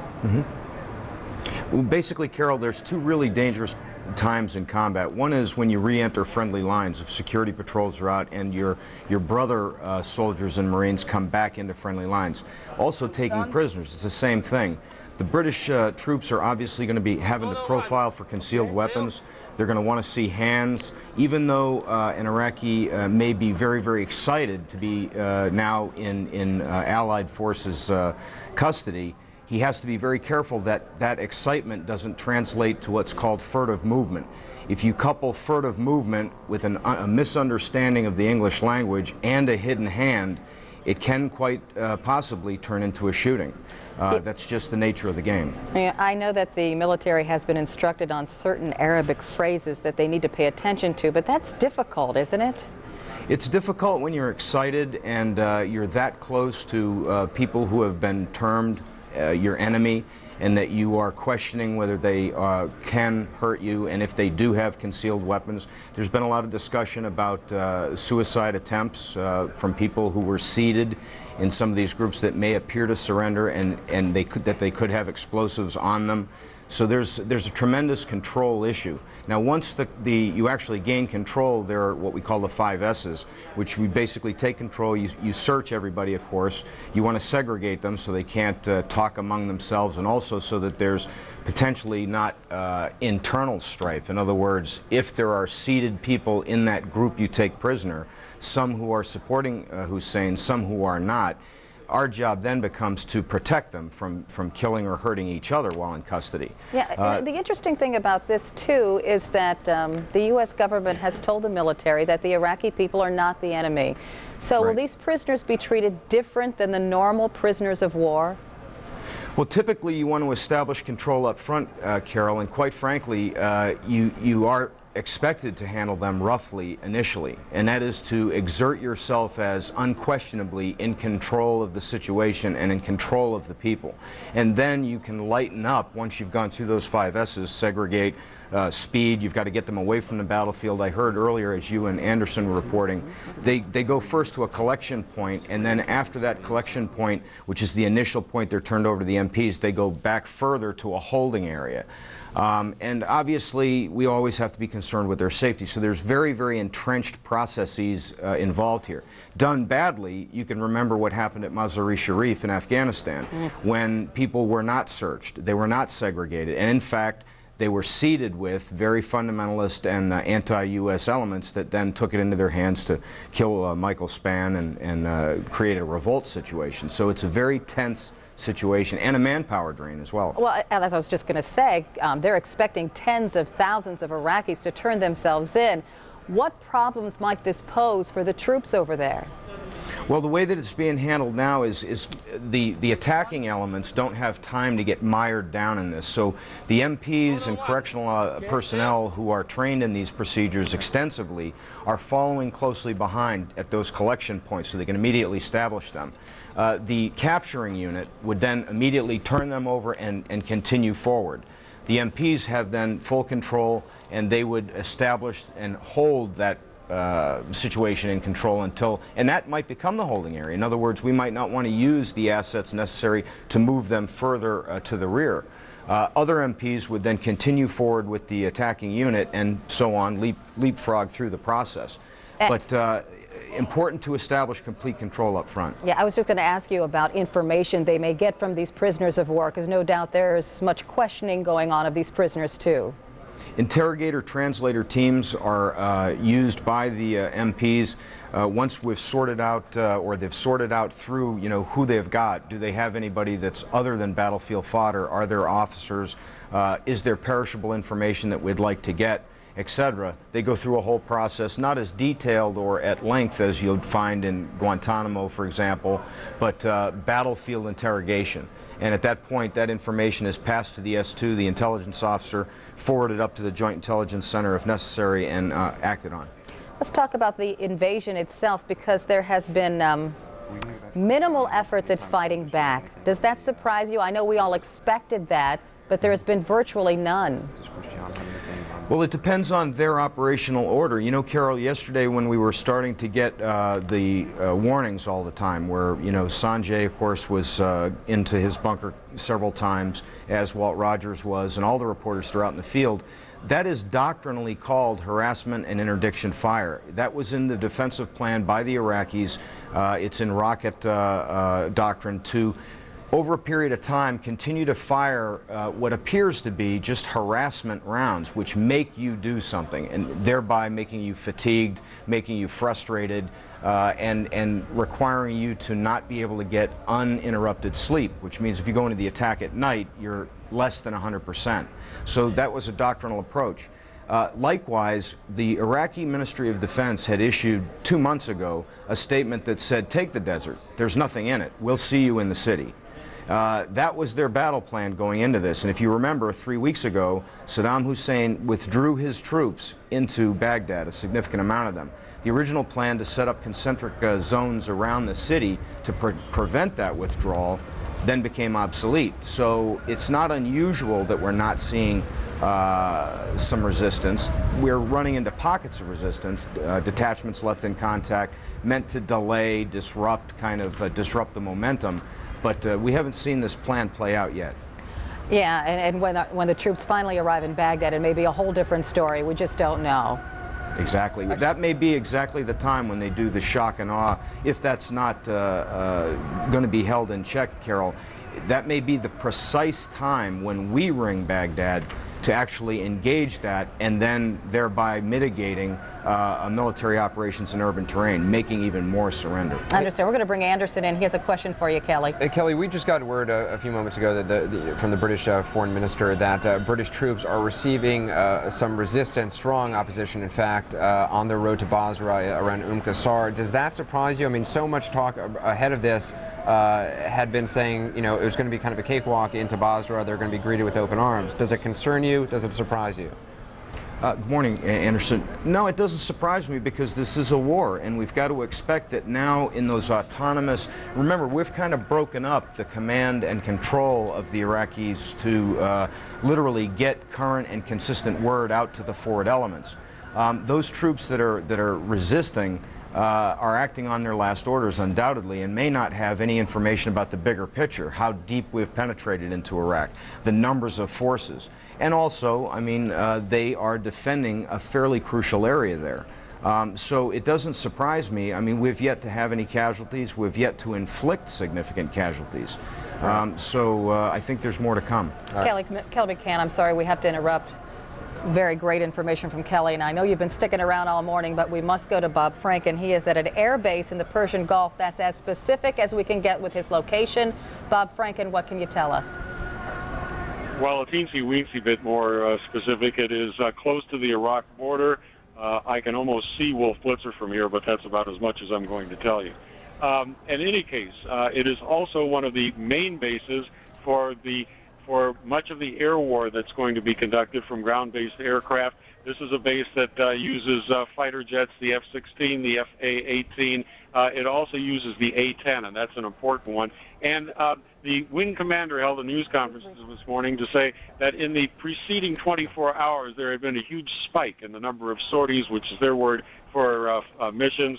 There had been 141 as compared to the mid-30s the day before. Most of those, he said, this is an interesting part, were in support of the ground operation, an awful lot of the A-10, which is a very, very potent anti-tank weapon. Preparing the battlefield is the terminology they use. In other words, clearing the way for the opposition to be, the tanks to not be a factor as the U.S. troops advance. They also concentrated on the city of Basra, that area command and control center, certainly consistent with the ground war that is going on. That seems to be the main target of opportunity right now. The other thing that they did, which was so interesting, is that they went on a search in the flights that came from this base, a search for the locations of the portable missile sites that had fired 4 missiles, they say, at the forces friendly to the United States, 4 of them. Those missile firings had caused a huge rash of alerts, red alerts they call them, where in military parlance you had to go to MOP 4, that's mission-oriented protection. And MOP 4 is the highest level. That means an attack is imminent, if not already in progress. Well, the attacks turned out to be nothing of the sort. But before we would find that out each time, nearly a dozen times, everybody on the base would have to put on his gas masks and his entire chemical, biological protective gear, wait in a bunker or some sort of protective area until the all-clear was given just a little bit of time ago. But there's only been one since overnight, and that is attributed by the commander to the fact that they're on the chase for these portable missile sites and may have intimidated them or stopped them from firing the missiles. Anderson? Understand. Bob Franken, Carol Costello here along with Anderson Cooper. Bob Franken reporting from an air base somewhere in the Persian Gulf. Our next hour starts right now. The 3rd Army's 7th Cavalry rolls toward Baghdad. You're seeing the picture right there. That tops our quick look this hour at the strike on Iraq. Walter Rogers is with the 7th Cavalry, CNN's Walter Rogers. He tells us overnight a tactical ballistic missile was fired at the unit as the troops crossed the Kuwaiti border into Iraq. The missile missed. He says the unit also destroyed several Iraqi army vehicles and is now rolling unimpeded toward the Iraqi capital. The battle for Basra has been going on the land and from the air. U.S. Air Force commanders tell CNN that most of the more than 140 sorties flown in the Iraqi operation thus far have been against targets in Basra. The first coalition casualties occurred today. The Pentagon says a U.S. Marine chopper crashed in Kuwait about 9 miles south of the border with Iraq. All 12 people, 8 British soldiers, 4 U.S. crew members, all 12 aboard the CH-46 transport chopper died. Initial reports had 12 British deaths. Those turned out to be incorrect, 8 British deaths. The military suspects mechanical problems caused the crash. And just a short while ago, British troops secured the beachhead on Iraq's Fall Peninsula, Iraq's only Persian Gulf coast. And Britain's Ministry of Defense says some Iraqi troops were taken prisoner. We saw those pictures, but it's not clear exactly how many. We also have a report that British troops are meeting some resistance on their way to Basra at Qasr. Overnight video here of Iraqi troops surrendering. There it is, surrendering near the Kuwait-Iraqi border. 17 Iraqi soldiers surrendered before the opening of the strike on Iraq. Our Christian Amanpour is with British troops in the region and tells us that dozens of Iraqi soldiers have walked across the border to surrender. And just within the last couple of hours, this video from northern Kuwait of Iraqi troops carrying white flags and surrendering to British Marines. And this is video. Coming up next, video from ground level of the first strikes to open Operation Iraqi Freedom. Iraqi TV reports 72 missiles were fired into the city on the first night. That is at odds with what the U.S. say. They say over 60. It reports 4 Iraqi fighters were killed in those strikes.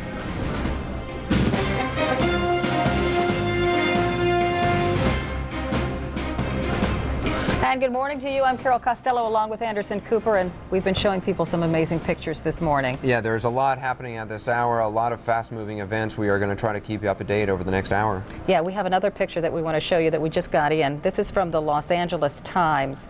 Take a look at that. These are the Marines of Alpha Company, 1st Battalion, the Regimental Combat Team 5. They were deployed sometime today in the area of an oil pumping station. We don't know exactly where, but we do know it's southern Iraq. But for family members, again, these are the Marines of Alpha Company, 1st Battalion, Regimental Combat Team 5. They were deployed early Friday morning in southern Iraq at an oil pumping station.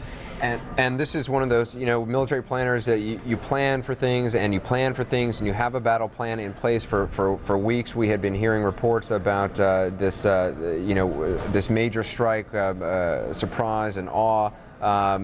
Clearly that shifted with the early attack on the Iraqi leadership, that cruise missile strikes. These oil fires are presenting another incidence of the battle plan perhaps having to shift. It's sort of an open question at this hour with those oil fires burning. Did things change on the battlefield tactically? Did operations have to shift in order to try to address those fires sooner rather than later? And the word we have right now, at least 15 oil wells have been set on fire. We went ahead now live to Kuwait and Bill Hemmer for more about the oil well fires and also about the POWs. More and more Iraqis turning themselves into troops. Good morning, Bill.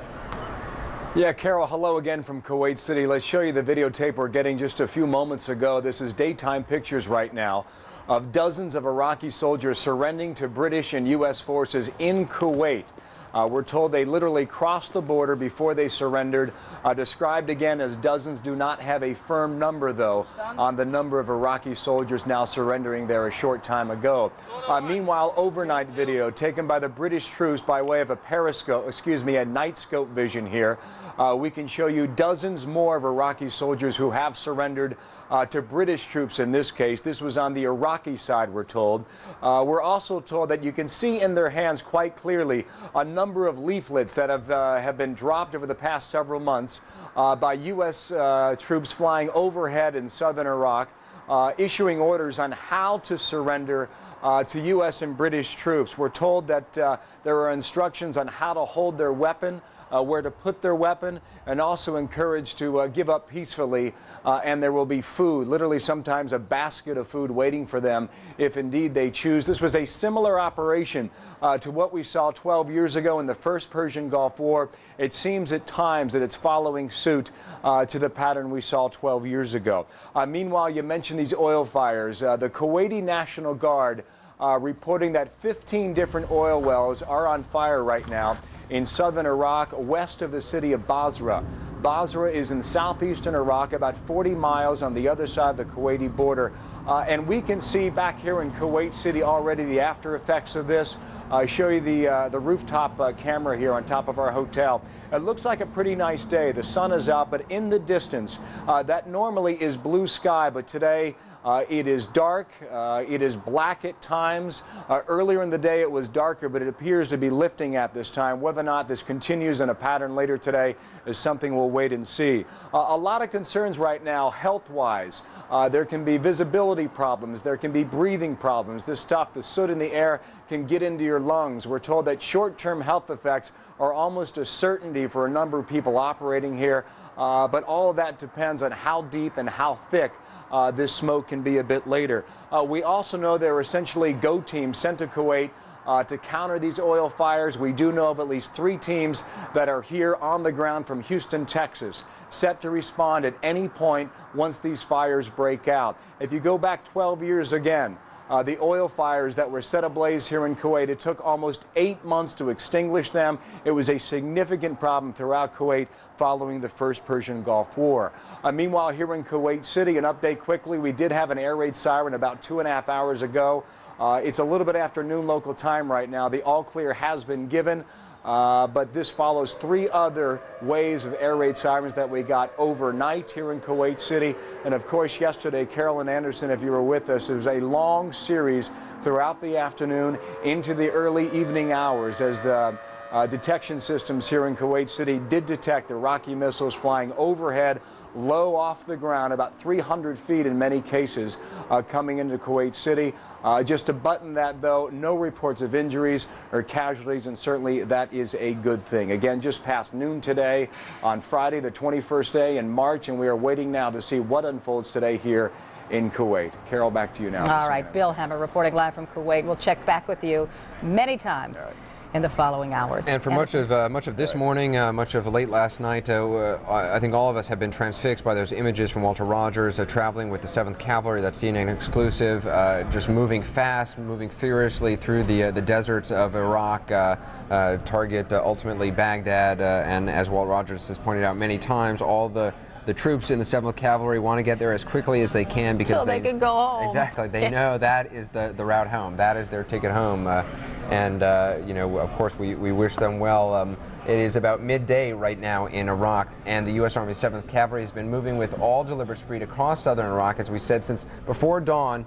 Walter Rogers, as we said, is traveling with them. He's actually asleep right now. I mean, this guy has been going with these troops, and the troops, as much as possible, in their badly fighting vehicles, in the Abrams tanks, are shifting around. They have to go on sort of a staggered shift. They try to get sleep when they can. Anyone who's been in the military will know that you develop very quickly the ability to take a cat nap whenever you can. Walt Rogers is taking a cat nap right now. We're going to take a look at some of the reporting he has done over the last several hours. Take a look. The pictures you're seeing are absolutely phenomenal. These are live pictures of the 7th Cavalry racing across the deserts in southern Iraq. They will, it'll be days before they get to Baghdad, but you've never seen battlefield pictures like these before. Immediately in front of our cameras, an M1A1 Abrams tank. We're sitting about 30 meters, now about 40 meters off the back of that tank. A short while ago, perhaps 30 minutes ago, this unit took some incoming fire, never came within more than half a kilometer of the 7th Cavalry, but there you can see these tanks rolling along. The Army says these are the most lethal killing machines on the earth, and when you see those 120 millimeter guns go off, there's no doubt about it. As you look at the soldiers atop the tank, the one nearest us on the left side of the tank is the loader. He is responsible for loading the 120 millimeter gun shells into the tank when it engages in hostile combat. That has not occurred. That is, the tanks have not fired to the best of our knowledge so far today. The other soldier on the right side of the turret, his head sticking up too, is the commander of the tank. You have to realize they've been riding along, bouncing along in these tanks for probably 6 or more hours now. We should tell you that some of the squadron is now completely fanned out. This is the Apache troop. Earlier in the evening, when we crossed the border with Kuwait, we were in a single column. The reason being we stayed in a single column because there was concern about minefields. But now we are well past the danger of minefields. The entire Apache troop of the U.S. Army 7th Infantry, 7th Cavalry, is spread out in this giant fan across this desert plain. Earlier this evening, also, we think an unknown number of tanks were hit, no more than 3 or 4, but that was really little more than a skirmish. It held the 7th Cavalry up at the border briefly until the lane of passage through the border berm could be cleared. Once that border berm was cleared, they moved through very, very quickly. If you can stay with us just a little longer, we're coming up on another skeleton of another war, another old Soviet vintage tank that the Iraqis would have used probably during the Gulf War. You can see it, you're just about to see it on the ground there. The turret is it would have been knocked out by Allied forces in the 1991 Gulf War. And look at that old Soviet tank, and then pan over and look at the M1A1 Abrams if you want to see how the history of mechanized warfare has in the last 15 years. Captain Lyle held a pep talk of sorts, and he spoke to each of his soldiers in the Apache troop you now see rolling toward Iraq. He began by saying, and I'm quoting Captain Lyle here, "We're just doing what's right." This is a case of them, him, and us. Them being the Iraqi people, Captain Lyle said, him being Saddam Hussein, and us being the United States Army. Captain Lyle went on to say the Iraqi people have been gassed and murdered by this tyrant. He has to be removed. He said, we are marching, we are invading to liberate the people of Iraq.